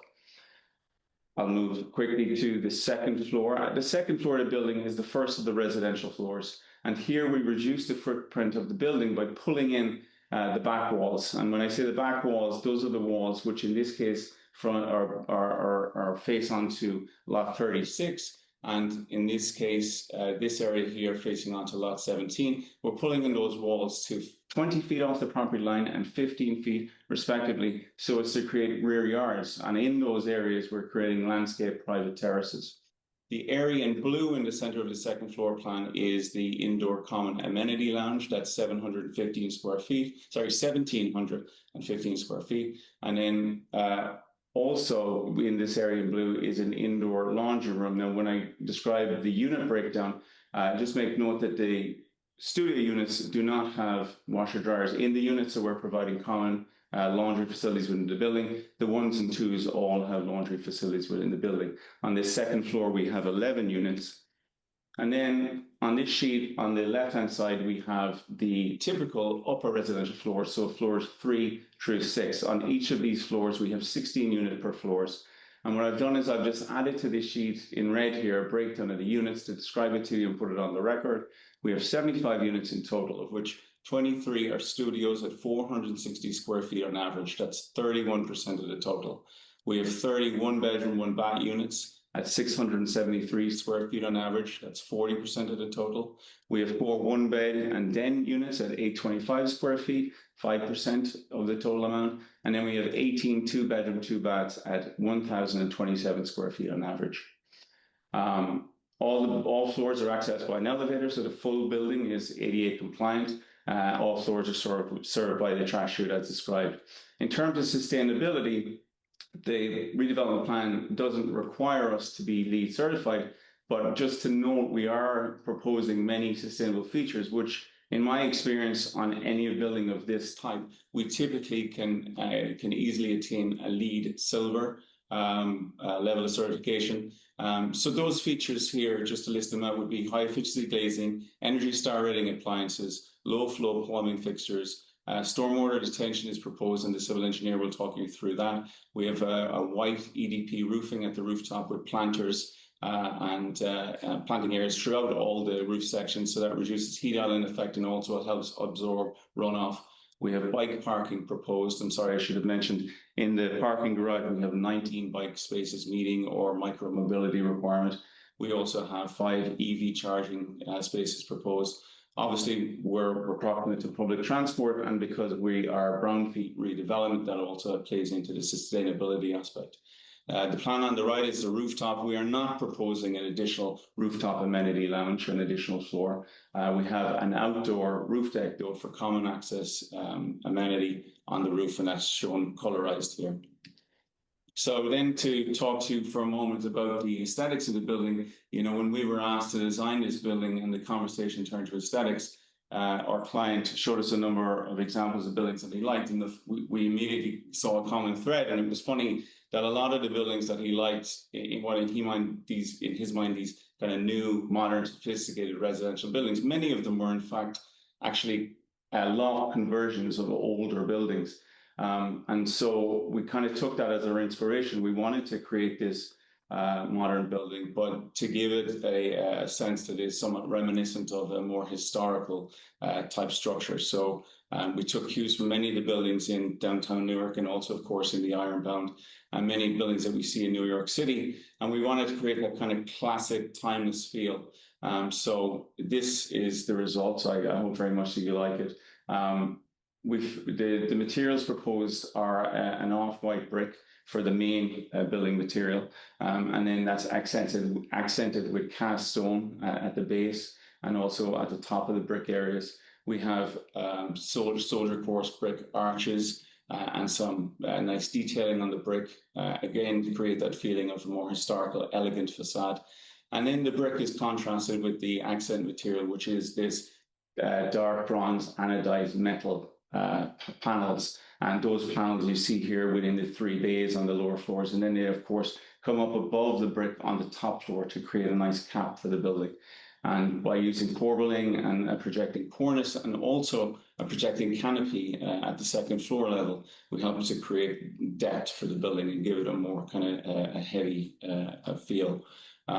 So this is the Jefferson Street side. This is the front of the building, but obviously we have a similar frontage in terms of size on the Madison side, and the Madison is in no way a lesser street. And so we felt it appropriate that we mimic and replicate the same facade treatment on the Madison side.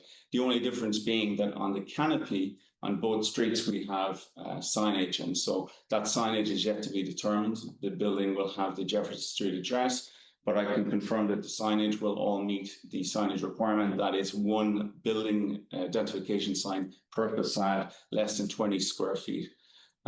So with that, I'm sorry, just to continue on the facades for a moment.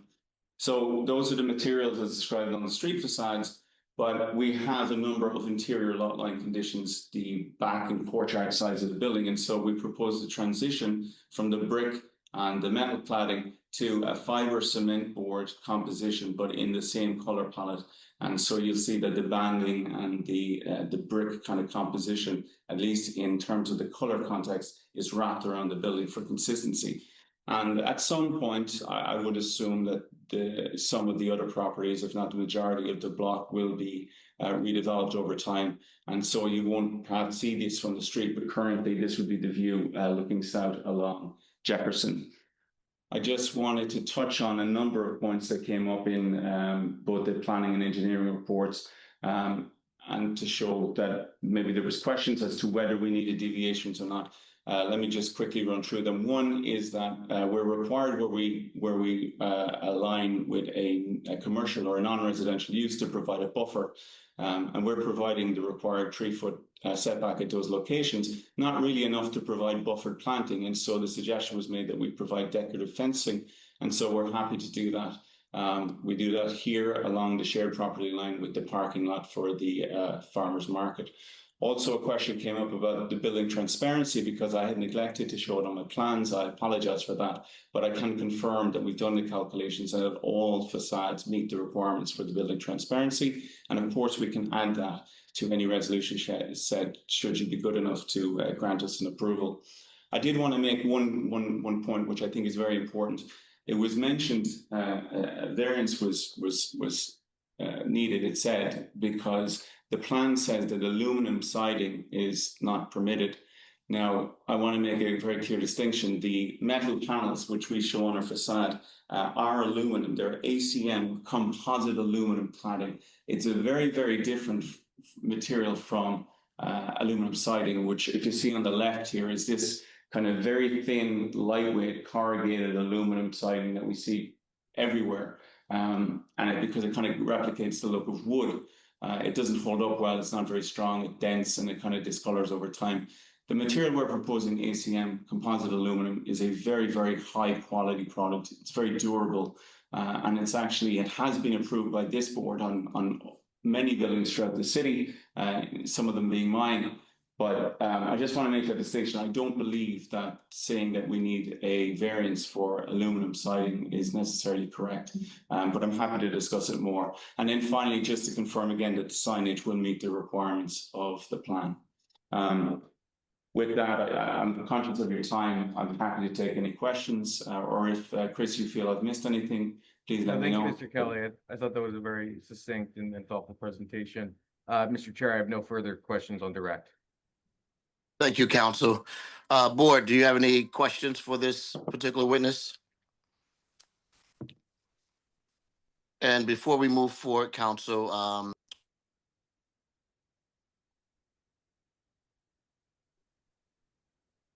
Mr. Chair, you're muted, Chair. Muted. I'm sorry. Counsel, board, do you have any questions for this particular witness?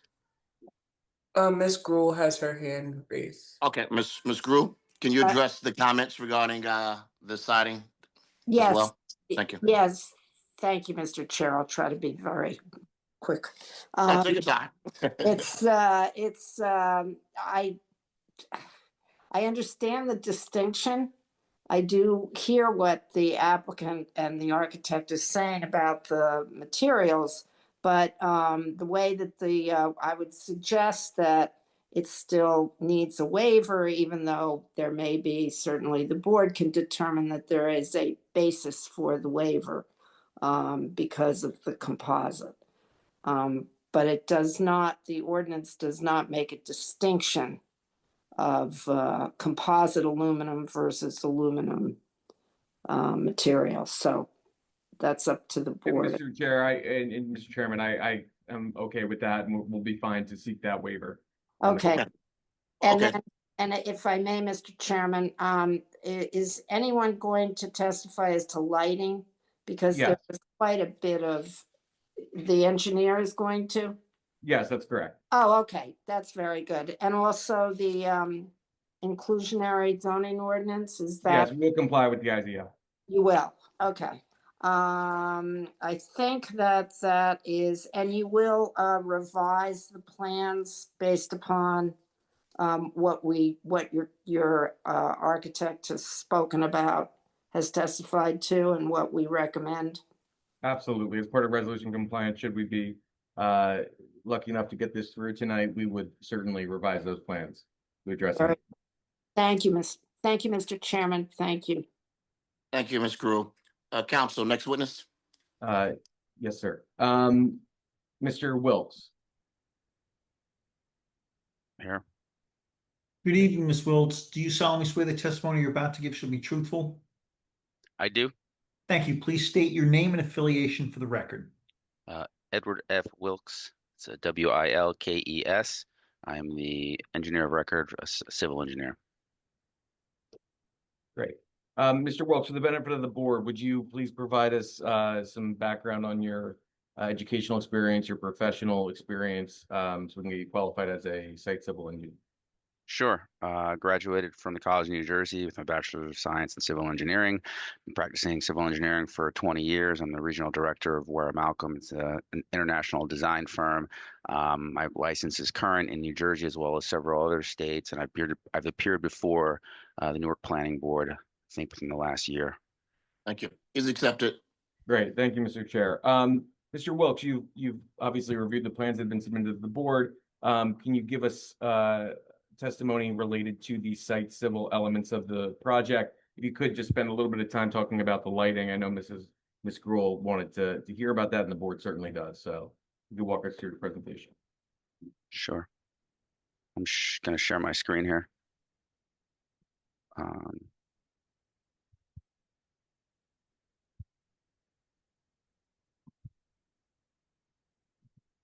Mr. Council, we're going to mark this as A2, which is our colorized civil set. Go ahead, Mr. Wilkes. Sure. Well, obviously, you heard a lot about the building. It's obviously a six-story mid-rise multifamily building consisting of 75 residential units over a garage floor of 32 parking spaces and 19 micro mobility spaces. Specific to the micro mobility spaces, we are in compliance with your city ordinance, which requires one for every 4 units. So we require 19. We have 19 within the garage. So inside the garage, a total of 32 spaces. 35 of those are EV and 2 are ADA spaces. So hopping outside of the building, you'll see here along Madison Street, we're proposing a single street tree. That street tree is a hedge maple. Ultimately, that species was discussed with the arborist, and that's ultimately what we set on. Obviously, you might look at this and say, well, that doesn't seem like a lot, and you're right, because the code requirement is one street tree for every 35 feet. Based on our frontages, we would actually require 3 street trees along Madison and 2 along Jefferson. However, ultimately, if we were to plant those trees in the sidewalk area, they would fall within the sight triangles of our parking garage. And so it was decided that it was for safe and efficient maneuvering in and out of those garage doors would be to not plant those trees and instead pay a fee into the shade tree fund for the additional 4 not provided. With respect to lighting, there were several comments in the engineering and planning review letters focused on lighting levels. In fact, the initial submission, the application, as it was designed, needed 5 variances relative to lighting. We've since reevaluated, kind of dug in and are able to eliminate 3 of those variances. We're proposing a total of 19 canopy lights mounted between 10 and 12 feet inside the garage, and we're proposing 11 wall-mounted lights mounted at 8 feet, and those are along the street frontages and along the pedestrian egress routes, which you can kind of see on this colored rendering as the gray areas that kind of slip up the sides of the building.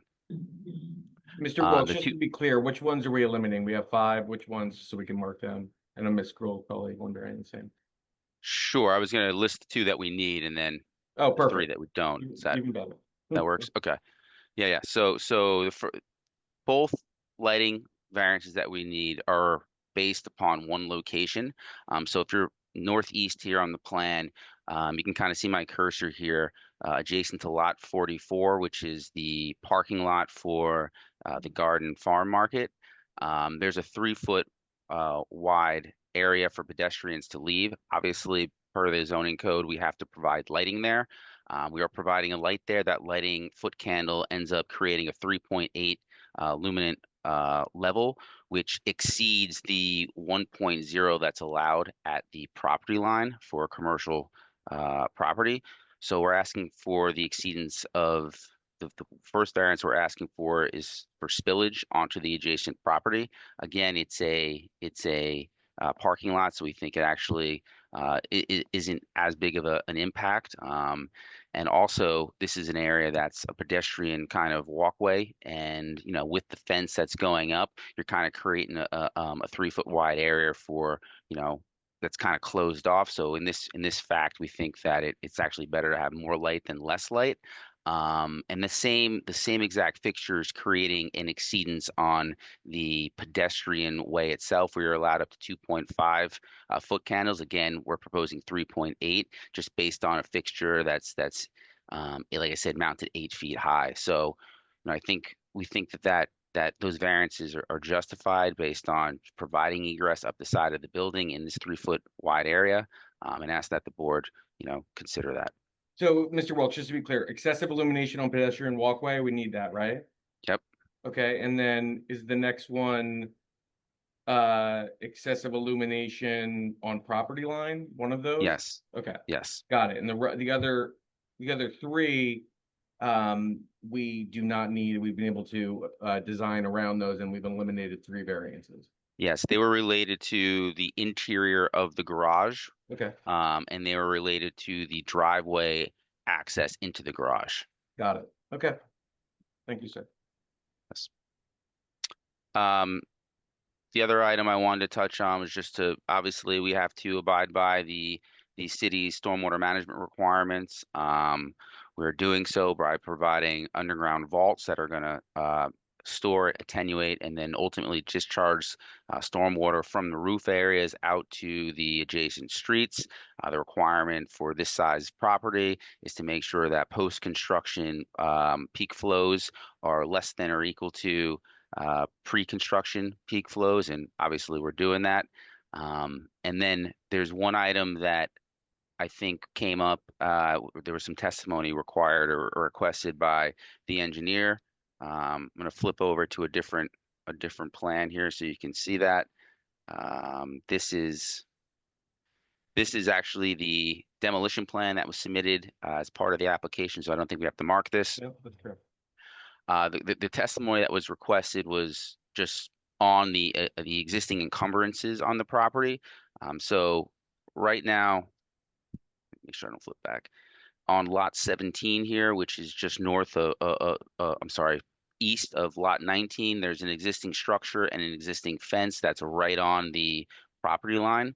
That is not our structure, not our fence, so those will remain. And then on lot 23, existing lot 23 here, it abuts the back of lot 36. There's a garage structure that encroaches into the property about 0.7 feet. So ultimately, that structure is going to be considered, and we actually moved our building 1.8 feet from the property line to be able to make sure that that structure could exist. That 1.8 setback is also the location of where we require the side yard setback variance. Had that small garage structure not existed, the rest of that lot is an open yard, and we'd be able to be a 0 yard setback, but we pulled it back 1.8 feet. That 1.8 feet rises just 1 story. Once it gets over the 1 story, the building then juts back 20 feet from the side yard setback there. And I think that's, oh no, sorry. I do want to touch on utilities. All utilities, I'll flip to the utility sheet, also provided in the package. All utility services can be seen or received from Madison Street. That's water, sewer, electric, gas, telecom. I did want to point out that we've received and reviewed the review letter issued by Newark Water and Sewer and can agree to comply with all their comments except for 2. Those 2 comments are related to potential water main extensions, offsite improvements for water service. So what we are agreeing to do is to have continued meetings and have another follow-up meeting with water and sewer to ensure that we can have adequate water service provided to the building. And Mr. Wilkes, just to confirm, as a condition of this approval, we would have to get sign off from water and sewer. Correct. Great. So the board's not waiving any requirement that they're making. It's simply, we need approval. We think there might be other ways to do it. We received the letter today. We're going to be working with water and sewer for their final sign off through resolution compliance. That's right. Okay. If there's no further testimony, I don't have any more direct questions for this witness, Mr. Chair. Okay, Ms. Gruhl, see your hand raised? Yes, please. And then after Ms. Gruhl, Mr. Trafficante, you can go after Ms. Gruhl. Okay, thank you. Just one real quick question regarding the light mounting height. That was a question that we had just to confirm what that is. It was unknown. The maximum is 20 feet. We just need testimony to indicate that what that is to make sure you don't need any variance. Sure. The mounting height of the canopy lighting inside the garage will be 8 to 10 feet high, depending on the final design of the structure, and the mounting height of the wall-mounted fixtures will be 8 feet high on the outside of the building. Thank you very much. You're welcome. Thank you. Thank you. Mr. Trafficante? Yes, sir. Yes, I'm still sworn in. Yes, sir. All right, thank you. All right. Mr. Wilkes, I trust you have a copy, okay. well, it's first things first. To clarify, on the engineer's report to the planning board dated August 29, 2025, under item 3 on page 2, survey, room number 1, the existing fence, chain link fence along the common property line between the subject site and neighboring lot 17 to the east, that belongs to the neighbor and that is to remain. Is that correct? That's correct. All right. Likewise, page 2, item 3, survey, Roman numeral 2. Survey indicates existing garage within adjoining lot 36, block 173, and encroaches over the common rear yard property line for subject site into the rear yard for a subject lot 23. That also belongs to the neighbor. That is to remain as well. Is that correct? That's correct. All right. Regarding lighting, the 2 items you're looking for relief from is exceeding the maximum. For the record, is that, I guess, page 6, item 8, lighting plan, Roman numeral 3. Lighting plan indicates a maximum of 3.8 foot candles along the north property line next to lot 44. All right. You're asking relief for that because there's a parking lot there? Is that part of the reason or justification? Well, we're unable to find a light that we can mount at 8 feet high. That is because it's only 3 feet to the property line that can, have less than 1.0 and still provide adequate light through the entire, that pedestrian walkway there. Even if you dropped it a foot or put a gooseneck fixture on it so it shined onto the property rather than away from? These are downward facing, Okay, fixtures. replace it with a gooseneck light fixture that extends out from the wall and shines into the property rather than away from. Is that a possibility? It's something I'm happy to look into. We've looked into it with our vendors a couple times already, and we're struggling to get there. So that's why I've asked it. But All right, and then the second point of relief was, I believe,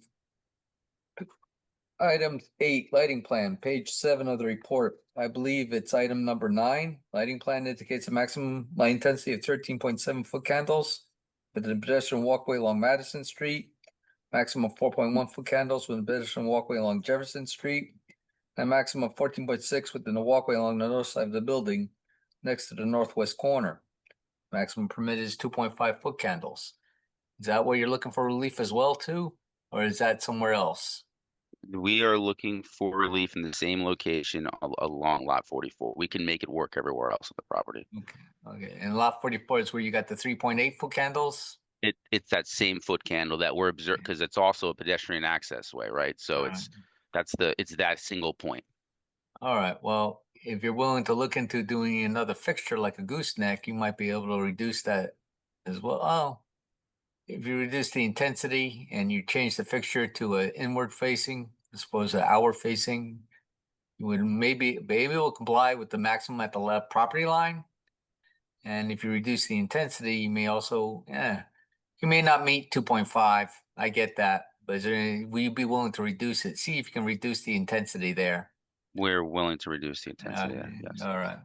Otherwise, regarding all the other comments in the Department of Engineering's report to the Department of to the Central Planning Board dated August 29th, can you comply with all the other comments? Yes. Okay. No further questions. Thank you. Thank you, Mr. Trafficante.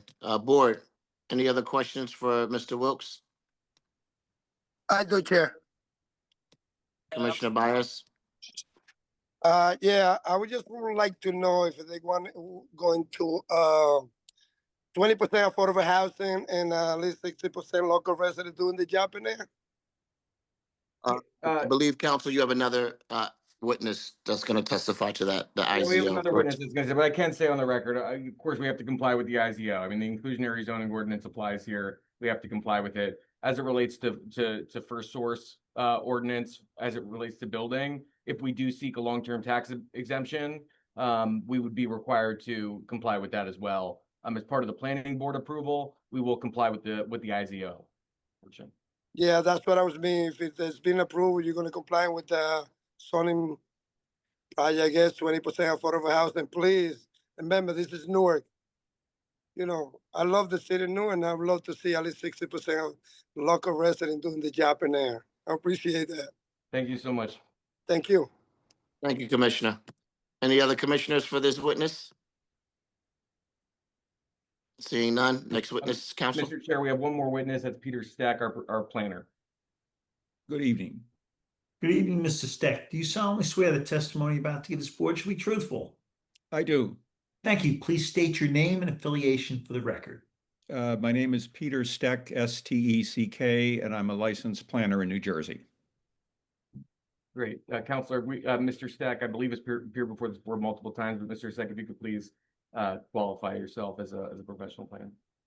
Yes, I have a bachelor's degree in civil engineering and a master's in city and regional planning. I was licensed in 1976, and my license is still in effect. I have appeared in the past before both the Newark Planning Board and the Board of Adjustment and been accepted as an expert witness before both of those boards. You approve, sir. Continue, Great. counsel. Thank you. Chair. Mr. Stack, if you could just walk us through your planning testimony, that'd be great. I believe you have maybe one exhibit. Yes, I do. If I could. Great. We'll work at A3 planning exhibit. You can share your screen. Let me see if I can. Let's see here.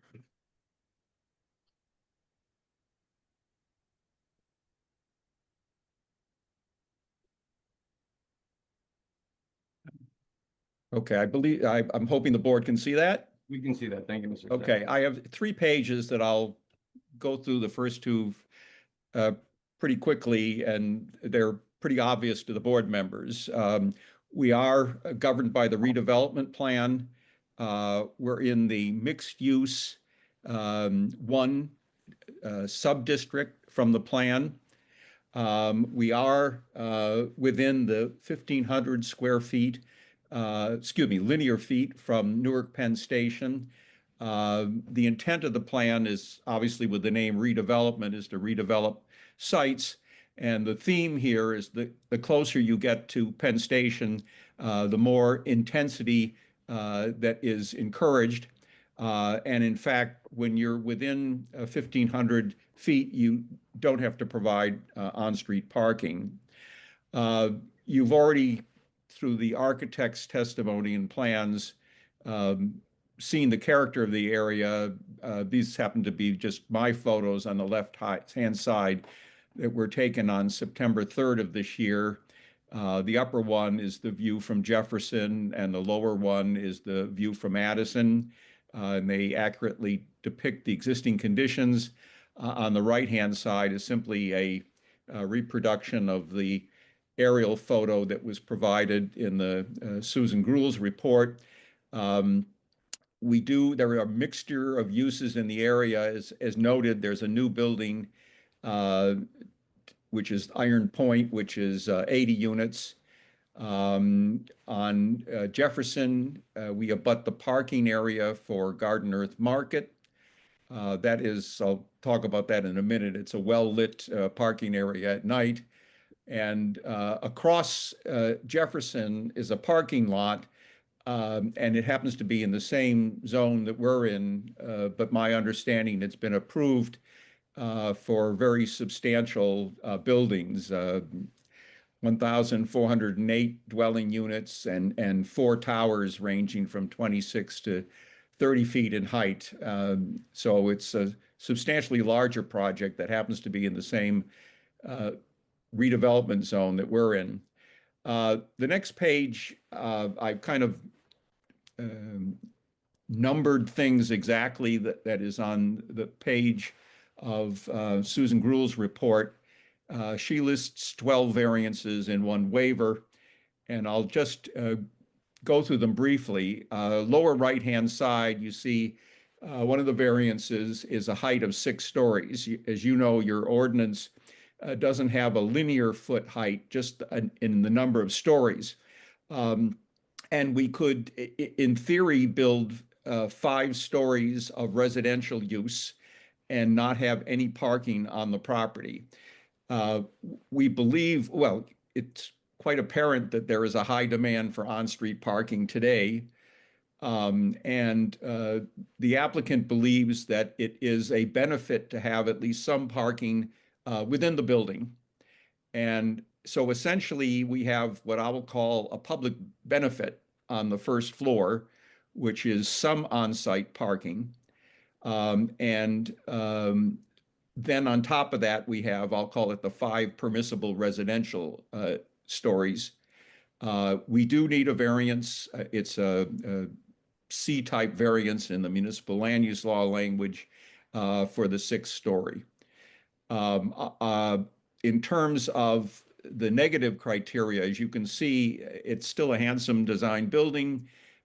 Shadow pattern tends to cast to the north. And the use to the north, at least on Jefferson, is the parking area for the food store. As you can see on the diagram on the left, portions of the building are only 1 story. A small portion is 2 story, but the 6 story component is for the bulk of it. And again, there's not a vehicle connection between the 2 halves, but there is a pedestrian connection. The second point, and this is on the left-hand side, you can see it was mentioned that the setback was 1.8 feet. I think we're asking for 1.18 feet, and that's the area that abuts the open rear yards of 2 residential buildings that front on Jefferson. And that's the portion that has only a 1-story component, which obviously lessens the impact. Again, the rationale is there is a garage, a small garage on lot 36 that encroaches on our property, and we want to accommodate that encroachment, and that's the reason for that 1.18 foot side setback in lieu of the 3-foot minimum.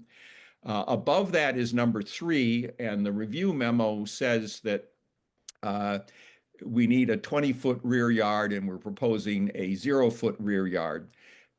This is a through lot, and if the zoning ordinance has definitions that are not in the redevelopment plan, but there's a provision that says a through lot is not required to have a rear yard. And that's kind of for obvious reasons. Both frontages on this property are essentially front yards. They both have vehicle access, they both have pedestrian access. So in one sense, it's not standard when you have a through lot to have a rear yard. And in fact, if you read the definition of a through lot, it says that no rear yard is required for a through lot. So if we need a variance, I believe that there are certainly benefits in terms of aligning with the other buildings that make sense, but I do believe also that technically speaking, we don't need a rear yard variance. Number 4 is in toward the top there, and I list the tree issues. Again, these are fairly narrow frontages, and we're only proposing 1 tree on Madison instead of the 3, and no trees on Jefferson. And they have to do with the fact that there is a site triangle there, and for public safety reasons, we will contribute to the tree fund rather than installing the trees in the public rights of way.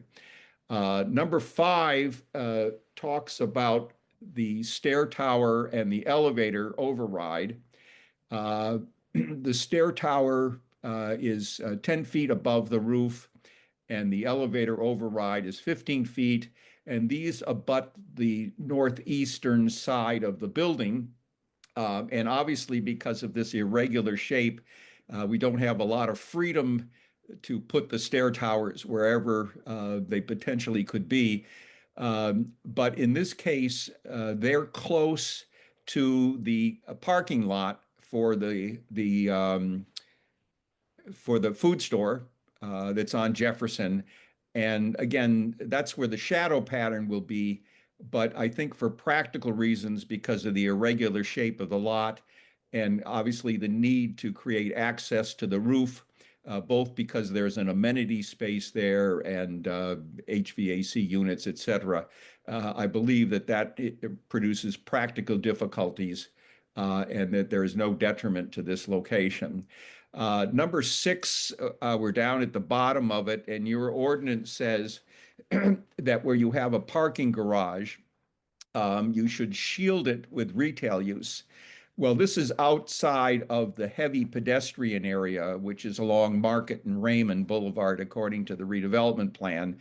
So not intended to be a heavy pedestrian area.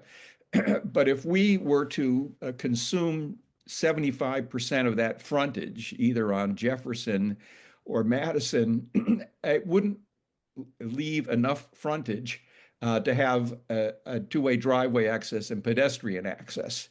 So there is a practical difficulty from providing retail use there to shield the parking garage. But as you can see from the architectural views, this is a handsome building, even on the first floor, where the lobbies and the parking entrance and exit are on both streets. Number 7, we're back up toward the commercial parking area for the food store. And your ordinance says that you should provide a buffer on the residential lot. Well, here, from a practical point of view, we don't have a buffer. This is a pedestrian corridor, which indicates in blue it's an overhang canopy, and we are providing a fence there. In my opinion, because the first floor of our building is not residential, it is lobby and it's parking. The purpose of the buffer is not really met. If we did have residential use on the ground floor, that would make sense, but I don't think it makes sense. Going on to the illumination levels, if I understood the earlier testimony, we've eliminated variances for items 9, 10, and 11. And if I understood it correctly, I think 8 and 12 are still needed. As indicated, the engineer is certainly willing to discuss the reduction closer to what the minimum standard is. And again, the overage on the adjacent property on lot 44, which is the parking area, that's already heavily lit if you've been by there at night. The wall of the building has several wall-mounted fixtures that pretty well light that lot. So it's not that we're going to offend that commercial parking lot with our lighting. On the other side, again, it's only for a short distance. It is a pedestrian access on Madison Street. And again, the applicant indicated that there would, we're certainly happy to discuss to lower the intensity, but there's clearly an issue of safety there in terms of having pedestrian access well illuminated. That adjacent building does have one residential unit there, and I believe this would affect just one window in that apartment. So of those 5 items, 8, 9, 10, and 11, 3 of them are complied with. We are still asking for relief for 2 of them. The last item has to do with the non-compliant building materials. And again, strictly read, the panels, the non-masonry panels that we're proposing are indeed made out of aluminum, but clearly because technology has changed, this is a different product. It happens to be a composite product. I would suspect that the intent of the regulation is the municipality didn't want to have your traditional aluminum siding. These are large panels. They're longer lasting. It's a new technology which was probably not anticipated when these regulations were put together. And I believe that, and this is a waiver rather than a variance because it's a design standard, but I believe, looking at the architectural plans and the explanation, that these panels meet the intent of the ordinance, although we're still asking for relief. So for those reasons, I do believe there's certainly a hardship related to the shape of the lot and the fact that it is a through lot, but I believe that there are significant public benefits in terms of providing some on-site parking in an area which is recognized to have a high demand for on-street parking. And that clearly is not going to change in the future as new dwelling units are created in the area.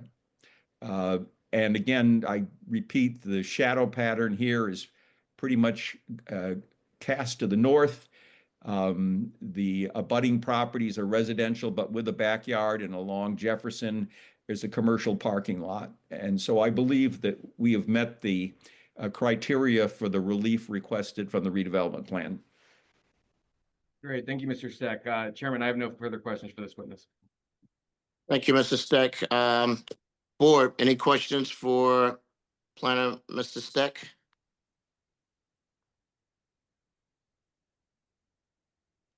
I had one question before public involvement regarding the, I guess, parking. Is it going to be assigned to residents based on key fobs, or how is that going to be addressed? I don't know specific. I believe it's going to be assigned parking because there's, not enough to fully meet the building, so they're going to have to assign it. Yeah, it's going to be assigned parking as part of it. Would be expected that people would have key fobs and again, it's kind of segregated because you can't drive from one side of the building to the other. So that means even more that people would be assigned parking spaces and they could remotely open the doors. Yeah, Council, is it like first come, first serve based on management? So that'll be, so there's not enough parking spaces, obviously, for the entire building. So first come, first serve. Okay, thank you. Madam Secretary, anybody from the public would like to speak? Yes, we have one. So if anyone was wishing to speak on the telephone, please press *9. If not, raise your hand. You have 3 minutes. Mr. Goldstein, if you could come up and mute and turn your camera on so you could be sworn in.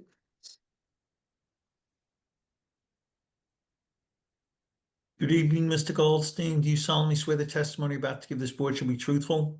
I do. Thank you. Please state your name and address for the record. John Goldstein, 39 Madison Street. First, I just have a question. I understand that the public is allowed to question the experts. So I do have a series of questions for the experts. Yes, sir. You can complete all your questions, and you have 3 minutes. I can't complete all the questions in 3 minutes, so I'm going to make my statement, but You got to I do the best you can, believe that sir. under state law, I raised my hand when the experts testified. I should have been allowed to question them. So 3 minutes is I can't do that. So here's what I got to say. First of all, I'm Minimum 3 looking. minutes, sir. You cannot break the bylaw. It's only 3 minutes. Sorry. Commissioner Bias, we have it. Go ahead, Mr. Goldstein. You have 3 minutes. Thank you. I'm right now looking at the property. I have 3 windows that abut it. I wish that there would never be anything built there, but I know that there will be. Given that, I think some of the variances are not contributing to having a better project. They're contributing to have an inferior project. The lot is 68 feet wide. The building is designed for a lot that's 75 feet wide. And so one of the questions I would have asked was, what if the building was designed to actually fit this lot instead of trying to squeeze this bigger building into a lot? And the consequences of trying to squeeze it in are, of course, that the building coverage is too great, which there's a reason for having a limit on building coverage. Certainly the impervious coverage can say the existing asphalt is already there, but it's going to get torn up, and we should be, there's a reason, again, for having the limit on impervious coverage in terms of stormwater and in terms of the well-being of the whole neighborhood, but we're not getting there because we're giving variances. Height is really significant. So the buildings in the area across the street, across that street, the tallest ones are 5 stories. Our building is 5 stories. So what happens when all of a sudden a building goes to 6 stories is it blocks the sight lines of the buildings that are 5 stories or less. And then the next building that comes along is going to say, well, we just want to go to 7, and they're going to block the sight lines of 6. There's a reason for having consistency in height, and it impacts every building in the neighborhood. It's extremely significant. So finally, I just think that at some point, you guys have to say, look, these standards are here for a reason. The variances, the one thing that you could do is you could have a smaller building. And then we wouldn't have to be talking about an extra floor. We wouldn't have to be talking about impervious coverage. And that really is the solution. No one has said that there is a right to have a building that's bigger than what the lot allows. So I hope that you will reject this proposal, and I hope that the team will come back with a better proposal. I'm sure they will. Thank you, Mr. Goldstein. Next speaker, Madam Secretary. Seeing no more at this time, Chair. Council, you want to have any closing statements or make any Yeah, thank you, comments? Mr. Chair. No, I think that our testimony speaks for itself tonight. We're incredibly excited about this project. We put on testimony, believe that satisfies the municipal land use laws requirements for seeking this relief. The project is going to comply with the inclusionary zoning ordinance. It's going to fill in an asphalt lot that's currently used for parking. It's going to provide new housing in the community. It's going to provide some parking, even though it's not required to residents within the building. We're incredibly excited. I think the design is beautiful. The developer, my client, did not skimp on creating a beautiful building here. And we're very excited. We would ask the board to grant the preliminary and final site plan approval along with the relief requested. Board, need a motion? Motion to approve it, Chair. Need a second? Second, Madam Secretary, roll call. Commissioner Timmons, Yes. Commissioner De Silva, Yes. Commissioner Scott Roundtree, You're on mute, Commissioner. I think she said yes. You can put your thumb up. Okay, we have We a see. yes thumbs up. Commissioner Baez, Yes. okay, yes, okay, just for the record, yes, you heard me. Thank you. Commissioner Austin, Yes. Chair James. Yes, your application has been approved. Good luck. Thank you. Thank you so much, everyone. Thank you for your time tonight. I know it's a late night. Have a good night. Have a good night. Board Attorney Beck, we have any business or We have minutes, Chair. we have minutes? we- Okay. Minutes, and then we'll do resolutions. Okay, gotcha. Thank you. So we have minutes from the August 18th Central Planning Board meeting. Are there any corrections? No correction. I'm moving it, Madam Secretary. I read it. I went over with it. Chair, do you have a second? Chair, do we have a second? Commissioner Baez, Second. thank you. Roll call. We could do all in favor, Chair. All in favor? Aye. Aye. Ayes have it. Aye. Thank you. Hi. Madam Chair, before everything, I want to apologize, for the 3 minutes that I says. Is that really, of the record, if other residents, we give more time to people, they're going to be realized and they're probably going to be mad. you have to be overlooking to that. With all my respect to everyone, okay? Understand, Commissioner Bias. Thank you. Thank you, and have a great evening, everyone. Wait, we're One not second. done. Wait. Member Bias, we're not done. We still have resolutions by Attorney Beck. Thank you, Mr. Chair. Okay, we have the following resolutions to be memorialized this evening. All those commissioners that voted affirmatively are permitted to memorialize those. First off, CPB 21-05, CPB 25-50, CPB 25-42, CPB 25-13, CPB 25-43, CPB 22-36, and CPB 25-39. They were all heard at the August 18th meeting. All those commissioners that voted affirmatively, once again, are permitted to memorialize same. And other than that, anybody has any objections, you can put it on the record. Otherwise, they'll be memorialized this evening. Thank you.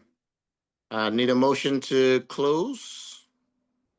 Motion to adjourn the meeting. So move. Second. Everyone have a good night. Thank you. You Good too. night. God Thank bless you. you all. Good Thank you, job, guys. Jermaine. I Thank made you, it. thank you. When's our next meeting? What is the next September meeting? 22nd. September 22nd. Hopefully it won't be till In 11 o'clock. September. You have a great Yeah, night. you Have a you great got that right. Have a good night, everyone.